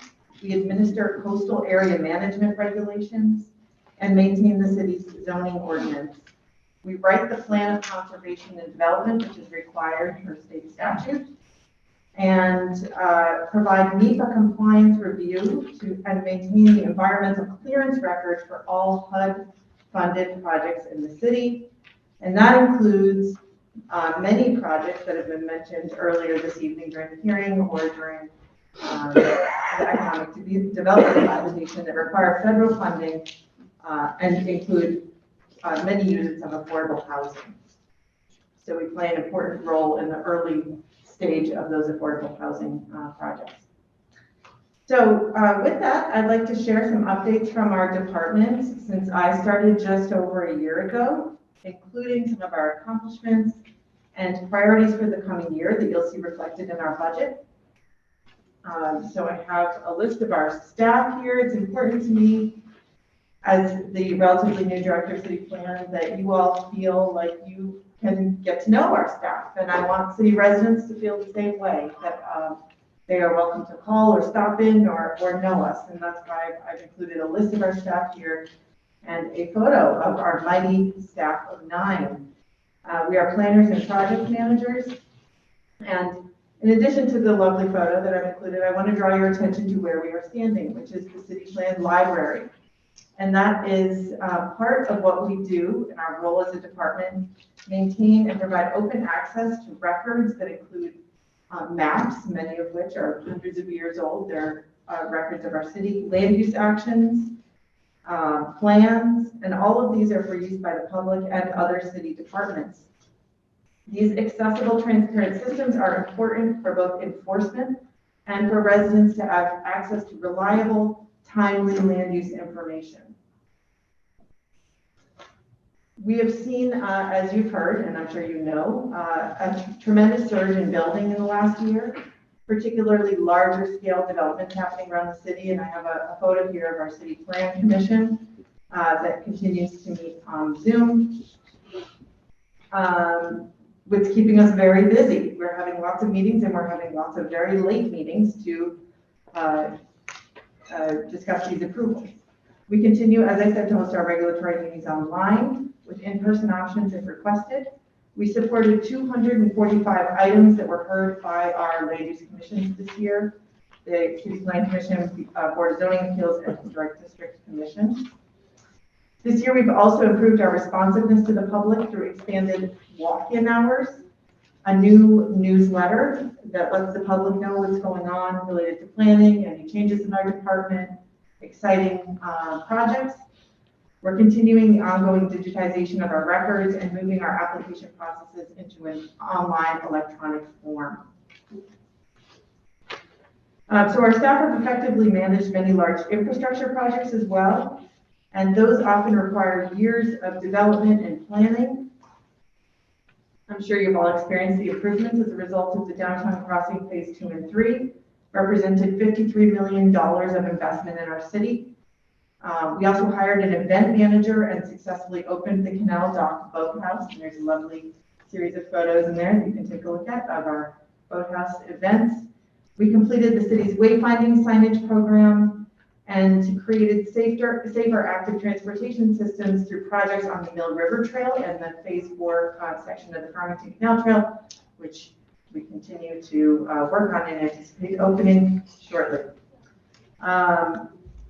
We contribute to the city's commitment to addressing the climate emergency through our hazard mitigation plan that was completed this year and the launch of our 2035 comprehensive plan process. That is the plan of conservation and development, as you may hear it called that. We're calling it the plan of conservation, development, equity, and resilience. And we're focusing on really making this a living document and not something that sits on the shelf. That will allow the city to benchmark progress in a number of realms. And that plan serves as the guide for future policy and decision-making, including the planned overhaul of our zoning code, which will follow the plan of conservation and development rewrite. We also continue to support much-needed affordable housing initiatives. We've heard a lot about that this evening. And that is through the implementation of the inclusionary zoning ordinance and the accessory dwelling units ordinance. And there's a new toolkit on our accessory dwelling units ordinance that we've developed this year that I would encourage you to check out. We're also well into the process of drafting our zoning ordinance for the Long Wharf Responsible Growth Plan. that will guide the implementation of that plan on long run. So those are some key highlights. I think that kind of tees up our budget. We have an exciting year ahead. You'll see our priorities reflected in the budget. And my focus has been, will be continuing to improve our capacity as a department, addressing timely planning issues and improving our customer service efficiency and transparency in our regulatory process.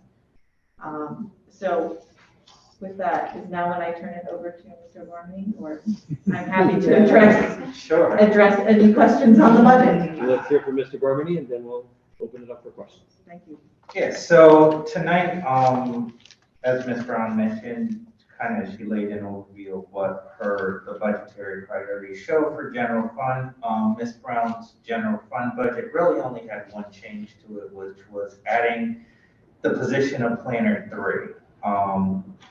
The position will effectively help Ms. Brown's department in overseeing some of the areas that she just mentioned. But reviewing the slide 41, which is the budget overview, that really just shows the increase in our general fund budget. Again, special funds are really just anticipated grants. These are the numbers as we have the time as we're printing the budget. Again, these are subject to change based on whether we get the grant or a decreased amount, or the amount is actually reflected later on. Moving on to the next slide is really just a graphical point of her budget, which shows a good portion of the general fund budget is personnel within her department, which the other portion is other contractual services, which handles really the historic district and some small operational needs for the department. The next two slides really just give a numbers overview of the changes within her department. And moving on to slide 45 really is, as I mentioned, is the changes in her budget, which are an increase in the salary adjustment for executive management confidential, which we talked about numerous times at other budget presentations, and the added planner 3 position, and an increase in temporary and part-time help, which is primarily funds interns for Ms. Brown's department. Minimum wage is going up, so there was a small $1,600 increase within her department for temporary and part-time help. But I will let Ms. Brown kind of go over the additional planner 3 position.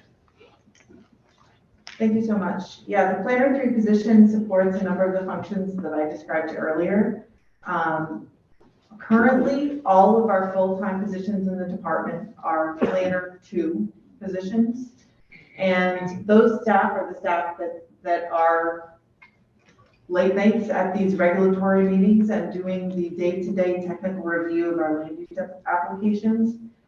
The training that's required to bring a planner 2 on is substantial. It's a lot of regulatory review, knowing the laws, doing that technical review of applications, and we have high expectations in the city if we want that to be done well. So there's a lot of investment in these staff. I want to keep them because they're good. And in order to keep them, I need a place for them to go.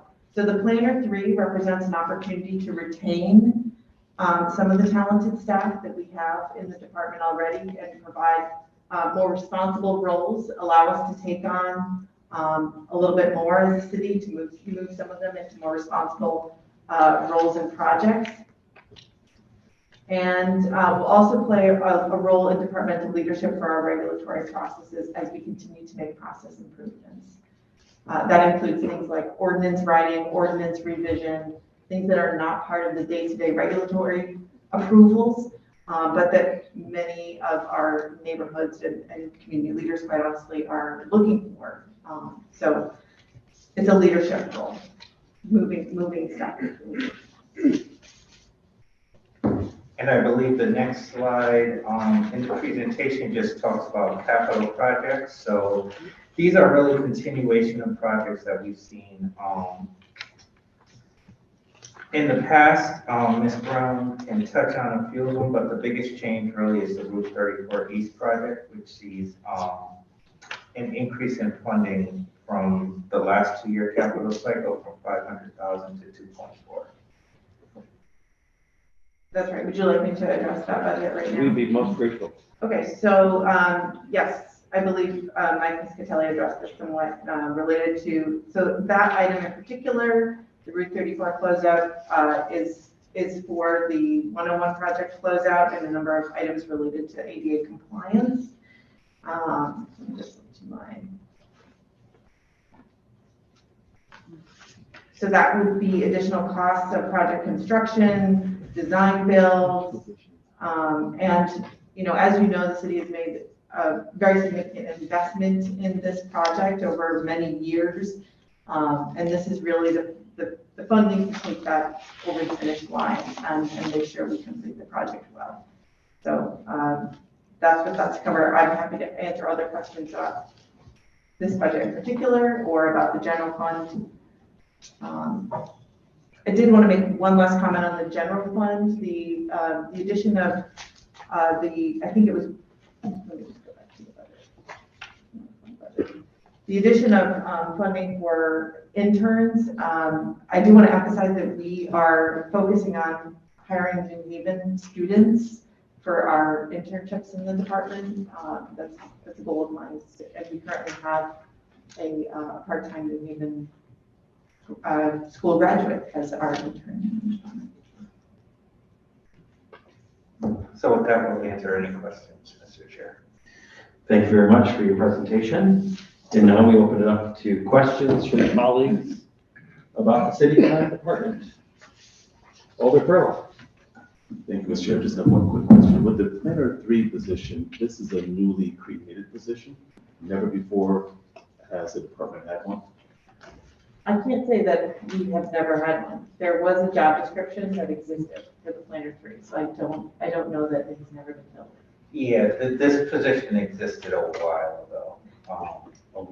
I mean, through the chair, I can get you the exact last time we actually had the position, but it's been a while since there's been a planner. Yeah, no, I don't need it. And I guess I would like to know the salary range for that position. Yes. It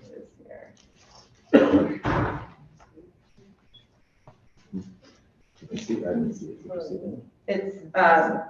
It's listed in the budget as 73,276, which is an increase over the Planner 2 position. Okay. So that's what we budgeted. And final question, what union would this be? What union? 3144. This student for. Okay. That's all I have, Mr. Chair. Thank you. Thank you, Alder Pearl. Next we'll have Alder Festa, followed by Alder DeCola. Thank you, Mr. Chair. So I have a question regarding the rentals and contractual services that was reduced by, I mean, that's a good thing, but is it anything that we need to be concerned with for that reduction? This is in the general fund budget? Yeah, we really tried to look at, I mean, past history on spending. There's nothing to be concerned about with that reduction. We looked at that as we were looking at adding new positions and at least reducing some of the costs and the burden and seeing if there was anything that the position could pick up that we paid for, or any, because this goes to fund smaller parts of the operation of the budget as well. So again, we were looking at cost savings as we were adding the position. Okay, which, you know, we always appreciate. Regarding the capital projects, you know, I see coastal area improvements for the environment, which is great, but is there anything else that we need to be looking at environmentally from city plan regarding, you know, we heard from environmentalists tonight too, with the young kids that came in. Thank you. Yeah, it's definitely a priority of ours as a department. So you'll see a number of items in that description related to our resiliency and coastal land use planning. So as a follow-up to the comprehensive planning process and integrated within and also as a follow-up, we would like to continue to do a coastal plan.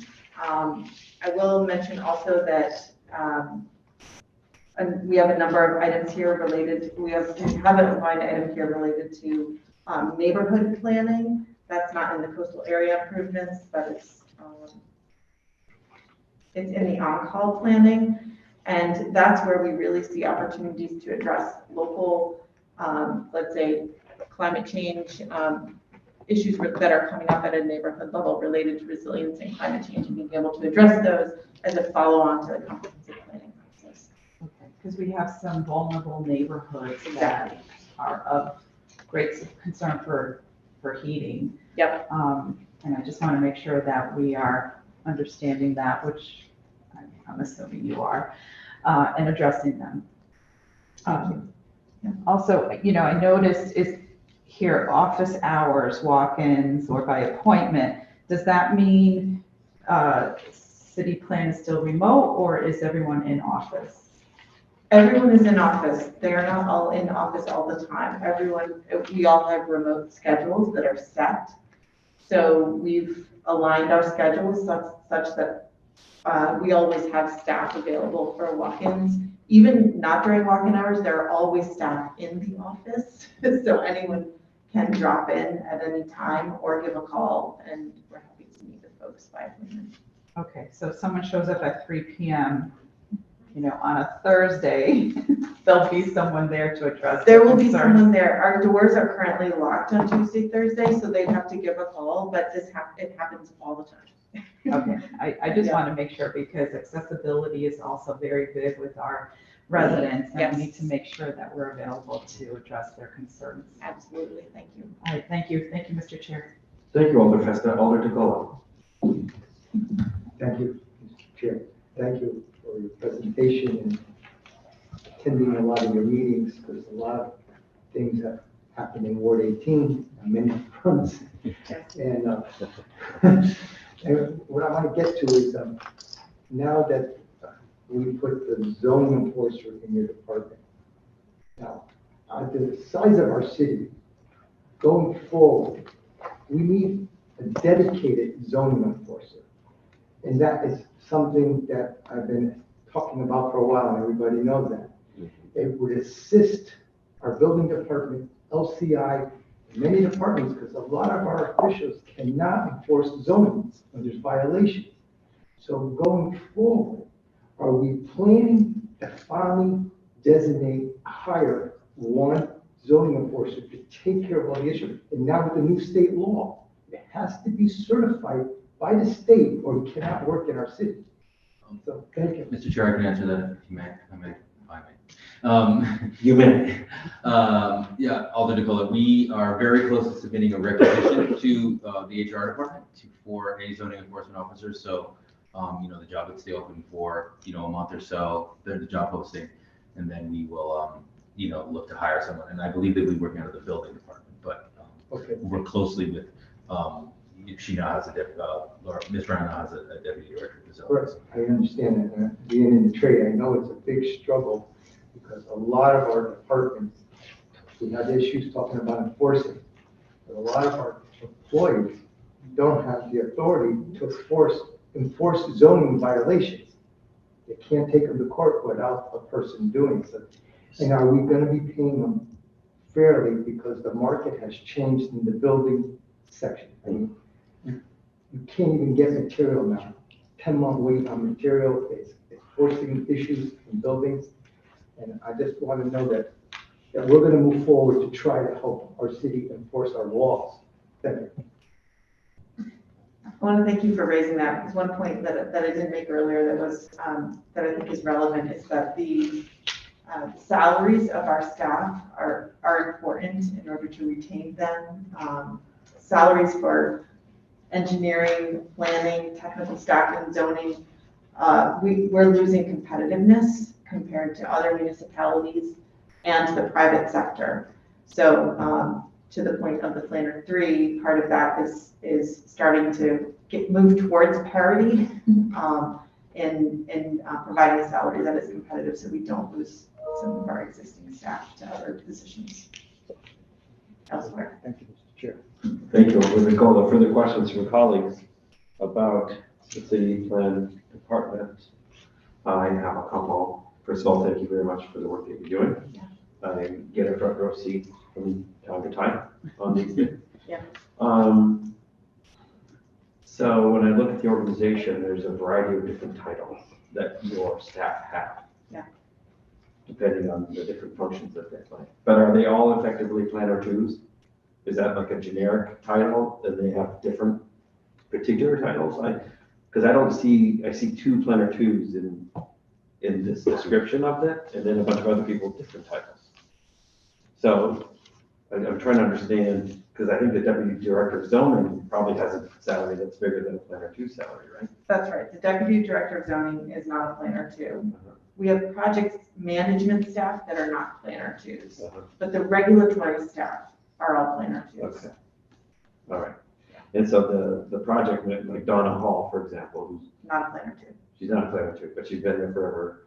Right. She's on a different salary scale than a planner two is. Correct. Okay. Thank you. Yep. So it's the regulatory staff, the staff who support the commissions and the boards and Yes. review the applications. Yes. Okay, thank you.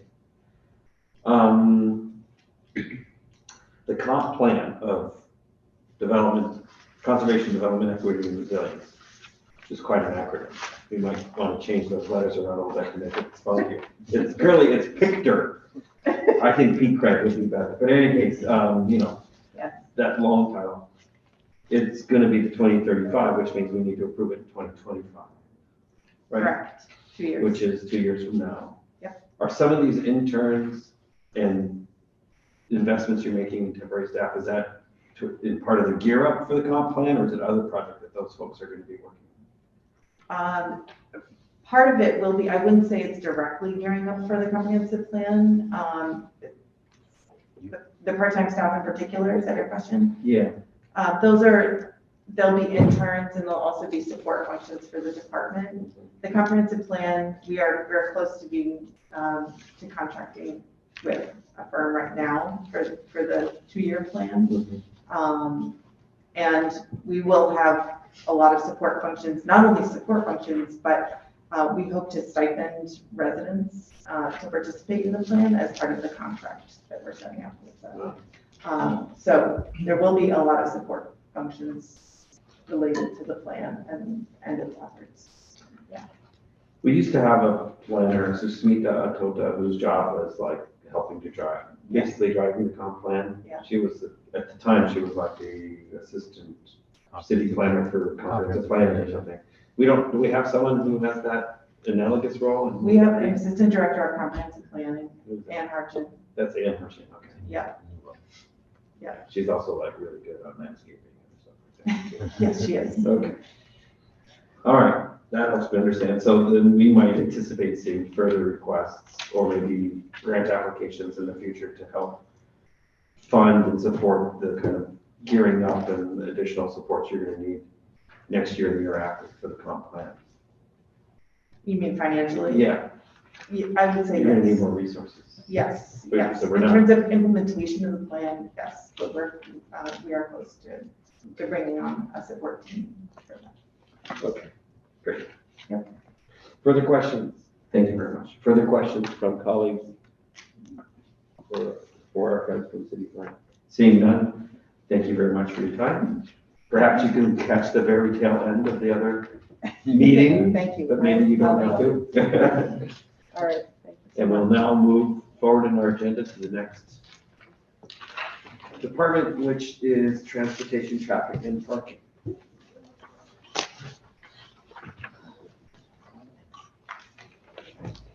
We're moving in the order of the published agenda, and we're trying to be efficient, but we thank everybody who are sticking around.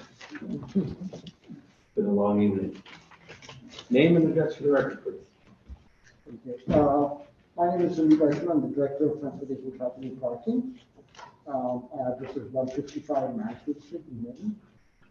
Thank you so much for. You might bring that just a little bit closer. Your mask is working really well. Okay, that's good. So thank you so much for your time and your patience tonight. And I'll be very brief in the sense of what our department's capabilities are and in terms of what we achieved in the last year and what do we have in plan for next year.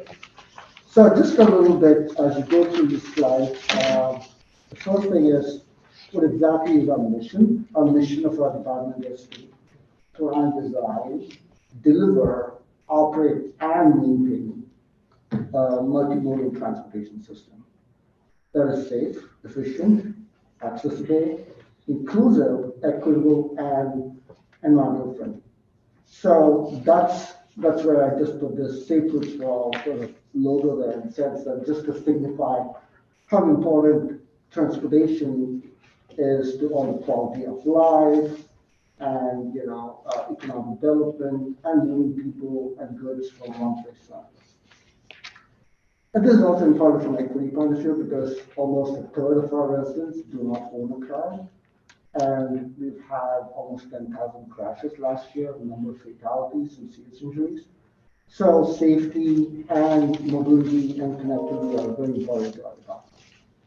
And beyond that, we also operate an operations team that takes care of all the maintenance and replacement of all our transportation assets, which are critical to the city, especially signs, signals, street lights, and parking meters, maintaining them. So in that sense, we kind of fall somewhere in between what engineering department does and public works department does.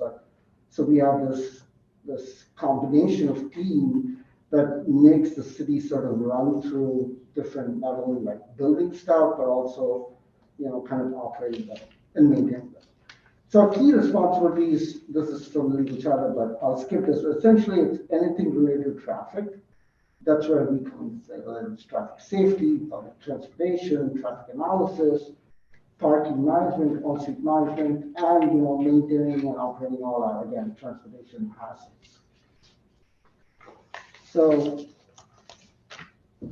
I just kind of broke down the key responsibilities much easier in slide 4. But essentially, we are into 2 different departments. One is essentially project delivery and administration, which is all the engineers and planners. We don't have planners, but engineers who do all the projects, develop projects, do the analysis, all the design, and also from the policy and education point of view. So we come into play on the project administration, that's it. And then you have the operations, which is a critical component of our city. Last year we raised, for example, on the parking revenue side, approximately $6.8 million. And that is critical to functioning in terms of, again, you heard earlier that from a general fund point of view, $6.7 million funds a lot of functions in the city. So then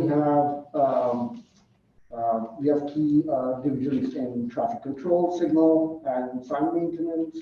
Then we have streetlight group that maintains all the 12,000 streetlights in the city and counting. We have roughly around 300 signals in the city, more signals than the entire state of New Hampshire. So just to kind of give you a sense of the magnitude of the signals, and some of these are really old. And again, maintaining them, I'm sure like some of you call me like, hey, the signal is going on flashing. Then you have to like diagnose what the problem is, send someone out and try and fix these things. And as the city is growing, there's a lot of added pressure on our staff to sort of like continuously make these things sort of running. Then you have parking meters. We have roughly around 1,800 parking meters. That again, like I said, we raised $6.7 million, and we have a strong meter back program from a permitting side. And in the sense that there's a lot of stuff that's happening, we are like running, kind of doing things in the background. And sometimes it's good that we are doing things in the shadows and we're not that present out there, but also at the same time we're able to like get the city running and functioning properly. And then I just have a slide in here like identifying some of the key staff. And this is kudos to the amount of work that we do. We have roughly around 80 people, including full-time and part-time staff. Majority of them are on the operations team, almost 95%. And there are about 5 professional staff, including me. And we are kind of broken down in mostly of engineers, but I'm one of those people as a planner and everything. So in that sense, like we are trying to run a lot of things, but doing a lot of things at the same time, trying to do projects, but also trying to maintain the operations. In 2023, we had a very good year in 2023. One of the key things I want to highlight is, as I mentioned earlier, from the parking collections, about $6.7 million last year, which was much higher than our previous year. And we hope, even though our parking citation thing is on moratorium because of COVID, we still were able to raise more money, through our parking meters in the last that compared to our previous fiscal year. Project delivery projects, we've done a number of active transportation projects, and they're still continuing to do so. There are a number of traffic signals that will be up for design and hopefully go for construction this year. Safe Routes for All, which is our master plan on the transportation side. We've been using that as a blueprint to go after funding from federal, state, federal, and other sources, private grants. And then we've done a lot of transportation program events last year, open streets, doing the bike, doing the bike race. We did an open streets event. We did one in Alder, Carmen Rodriguez's ward last year. And we hope to do these kind of projects, like continue doing these things, into the next year. So we kind of developed this ethos or this ecosystem of having this, kind of considering that our streets are common assets that we need to protect, but also make sure that these are areas where everyone can coexist, not just drivers. And that's been our focus: pedestrian safety, bicycle safety, providing safe access for transit users, so they can get to from point A to point B, access to jobs. So these all sort of relate to all the quality of life issues, economic development, public safety. So we fall somewhere in between all of these, goals of the city, or mission of the city. So last year we did a number of active quick build projects. We did a number of high visibility crosswalks to improve safety at intersections. We are moving to upgrading of signals so that they are less frustrating for pedestrians in terms of waiting time, but they're also, reduce congestion for drivers. So we're trying to find that balance in terms of not only, pursuing safety as our framework or foundational element, but also trying to make sure that there is less congestion. That relates to the air quality, public health related, benefits. In 2023-24, we have a number of projects. I'm not going to go through all of these, but we're trying to build upon what we've done in 2022-23, so that we can now kind of continue doing these projects, like upgrading all our 300 signals slowly. We are going after a number of funding sources as part of the BIR or IRA, and the upcoming IRA. We're looking for a lot of grant applications. Grant opportunities here. We are going to construction a number of signals this year. And York Street is going to become two-way under the garage. And we're hoping to do a lot of one-way, two-way street projects that are important. I know how frustrating it is for you to kind of go around these one-way streets. And that's something that's a goal that we're slowly, incrementally moving towards, trying to build projects, develop projects. So when we have the opportunity for funding as part of these mega grant opportunities, we can use that opportunity to sort of, go after these projects, go after these funding sources. On the parking side, we have a very important project that is upgrading all our signs. To mobile pay. Right now, there's a lot of confusion that comes into play because does this meter accept mobile pay? What kind of mobile pay does it accept? We're working with a marketing team to develop some sort of, a process so that we can upgrade these signs. And the other thing is we're also looking into upgrading our meters. We have 1,800 meters in the city, and a number of these are very, very old. And we are looking into upgrading them with either multi-space kiosks or doing some sort of mobile pay kind of system. I'll skip through a lot of these things, but that's the general sense of direction. This is just a small piece of all the projects that we are working. We're working on a number of projects in the sense, to give you an example, we're doing important projects that are subtle, but can give you some sort of substantial benefits. In the sense, relatively speaking, we kind of look for opportunities to do small projects that have a bigger impact, but less money, but don't cost a lot of money, and we want to use low cost equipment, materials to improve these projects. So that's all I have for for the few questions. So with that, I'm actually going to skip to slide 64, if you're following along, but that really just talks about the overall changes in the budget. The budget changed, the general fund budget for transportation, traffic, and parking increased by $228,000.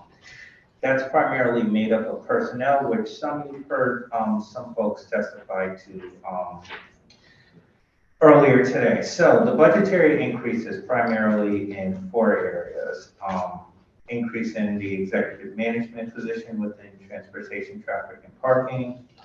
We did see an increase in part-time employees, which were primarily crossing guards. That budget increased by about $100,000 to accommodate the increase in wages and to see if we can hire a few more crossing guards as well within that budget. The third position, we had funded a parking enforcement officer position at $1. In previous years, we are asking to fully fund that to assist the department with revenue and public safety that position supports within the department as well. And the last position is a new position within their budget, which is the active transportation planner. I will ask Sandeep just to say a few words about the active transportation planner. Sure. So this will be the city's first position dedicated towards transportation plans, which is a very specific focused area of planning. The active transportation planner will work with different disciplines across the city and other stakeholders to coordinate projects, programs, and studies related to implementation of our active transportation plan, the Safe Routes for All. He or she or they will essentially research funding opportunities for active transportation programs. A lot of grant opportunities out there through local, state, and federal grants. We'll coordinate development, preparation, and implementation of diverse range of funds, and that's where we are looking forward to the next step in terms of developing an implementation task force to kind of implement a lot of these projects that are being identified and including the action plans. And in general, this position will also support on other projects related to not just Safe Routes for All. This is related to projects on the traffic engineering, traffic signal design, and roadway design projects. So this person who we hope to hire will have the full, from a 360-degree point of view, will have all the skills and experience and education to kind of do a lot of the transportation engineering and planning projects. The next slide really just gives an outline of the mayor's proposed capital budget for transportation, traffic, and parking. It really keeps a lot of the projects level and from previous years' funding, such as traffic control signals, which is the repair and maintenance of the signals that you see out there that we talked about earlier. The biggest change in funding comes from what was mentioned earlier, which is really to start replacing some of the some of the meters within the street that are really older meters. So we did increase the funding using capital fund, city bonding and ARPA funding going into the mayor's proposed budget to $1.1 million for meters when you compare, when you combine city and ARPA funding. And then one of the newer projects in capital is really the safe routes to schools. I don't know if you want to say a couple of words about that project. So this Safe Route School, that's another component of the Safe Routes for All program. So this $100,000 will provide support for us for the $400,000 grant that we won as for the Safe Routes for All grant program last year. So soon after the Safe Routes for All plan was adopted, we applied for the Safe Streets for All grant from the federal government and received $400,000 that requires a 10% match, 20% match. That was, the 80-20 match. And this $100,000 is allocated towards that, along with projects for safe routes to school, improving safety around schools, which is the project that we are working on from a needs and deficiencies point of view. So the next slide really just talks about the revenue for the department. There are two revenue sources, which we've mentioned numerous times. Traffic and parking meters, which is really status quo at $3.7 million going from fiscal year 23-24. And fines/parking tags, which is status quo as well, going from which is at $3.8 million. The next two slides are really just bar graphs showing the revenue history from 1999 to the budget. So with that, Mr. Chair, we will answer any questions. Thank you, gentlemen, for your presentation. We'll now take questions from colleagues. Questions on this area, Mr. Alder Furlong. Thank you, Mr. Alder Chair. I am concerned that the signs and pavement markings line item is lower than it was in 21-22. And we have a number, more than ever, signs that are missing, street signs that are missing, school crossing, markings that are missing. And I'm just wondering whether this $25,000 deduction from the previous year would be able to cover all that's missing. So it's not very often that we look for a department to take more money. Thank you so much. I will take any money I get. But that's a great point. But we are trying to use whatever funding we have from previous years to kind of supplement some of this deficit. And if you look at it, we are still getting an extra $300,000 a year on math, right? $200,000 overall from budget.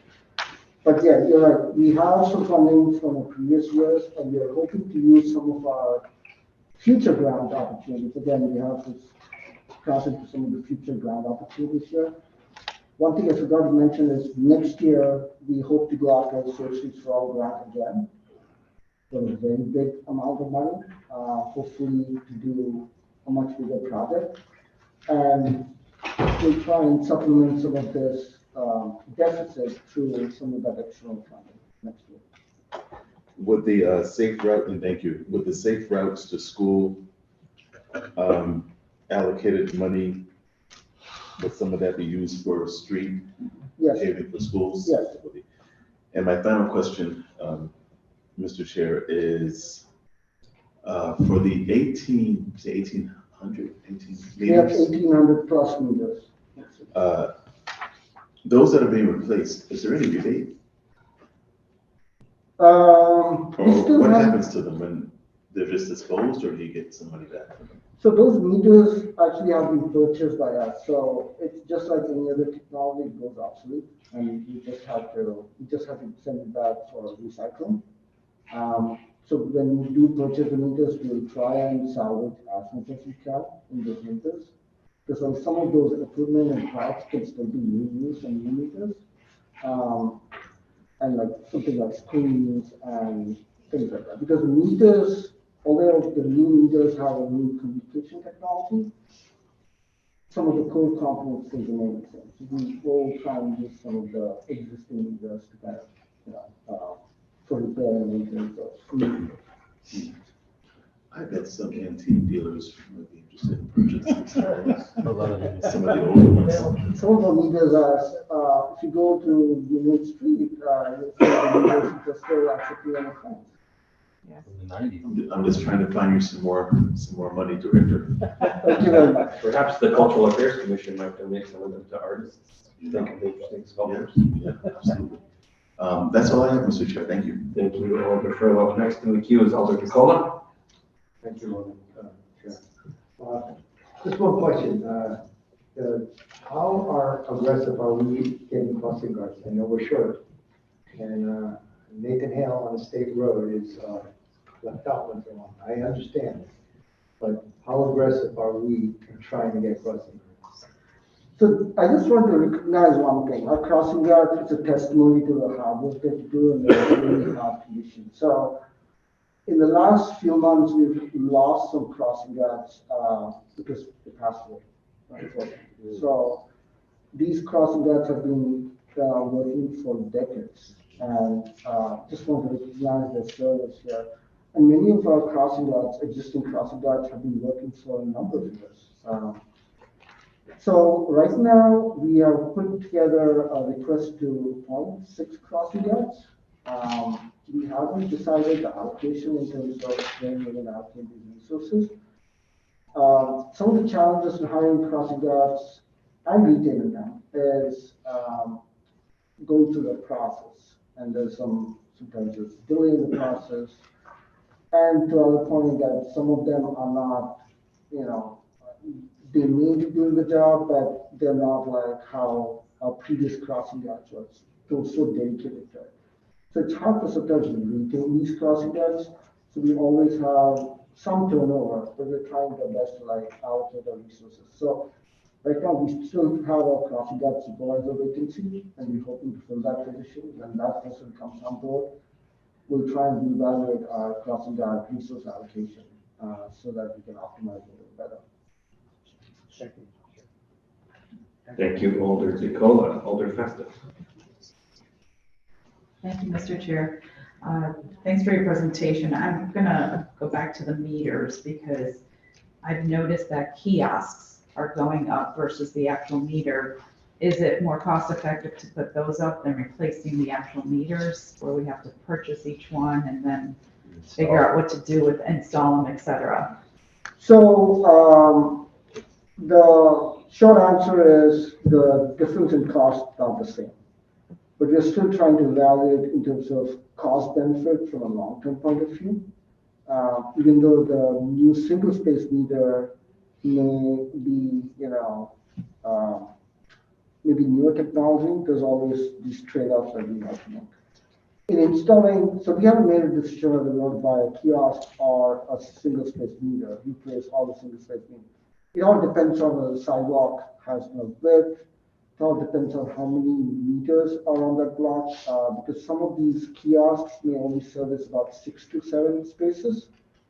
So if there's a block that has 9 spaces, do you now put a kiosk or do you still keep the?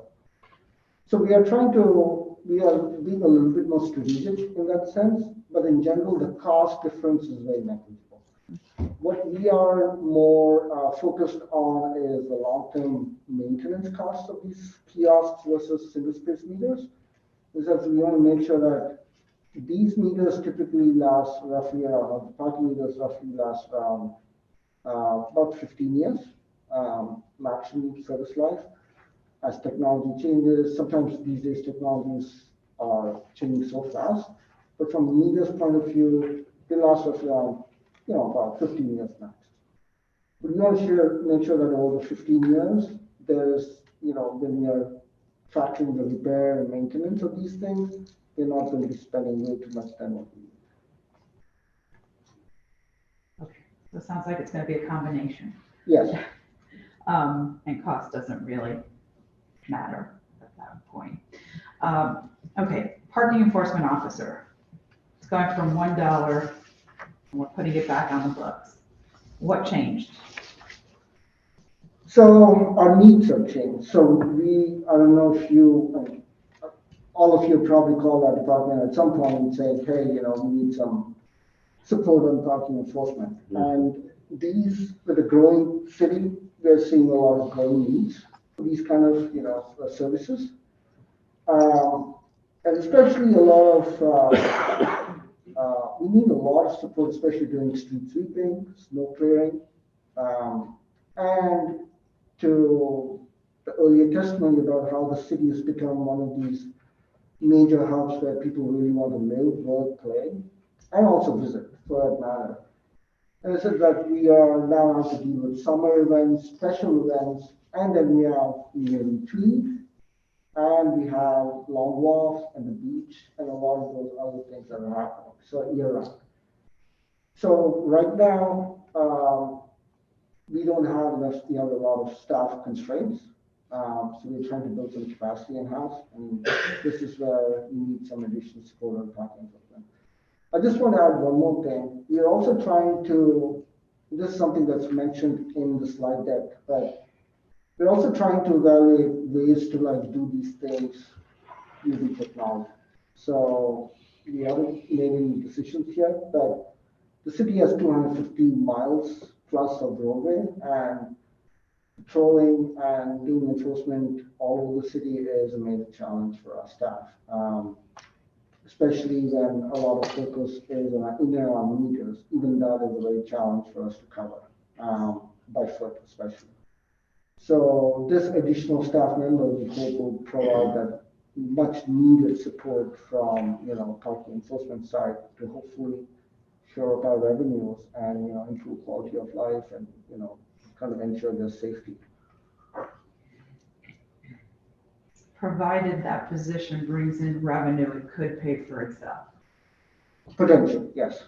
And why? I would say yes, because all of our staff, again, this is a testimony for all our staff. Again, we've issued, I don't have the stats here, but I believe last year we issued, I don't remember, but I'll tell you, with a staff of about, a staff of about 11 full-time and 6 part-time parking enforcement officers. We issued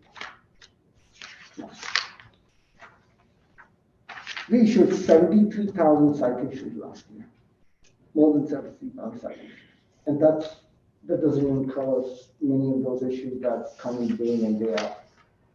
And of those, we adjudicated 6,500 tickets just last year. That was just one person who adjudicated 6,500 citations last year.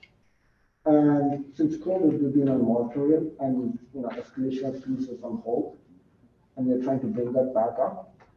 So once we'll hope to see a lot more revenue stream that will pay for those new conditions. So I noticed that there were no parking signs on some streets in East Rock today, but it wasn't for street sweeping or anything city related other than cables being, I don't know if they were moving them from the lower poles to the higher poles. Who enforces those parking spots? Is it us and these companies pay us, or how does that work? So I'm not aware of this thing. I will follow up on this thing offline with you, but typically I would believe this is UI. They're replacing all the older wooden poles with newer poles. So there's a chance that they're the ones who will go through that. Typically, if they're doing some work on street, they do reach out to our office for posting signs so that they can work. Or if it's a meter space, they usually reserve a meter back. In this case, I'm not sure, but I will follow up on it. Okay, thank you, Mr. Chair. Through you, if we could follow up on What that. street? It was all over East Rock, Banner, So noted. Lewiston. Good call. Thank you, Alder Chester. Alder Singh. Thank you, Mr. Chair. Director Sandeep, since you mentioned street sweeping enforcement, what is the procedure for street sweeping enforcement? So, Are we ticketed and towing or just ticketed? so right now the policy is that we're only ticketing. We're only giving citations, that's $100 fine. We have stopped ticketing and towing for a couple of years. Before my time. What will it take to enforce towing? Because as always, the ticket in there, but we still left with a street that hasn't been swept for 6 months, coming in back to the spring season, and it's continuing though. So we're working, this is a policy decision that was made with, through the mayor's office, but we are kind of finding ways to kind of do some of the enforcement that stops us from towing some of these vehicles. And we have a number of tools that we can use in terms of like, making sure these vehicles that are sitting there for a number of months, collecting tickets. It could be abandoned vehicle that was stolen and it's probably like, in the middle of the street. So we're working with our partners in the Public Works Office and also using other tools in terms of, from an enforcement point of view, to see, how we can cite these vehicles. We have other, other enforcement, sort of legal enforcement avenues to kind of do some citation and towing for these vehicles. So we do it, but right now the policy is no towing during street sweeping. Thank you, Mr. Chair. Thank you. Thank you, Alder Singh. Further questions from colleagues? I'm going to make a couple points rather than ask questions, given the late hour and the fact that folks have been patiently waiting. One point I would make is that we've seen the creation of additional residential parking zones in the city, which adds enforcement burden on your department. And so that's one thing to keep in mind when planning for the future. We just updated the trucks ordinance, the large vehicles ordinance, right, which has enforcement indications as well. The last thing I want to say is that I'm not currently aware of a way or practice of the city measuring before and after traffic conditions when street improvements are made. So, for example, in my ward, we've changed a lot of things. Bike lanes, roundabout, moving the street around a bit. And I just don't understand. I would like to, I think it would be good for us as a city to know how well these measures are working. But to do that, I mean, if you just rely on anecdotal evidence, like it varies. Some people think it's great, some people think it's the worst thing that's ever happened. And I hear from both those groups. But do we actually have data about traffic counts and speeds before those measures are implemented and after? And are we being thoughtful about doing that each time we do a major project? So in the past, probably not that much. Again, we have a lot of things that come in from all directions within our department because again, we're doing both operations and the planning and engineering side. So again, we are very short staffed, obviously. So, but for the future, we are moving into that direction, and this is where the active transportation planner comes into play. In terms of during the project development phase or project planning phase, trying to understand what the needs and deficiencies are, what the data shows, because data is very important. It kind of gives you a direction of what really you want to plan, what's the problem out there, so you can find a solution to it. And we do that on a lot of projects from a traffic engineering point of view, but we don't necessarily sometimes we don't do it to the level of the extent that we want to on these mega projects. And there could be a number of reasons for that because, again, capacity constraints, or it could be a lack of data too, or the cost of acquiring this data. And we're kind of trying to find ways to do things digital, move into that digital realm of collecting data and analyzing data, but also, keep some things in the analog and make sure that, again, its data quality is good. It's not just, But yeah, performance measures point of view, we are moving in the direction of doing this before and after analysis. I'll give you a case in point, great example that we recently did. Ellsworth and Edgewood had a number of crashes. I don't have it on top of my head. And last November, we installed an always stop sign there at the request of local alderman. And since we did monitor it, and since November, which is not a full, again, it's not a great representation of exactly how safe that intersection is, we haven't had a single crash at the application. And these are the piecemeal, so these are small, again, like I said, small changes to have that substantial impact. Sometimes always stop may not be a great example, a great solution, but in this case it worked. And we know that there is a case study here or example of a success story. Okay. Thank you. And crashes, there's a police report, there's a crash, there's a count, it's tracked. Speeds, we don't have mechanisms in place to monitor speeds unless you put up those little tubes or whatever, right? If we're gonna have, if we approve this active transportation manager planner, that could be part of what that person helps to figure out is mobilizing resources in the field or technology to look at the before condition and then look at the after condition. Because we were told by your predecessor, for example, that we were going to do tactical urbanism and try out lots of things. And we have tried out a lot of things, but I just don't think we have real rigorous data on how these things are working, which means, to me, seems like a waste of effort.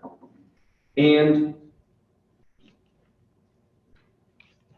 let's just say that some of these projects are not easy to, they're not just technically difficult, they are politically difficult. And so if you're expending a lot of staff time, political effort, and you still don't know how it's working, it's just, I just don't think we should do it anymore, unless we're actually having a more effective way of measuring whether or not they're working or how they're working. Anyway, I've made that point. Thank you very much. Any further questions from colleagues? Alder Festa. I'm sorry, you just triggered something, Mr. Chair, with that conversation you just had, because it seems like signal lights, red lights have become stop signs. Stop signs have become yields. And will this transportation position be able to address some of those concerns? Because people are ignoring red lights, yielding at stop signs or not stopping at all, particularly at four-way stops. People forgot how they work. Is that something this position can address? So yes, this person will work with different departments. So from a safety point of view, putting a sign or traffic signal control is just one small piece. Enforcement comes into play, engineering comes into play, and some level of education, from that, there's a multi-departmental effort that this person will have to lead, coordinate a lot of departments, make sure that any solution that we come up with, put some responsibilities in different, departments, stakeholders, because we can't just be putting traffic signals, we can't just be putting stop signs and hoping that everything works. There could be a point that even put a traffic always stop sign, they're not going to follow the rules. And now that's where the enforcement comes into play. Maybe we can do some more engineering around it, but that only takes you so far. So this person will hopefully work effectively in different departments and kind of coordinate that efforts, much more streamlined. Thank you. Thank you, Alder Festa. Further questions from colleagues? Seeing none, thank you very much for your time. Thank you. Director Sardeep. We are now going to move forward on our agenda and ask for the Equal Opportunities Commission please to come forward. Your moment has come after all this time. And when you are both settled, if you could please give us your names and addresses for the record. Oh my, and there's Mendoza too.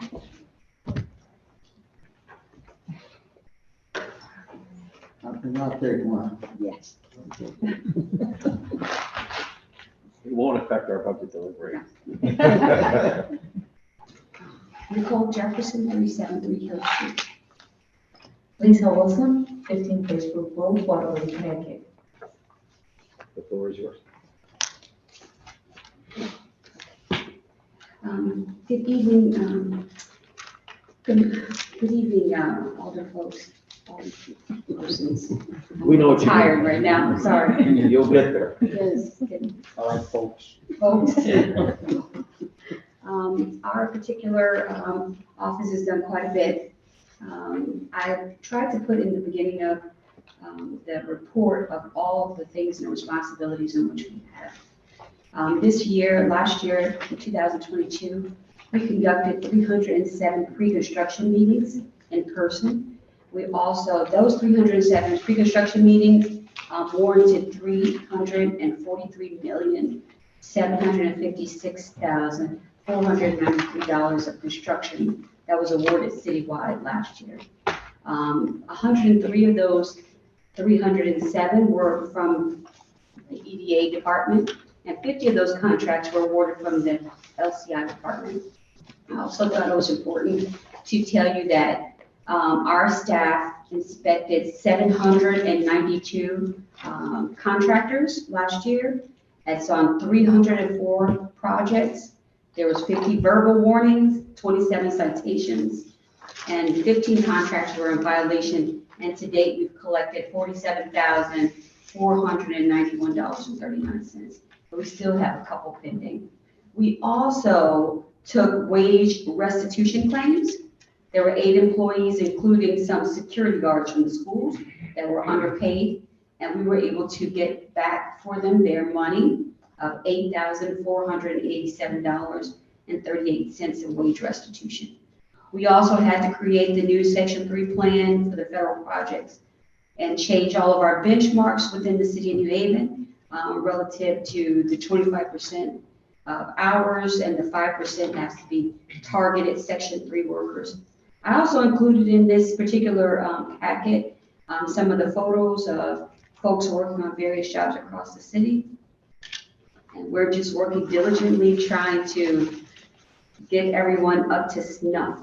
I thought that it would be important to give you guys what has happened now in 2023. Just this first quarter of the year, we have met in our office 146 contractors. Pre-construction meetings have in person been met, and $118,627,116 million in contracts have been awarded this year. We had a slight change in inspections because we were still counting when this report was being done. We've actually done 380 contract compliance inspections and 153 projects were inspected. And I'd like to we gave you a sampling of what an inspection report looks like. And we thought we'd throw in a good inspection report, which is 100 College Street. The numbers tell the story, how many folks are on the job between all of the different contractors. Macy's Glass has got 28 total workers, 9 were minorities, 1 female, 2 residents, 3 apprentices, doing very well. Also Century Drywall, carpenters, laborers, tapers, they have 51 people on site. Out of the 51, 26 were minority, 2 females, 12 residents, and 6 apprentices.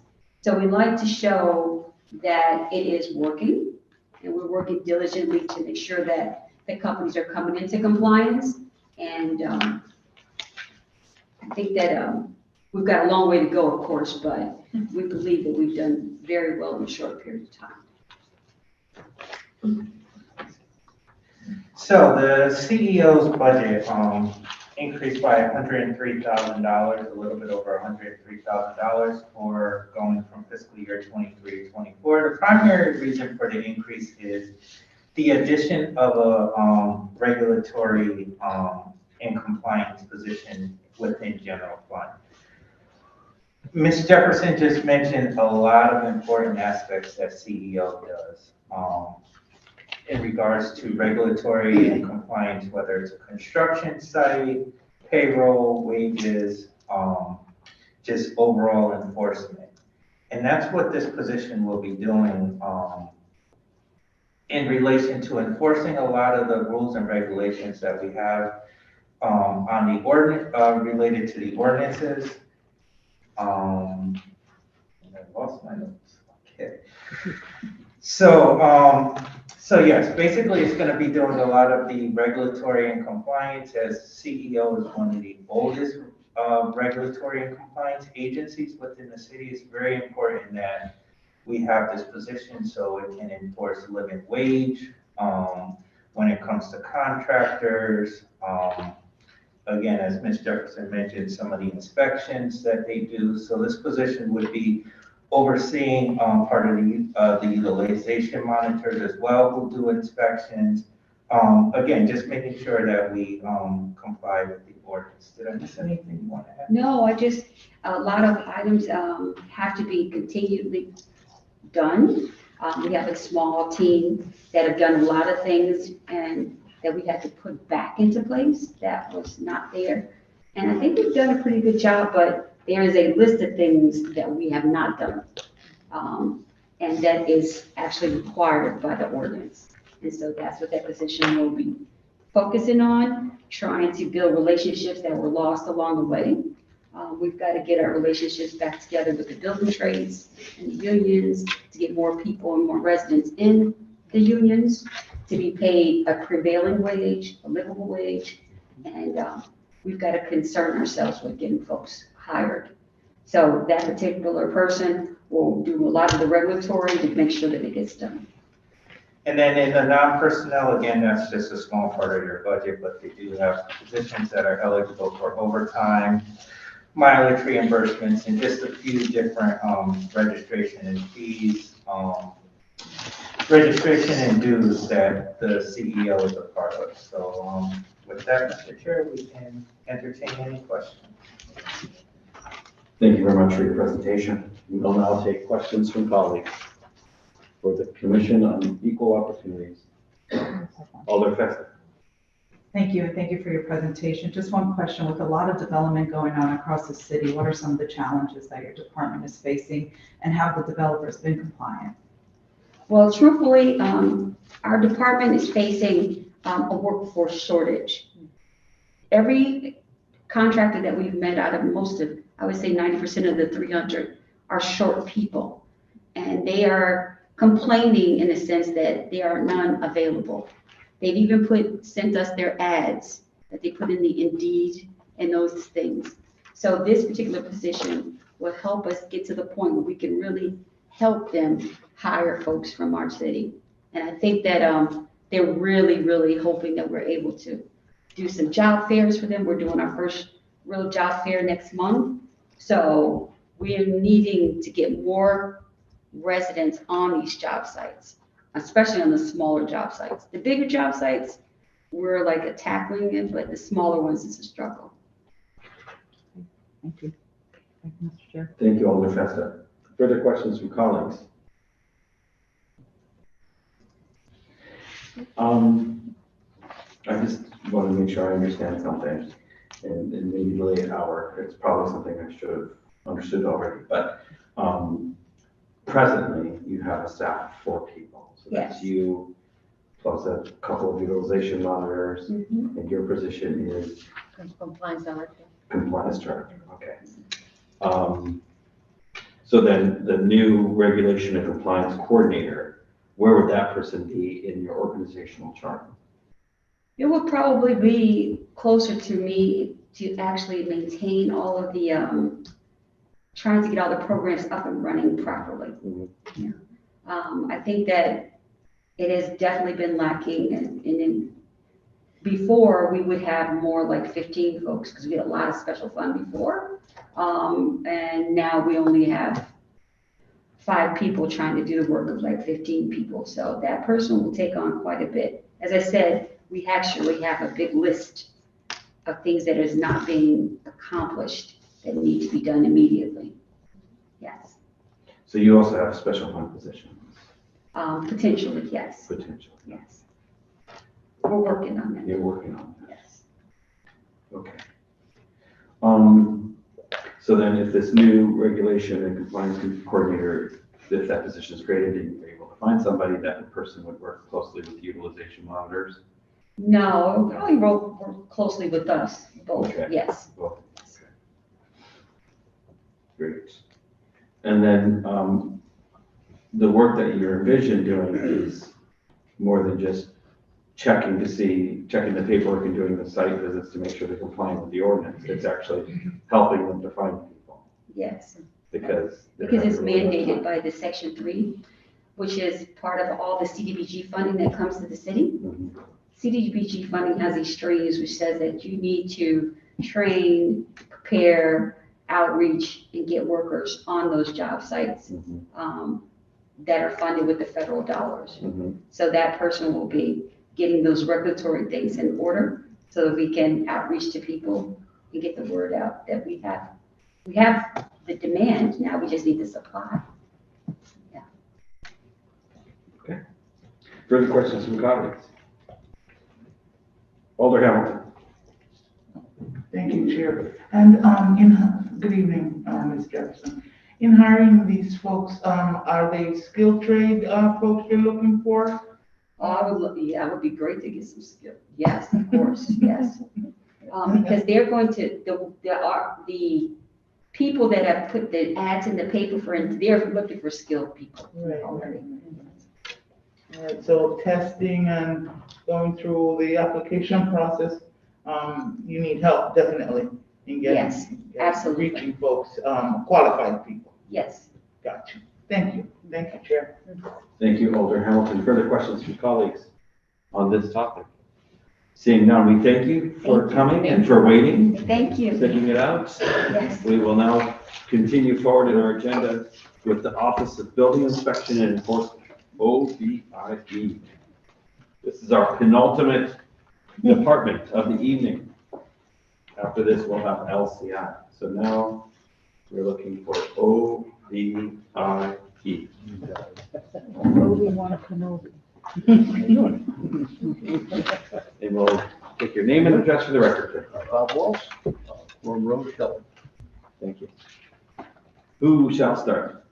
You? I think Bob, you're going to take us through a little bit of your department. Okay. As far as what part? We'll just talk a little bit about what the building department does. Well, as you can see, responsible for public safety. If you drive on any road in town and you rip and cut and see, that's what we do. So if you could just pull that closer or pull yourself closer. We want to be able to carry. As you can see, any road you drive, any ribbon cut you see, we're there before you. From any little store in town to all the apartments you see, the Coliseum site, 101 College Street, 101, St. Ray's addition right now. We've had 5 years of enabling projects at St. Ray's to get ready for a big project, which is a 4-year project. And anything from a single family house to a hospital, that's what we do. And I think. Oh, please use the microphone. I'll use this. Yeah, bring it on over. Nobody else here, right? Hi, Carlos Izagari, 244 McKinley Avenue. Yeah, I think, bigger picture, Bob's probably being a little modest. I think the building department is responsible not only for bringing in, a large amount of revenue to the city's general fund, and I think Mr. Walsh alluded to that with these major projects like St. Rayfield's, the Neuroscience Center, other Haven Health, 101 College, 100 College, Yale Science Hill. I mean, the list goes on and on for these major projects, and it's a major boon to the general fund, but also directly responsible. The inspectors that work for Mr. Walsh are also directly responsible for life safety all over the city, and so this is making sure, issuing permits for, like Mr. Walsh said, for any project, really any building project that you see, but also playing a substantial role that these projects are being built safely. And so not just a revenue generator, but also life safety and public safety. So looking at the building department budget, going in from fiscal year 23 to 24, the budget increased by $213,875. There was one primary increase, which Mr. Piscatelli, when he alluded to up here, was really in the part-time inspector category. We did add $200,000 within the budget for part-time inspectors, realizing that this is the way, in working with the previous building official and Mr. Walsh and the team, that we found that trying to hire some part-time inspectors would certainly help with the different projects that are going on within the building department. So that is what the primary increase in that budget is for. Again, the building department brings in a ton of permit revenue for the city. That is one of our main local revenue sources. The budget going into next fiscal year is status quo as this fiscal year, which is $15 million on the revenue side. Again, that's basically due to project inspections, permits, and other areas that the building department inspectors do over the course of the year. But from a monetary change, again, the increase is really due to the part-time inspector line that we added of $200,000. And if I may add, Mr. Chair, Mr. Gorman hit on it as well. I forgot to mention that the permitting and licensing department of the building department also plays a big role in the cities, not only generating some revenue, but also public safety when it comes to vending licenses and street vendors and peddlers and those sort of things. So that's also a major function of the department, is permitting and licensing for mobile vending and those sort of things. So with that, Mr. Chair, we'd be happy to answer any questions. Thank you very much, gentlemen. The queue is open to colleagues. Alder DeCola. Thank you, Mr. Chair. Thank you. Thank you for your service and your knowledge. Your knowledge, I know, is very valuable. 22 years. I know, and I thank you for hanging in. I'm not a public speaker. I get it. I want you for what your knowledge is. You're good at what you do. I want to talk about how we're going to address the zoning enforcement. Like you're saying, I want to know what will be his pay status and will it be comparable, because the market out there for inspectors, and I know it, is a war right now. Cities are outbidding each other, even for part-timers. So I want to know how much money are we going to be paying this new zoning enforcer who will help many departments, not just the building, LCI and everybody else, to enforce our zone laws. So you have a number what we're going to be paying this person, whoever it is. I do not know offhand. I'd have to get back to you. Maybe Mr. Walsh or Mr. Green may know, but I don't have that number in front of me. Mr. Chair, I hope we get So that. noted. Through the chair, I will get that back to you. Okay. Is it built into the budget already, or are we looking for funds to cover that? No, that position is already budgeted from, it's already in this current year's budget. Right? So yeah, if you're talking about the zoning officer position, which is built into, and I apologize, it's getting a little late. I understand.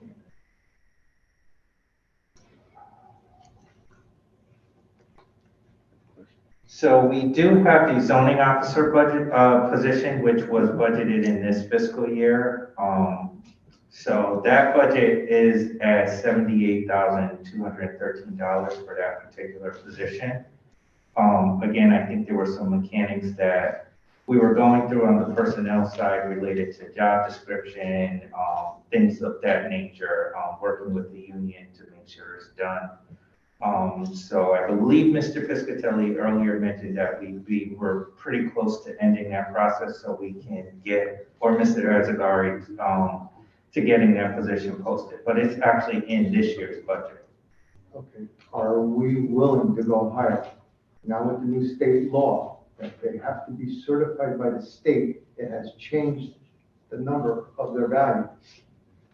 So are we willing to go higher if we have to? That information I'd have to get through the chair because there's different aspects to these job descriptions and things, and that involves the union and other mechanisms, so. I understand that. So yeah, I can certainly get back to you through I'm the just chair. bringing this up that maybe we should be talking about this now, so if we do get somebody, we don't lose him. Because it's hard to get. My friend is a building inspector, and there's a war going on right now. So, and I don't want our city to be hurt, and Mr. Walters has his hands full, and he needs assistance. And that was my concern. So that on that topic. Another question. Our building fees, are they at a fair price, or can we go higher? Comparable to major cities? Well, I think we're at a fair price. Fair price. With the staff that we have.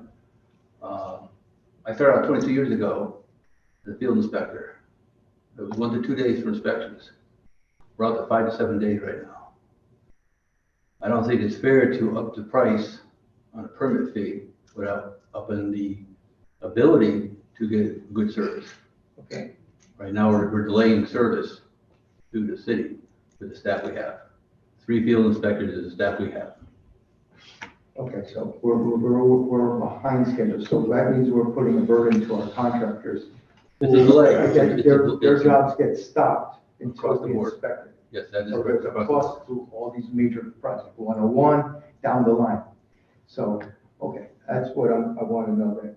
Are we looking to increase this department so we do not put a burden to our developers that don't get delayed? Because every day is thousands of dollars to them. So that was conversation with adding an assistant field inspector, make it 4, 2 plans examiners that we have. Our mechanical department is, as of May 1st, will be non-existent. We do not have a mechanical division within the building department. We have one position that's been posted for 18 months, no takers, at 78. Okay. So, ABOs in this city make 63 high pay. Inspector today went out of town for an interview in Stratford. They were offering 85 with a city car. He's at 63 and they were 85. We're a turnaround department. We've lost 6 inspectors in 4 years. I know that. 2 electrical, 2 mechanical, 1 building. So to the chair, that we find out from the administration, they were talking about pay raises. Are we, the department that brings in $15 million, and are we being more aggressive in trying to get adequate workers to keep this cash flow coming into our city? That's what I would like to know. I could also point out 4 of my inspectors have part-time jobs. 1 inspector takes his vacation day every Tuesday at noontime to go do a part-time job. So on Tuesdays, I have 2.5 field inspectors in this city. We can't be collecting $15, $20 million with only 2.5 field inspectors in the city. And say 5 to 7 days or longer for inspections. That would be unfair to the city.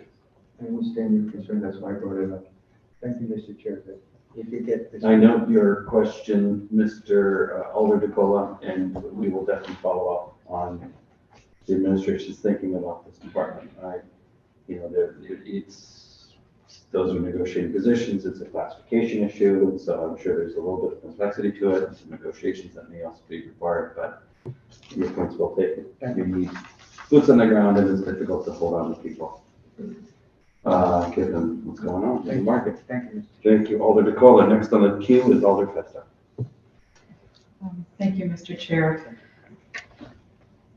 Now, the position that that Alder DeCola was talking about is different from this part-time position, right? Mm-hmm. So the part-time, is that part-time inspectors? What is the part-time? So when the budget was submitted by the previous building official, we worked through the numbers and things like that. The goal was to look at part-time inspectors. Again, that's something that the previous building official did some analysis on. That's something that other municipalities in other areas are going towards as well, to try to supplement the full-time work that's going on within the office. So those would really be part-time inspectors. Again, we'd have to look at the hourly rate, wage, but I'm looking at maybe 4 part-time inspectors that get you 200,000. As Mr. DeCola mentioned, there is a high demand, which the previous building official mentioned as we were looking at the budget. It is a higher hourly wage classification, even though it's part-time. So that certainly plays a factor in the number as well. And I got the understanding that it would be on an as-needed basis, or would they be an actual part-time worker? They would be part-time workers, exactly like any of our other part-time staff. Because I understood it would be as needed, which is a concern, because then there's, anyway, There will I guess always be a it's need. irrelevant. If I can make a comment to that? Yeah. There is a high demand of inspectors. My inspectors that went on an interview today in the town of Stratford, they posted at 85, and they got 7 applicants. We have a position of 18 months with 1 applicant in 18 months. Where would you apply, 85 or 63? We're too far behind. 63, come on, it's New Haven. We're too far behind. What's happened is they come, and we've had 2 mechanical, 2 electrical in building. They came, 2-3 years under their belt, nice resume, and they go to another town, 90 plus. We can't compete. And we end up at entry level, they get a couple years experience and they move on. And it's a revolving door. I can't have entry level inspecting a hospital. I've been here 22 years, the next inspector behind me is got 7 years experience. Behind him, 18 months. I'm very concerned about the experience we have behind me. When I started out, everybody in front of me had 15 to 20 years experience. I'm the old guy now. And I want to have a good team behind me. And right now, we can't compete because I've been here 22 years. I've never seen an inspector from another town come to New Haven, leave a town for 75 and come here for 75 or 80 or plus. It's always been reversed. That's the dilemma we're in right now. Okay, I mean, there's just, it's late and there's a lot Oh, it is. going in my head regarding this because I think it's more complicated. Oh, it certainly is. And we also need the expertise out there. We can't just, let's say if there's contractors out there that do this, we need to make sure that they're safe enough to hold up our New Haven reputation too. But yeah, good luck. Anyway, I don't know. I'm just thinking of what else is out there that we can do other than raise the rates. I think the financial part of it, if you get competitive to other towns, we could post and have 7 applicants, which other towns around us have been doing. The building department would be back up to full staff with good quality people, you pay them quality wages. Not more than anybody else in the industry, but if we can't compete, getting back to the budget of increasing fees, I think we need to staff the department full of qualified people with a zoning officer that can handle zoning, administration. Right now, we're 100 permits behind on zoning approvals. We have 1 zoning person in the city who does everything in the city. Without staff, this is not a new created position in the building department. This is to replace a position we laid off 12 years ago. So we're not adding more staff, we're replacing what we lost. Is there a step-up mechanism in your department? For example, if an intern starts to work there and then works out in the and builds their. Well, there's no, in our department for inspectors, there's no interns. You either have a license with the state or you don't. The bad part about that is we had 1 inspector here, 20 years experience. New inspector came in, brand new, green, making the exact same dollar as a gentleman here at 20 years. So we have entry level, the 20-year experienced guy making the exact same pay, step and grade. And it was always a conflict of the 20-year experienced guy, you go to the hospital. The entry level guy, you go to a single family house because there's more expertise than the 20-year experienced guy. There's no step. 1 to 3 years, you get one pay, 3 to 5 years, you get one pay, 10 years or more, you get one pay. You're stuck in that step and grade. And now you got animosity between the different people in the department of, you just here, you've been here a week, you make the same, I've been here 20 years, and we'll make the same pay. That's a big problem in the department too. Yeah, and that would be a contractual issue with the. Yeah, no, I understand, I'm letting you know where I've been coming from for so many years, I can see. Right. Some of the structural. Structurally, how we can fix things, make things better. Thank you. Thank you, Mr. Chair. I agree with you, Alder Fest, that there's some complexity here, and further updates from the administration as plans develop over time will be most welcome to this committee and to this board. Any further questions? Alder Singh. Thank you, Mr. Chair. Mr. Watts, since you had moved to electronic permitting through the city squad, is there anything doing or to expedite the smaller permit, like a roofing, siding, these contractors? Well, all the permits get treated equally. They all enter a program the same way. If a contractor does not have a computer at home, they can come to our office. Our office is open daily, every day, doors never closed. All through COVID, we never closed one day.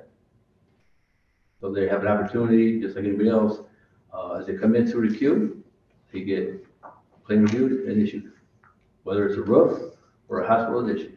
But it has to go through online. Yes, that is correct. We've gone paperless 3 years ago, which saves a lot of money because we're not buying paper. We have no place to store paper. It works quite efficiently. We find that it works better.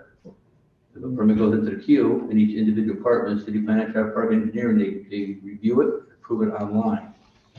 So the applicant does not have to walk around to each individual department. So it actually makes it faster to expedite permits. So how long will it take to issue a re-roofing permit? What is the time span? 1 day. We get zoning approval, we get 1 day. Thank you, Mr. Chair. Thank you, Alder Singh. Further questions from colleagues? Seeing none, we thank you for your time. Thank you. We appreciate your Thank you very much. speaking in public with us. Thank you. You did fine.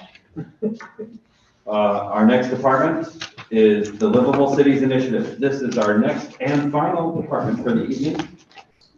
They get the prize for waiting the longest before they had to go. The prize is me saying that. That's basically all the prize you get. So there we go. I see our director of Livable Cities coming forward with a member of her leadership team. Her posse is being summoned as we speak.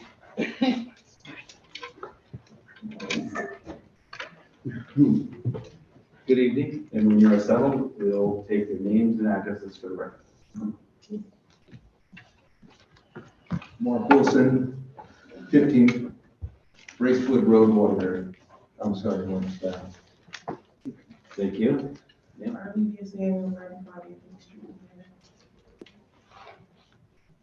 Good evening, Mark Stroud, 221 6th Street, Williams. Okay. So the floor is yours.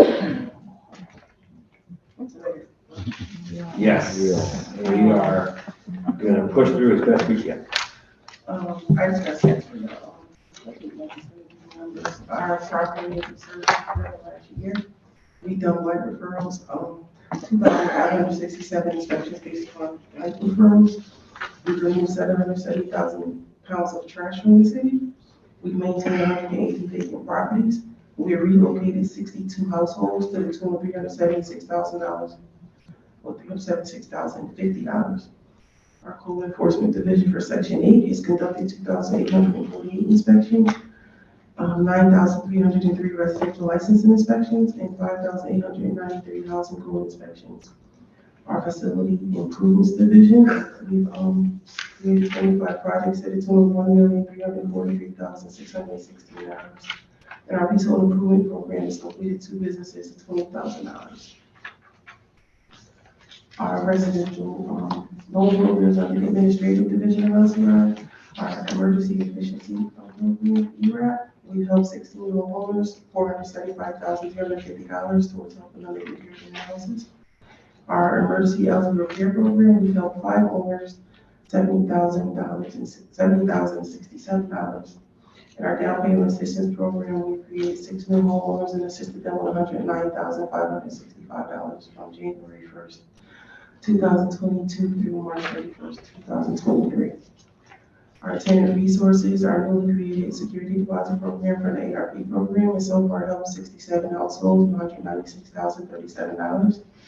And our council program, which is currently now closed with expended all of the funds, helping 139 households remaining in their houses after coronavirus. And that was $844,000.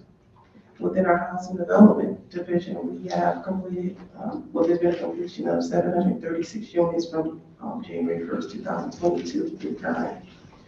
554 of those units were affordable, 182 were market, and there are currently 1,386 units in the pipeline, of which 912 are affordable and 477 are market.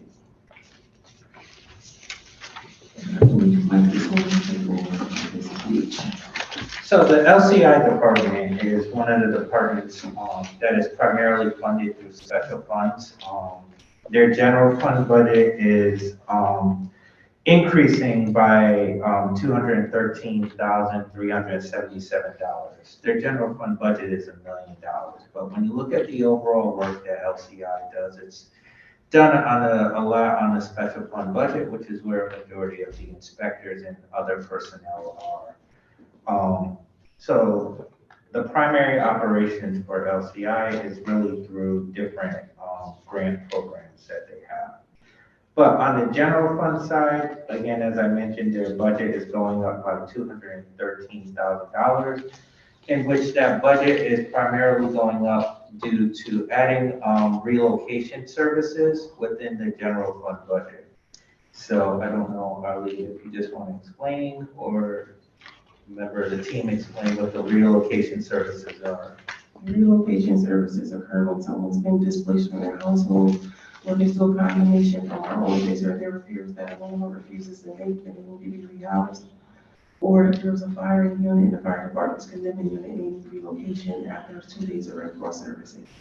And unfortunately, once we take over the process of relocating them, we recently, the last couple of years, we've been hitting people not being able to find adequate housing or remaining in hotels for extended periods of time, which has gotten us way out of budget, and we've increased or asking for an increase in the funds for the relocation budget.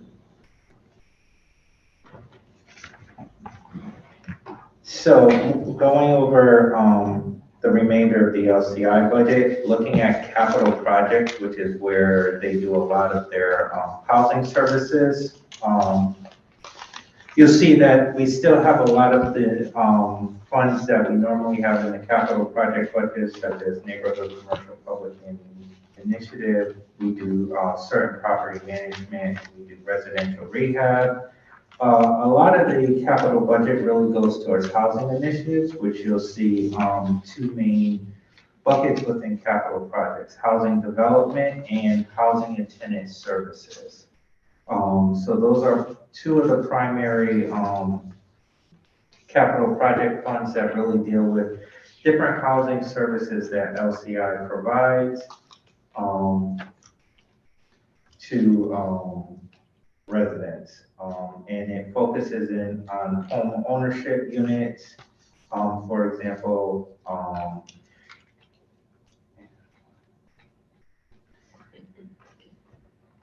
preservation and stabilization of existing structures, to support working families through rehab, code enforcement, promote healthy and safe housing conditions, emergency repairs, energy efficiencies.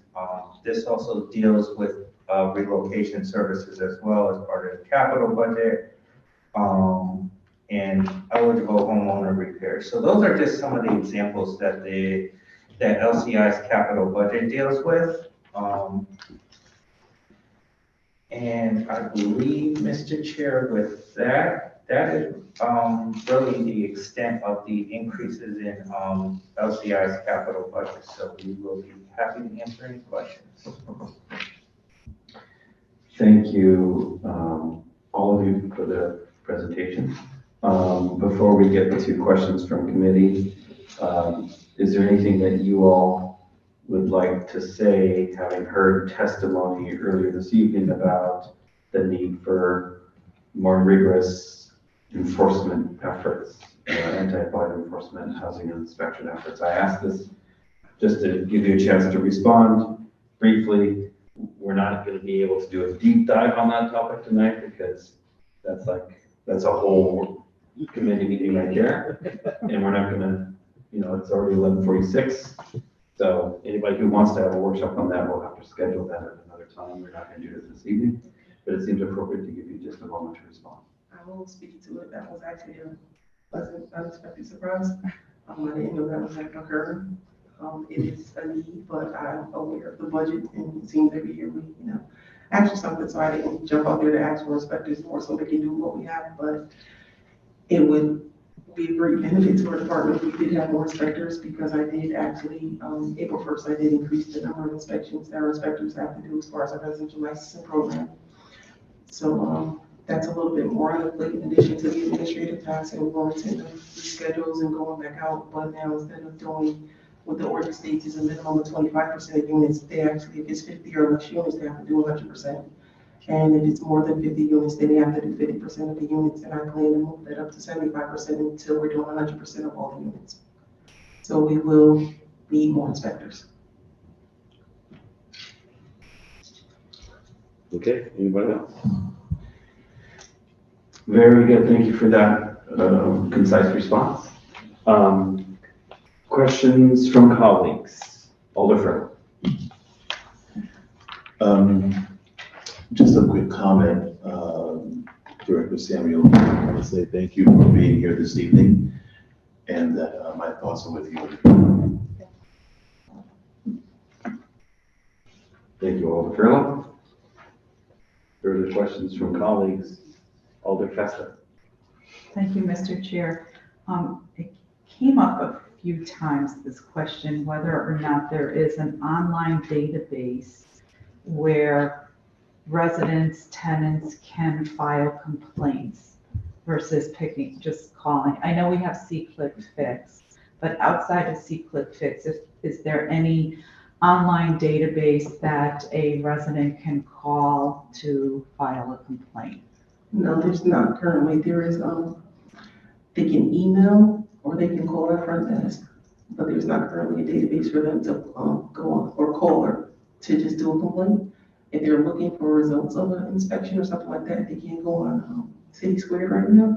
But we're also currently working on transitioning to the OG. We're currently building that system, and it'll include a whole lot of user-friendly, customer service-friendly aspects that are much more public-facing and give a lot more information and access to us and things a lot more easily. Okay, so something is in the works to help. Okay, and I forgot my question. That could happen. Brain fog, age, and late. There are more, but that question kept coming up. And, LCI has a lot of responsibilities and, rehabbing and, I see here too, housing development.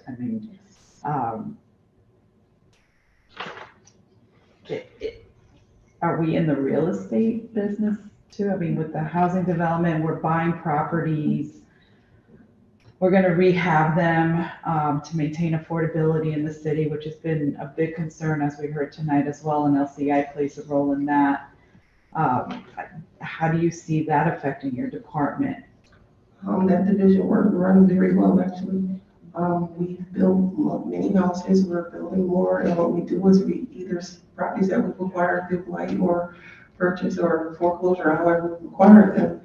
If they're buildable lots and one of our nonprofit partners are not asking for them, or if it's a sliver lot, we actually build on these properties, beautiful brand new 2-family homes, and we get first-time working families into a house where they're also on the board for the first time, and they're required to provide affordable housing and rental units. In addition to that, we partner with our nonprofit partners, and the system we're doing pretty much the same thing, building new units or rehabbing them to first-time working families with an affordable unit for rental. And I mean, it may not be the fastest way to improve or, provide affordable housing in the city, but it's making an impact and we're getting more neighborhoods.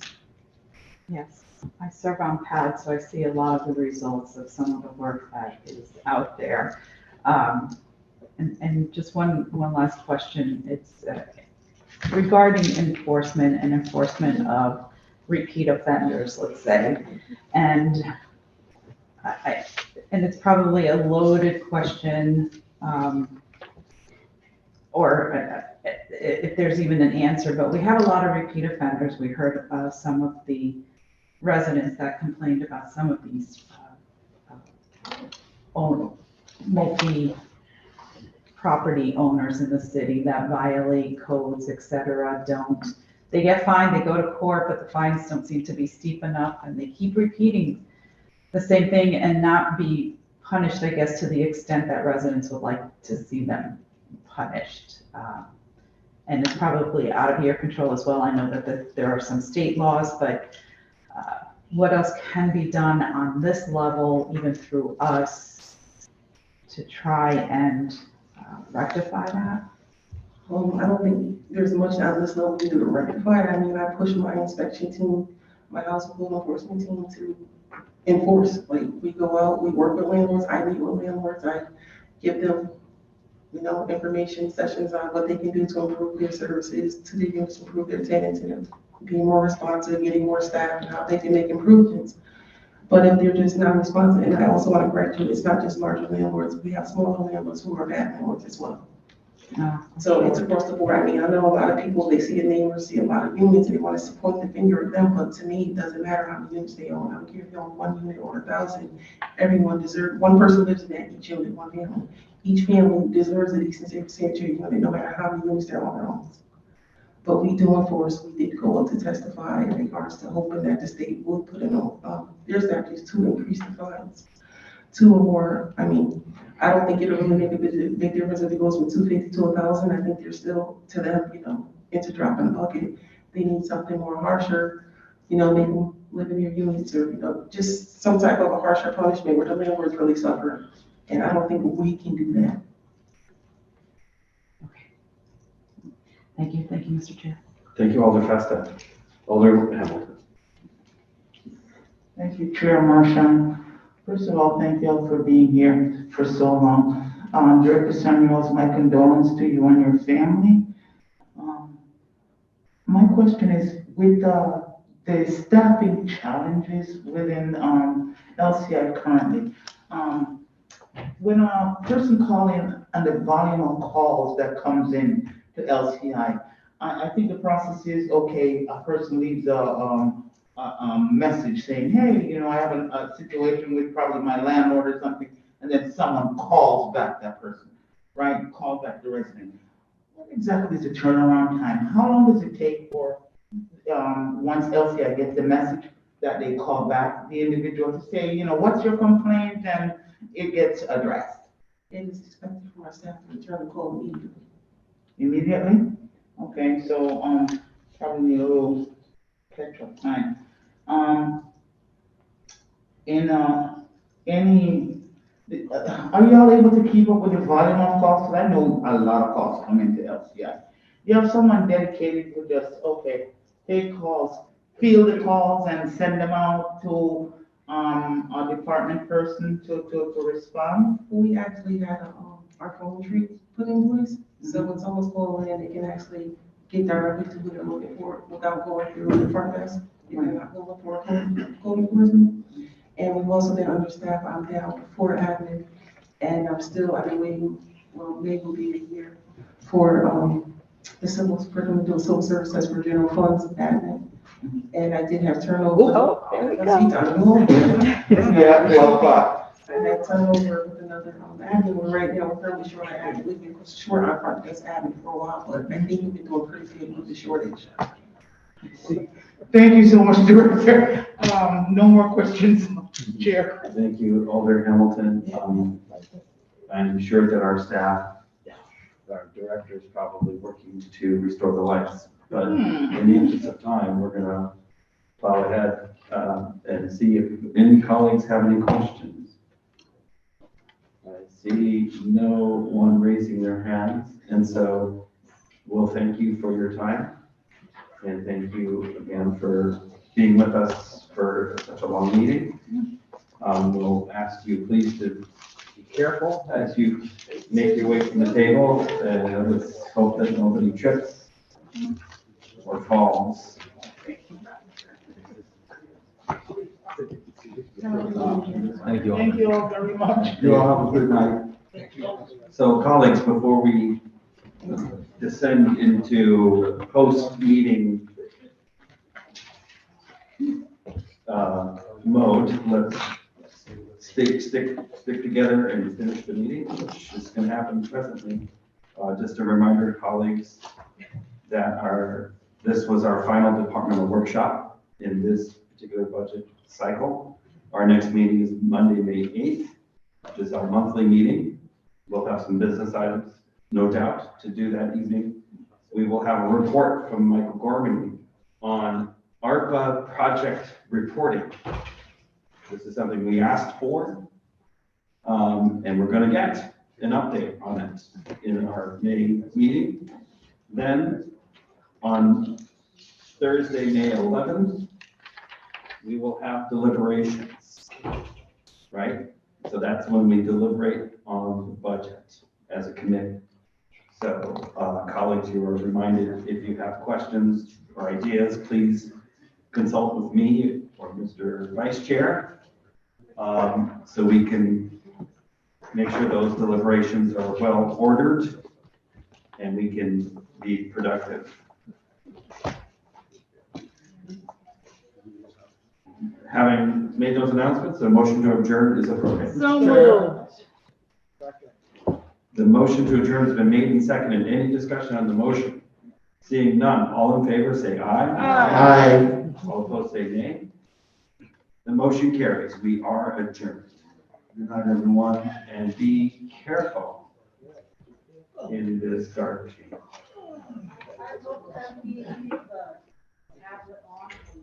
We're going to leave the big computer on.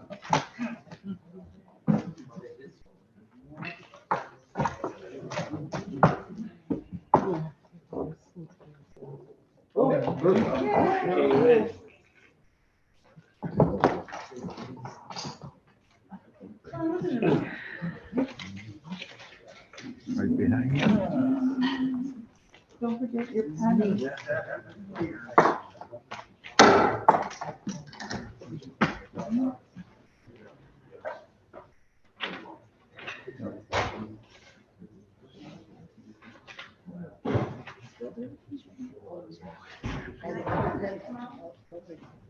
Oh, I didn't know that.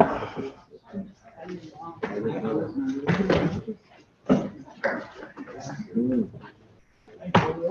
I forgot about these things. There we go.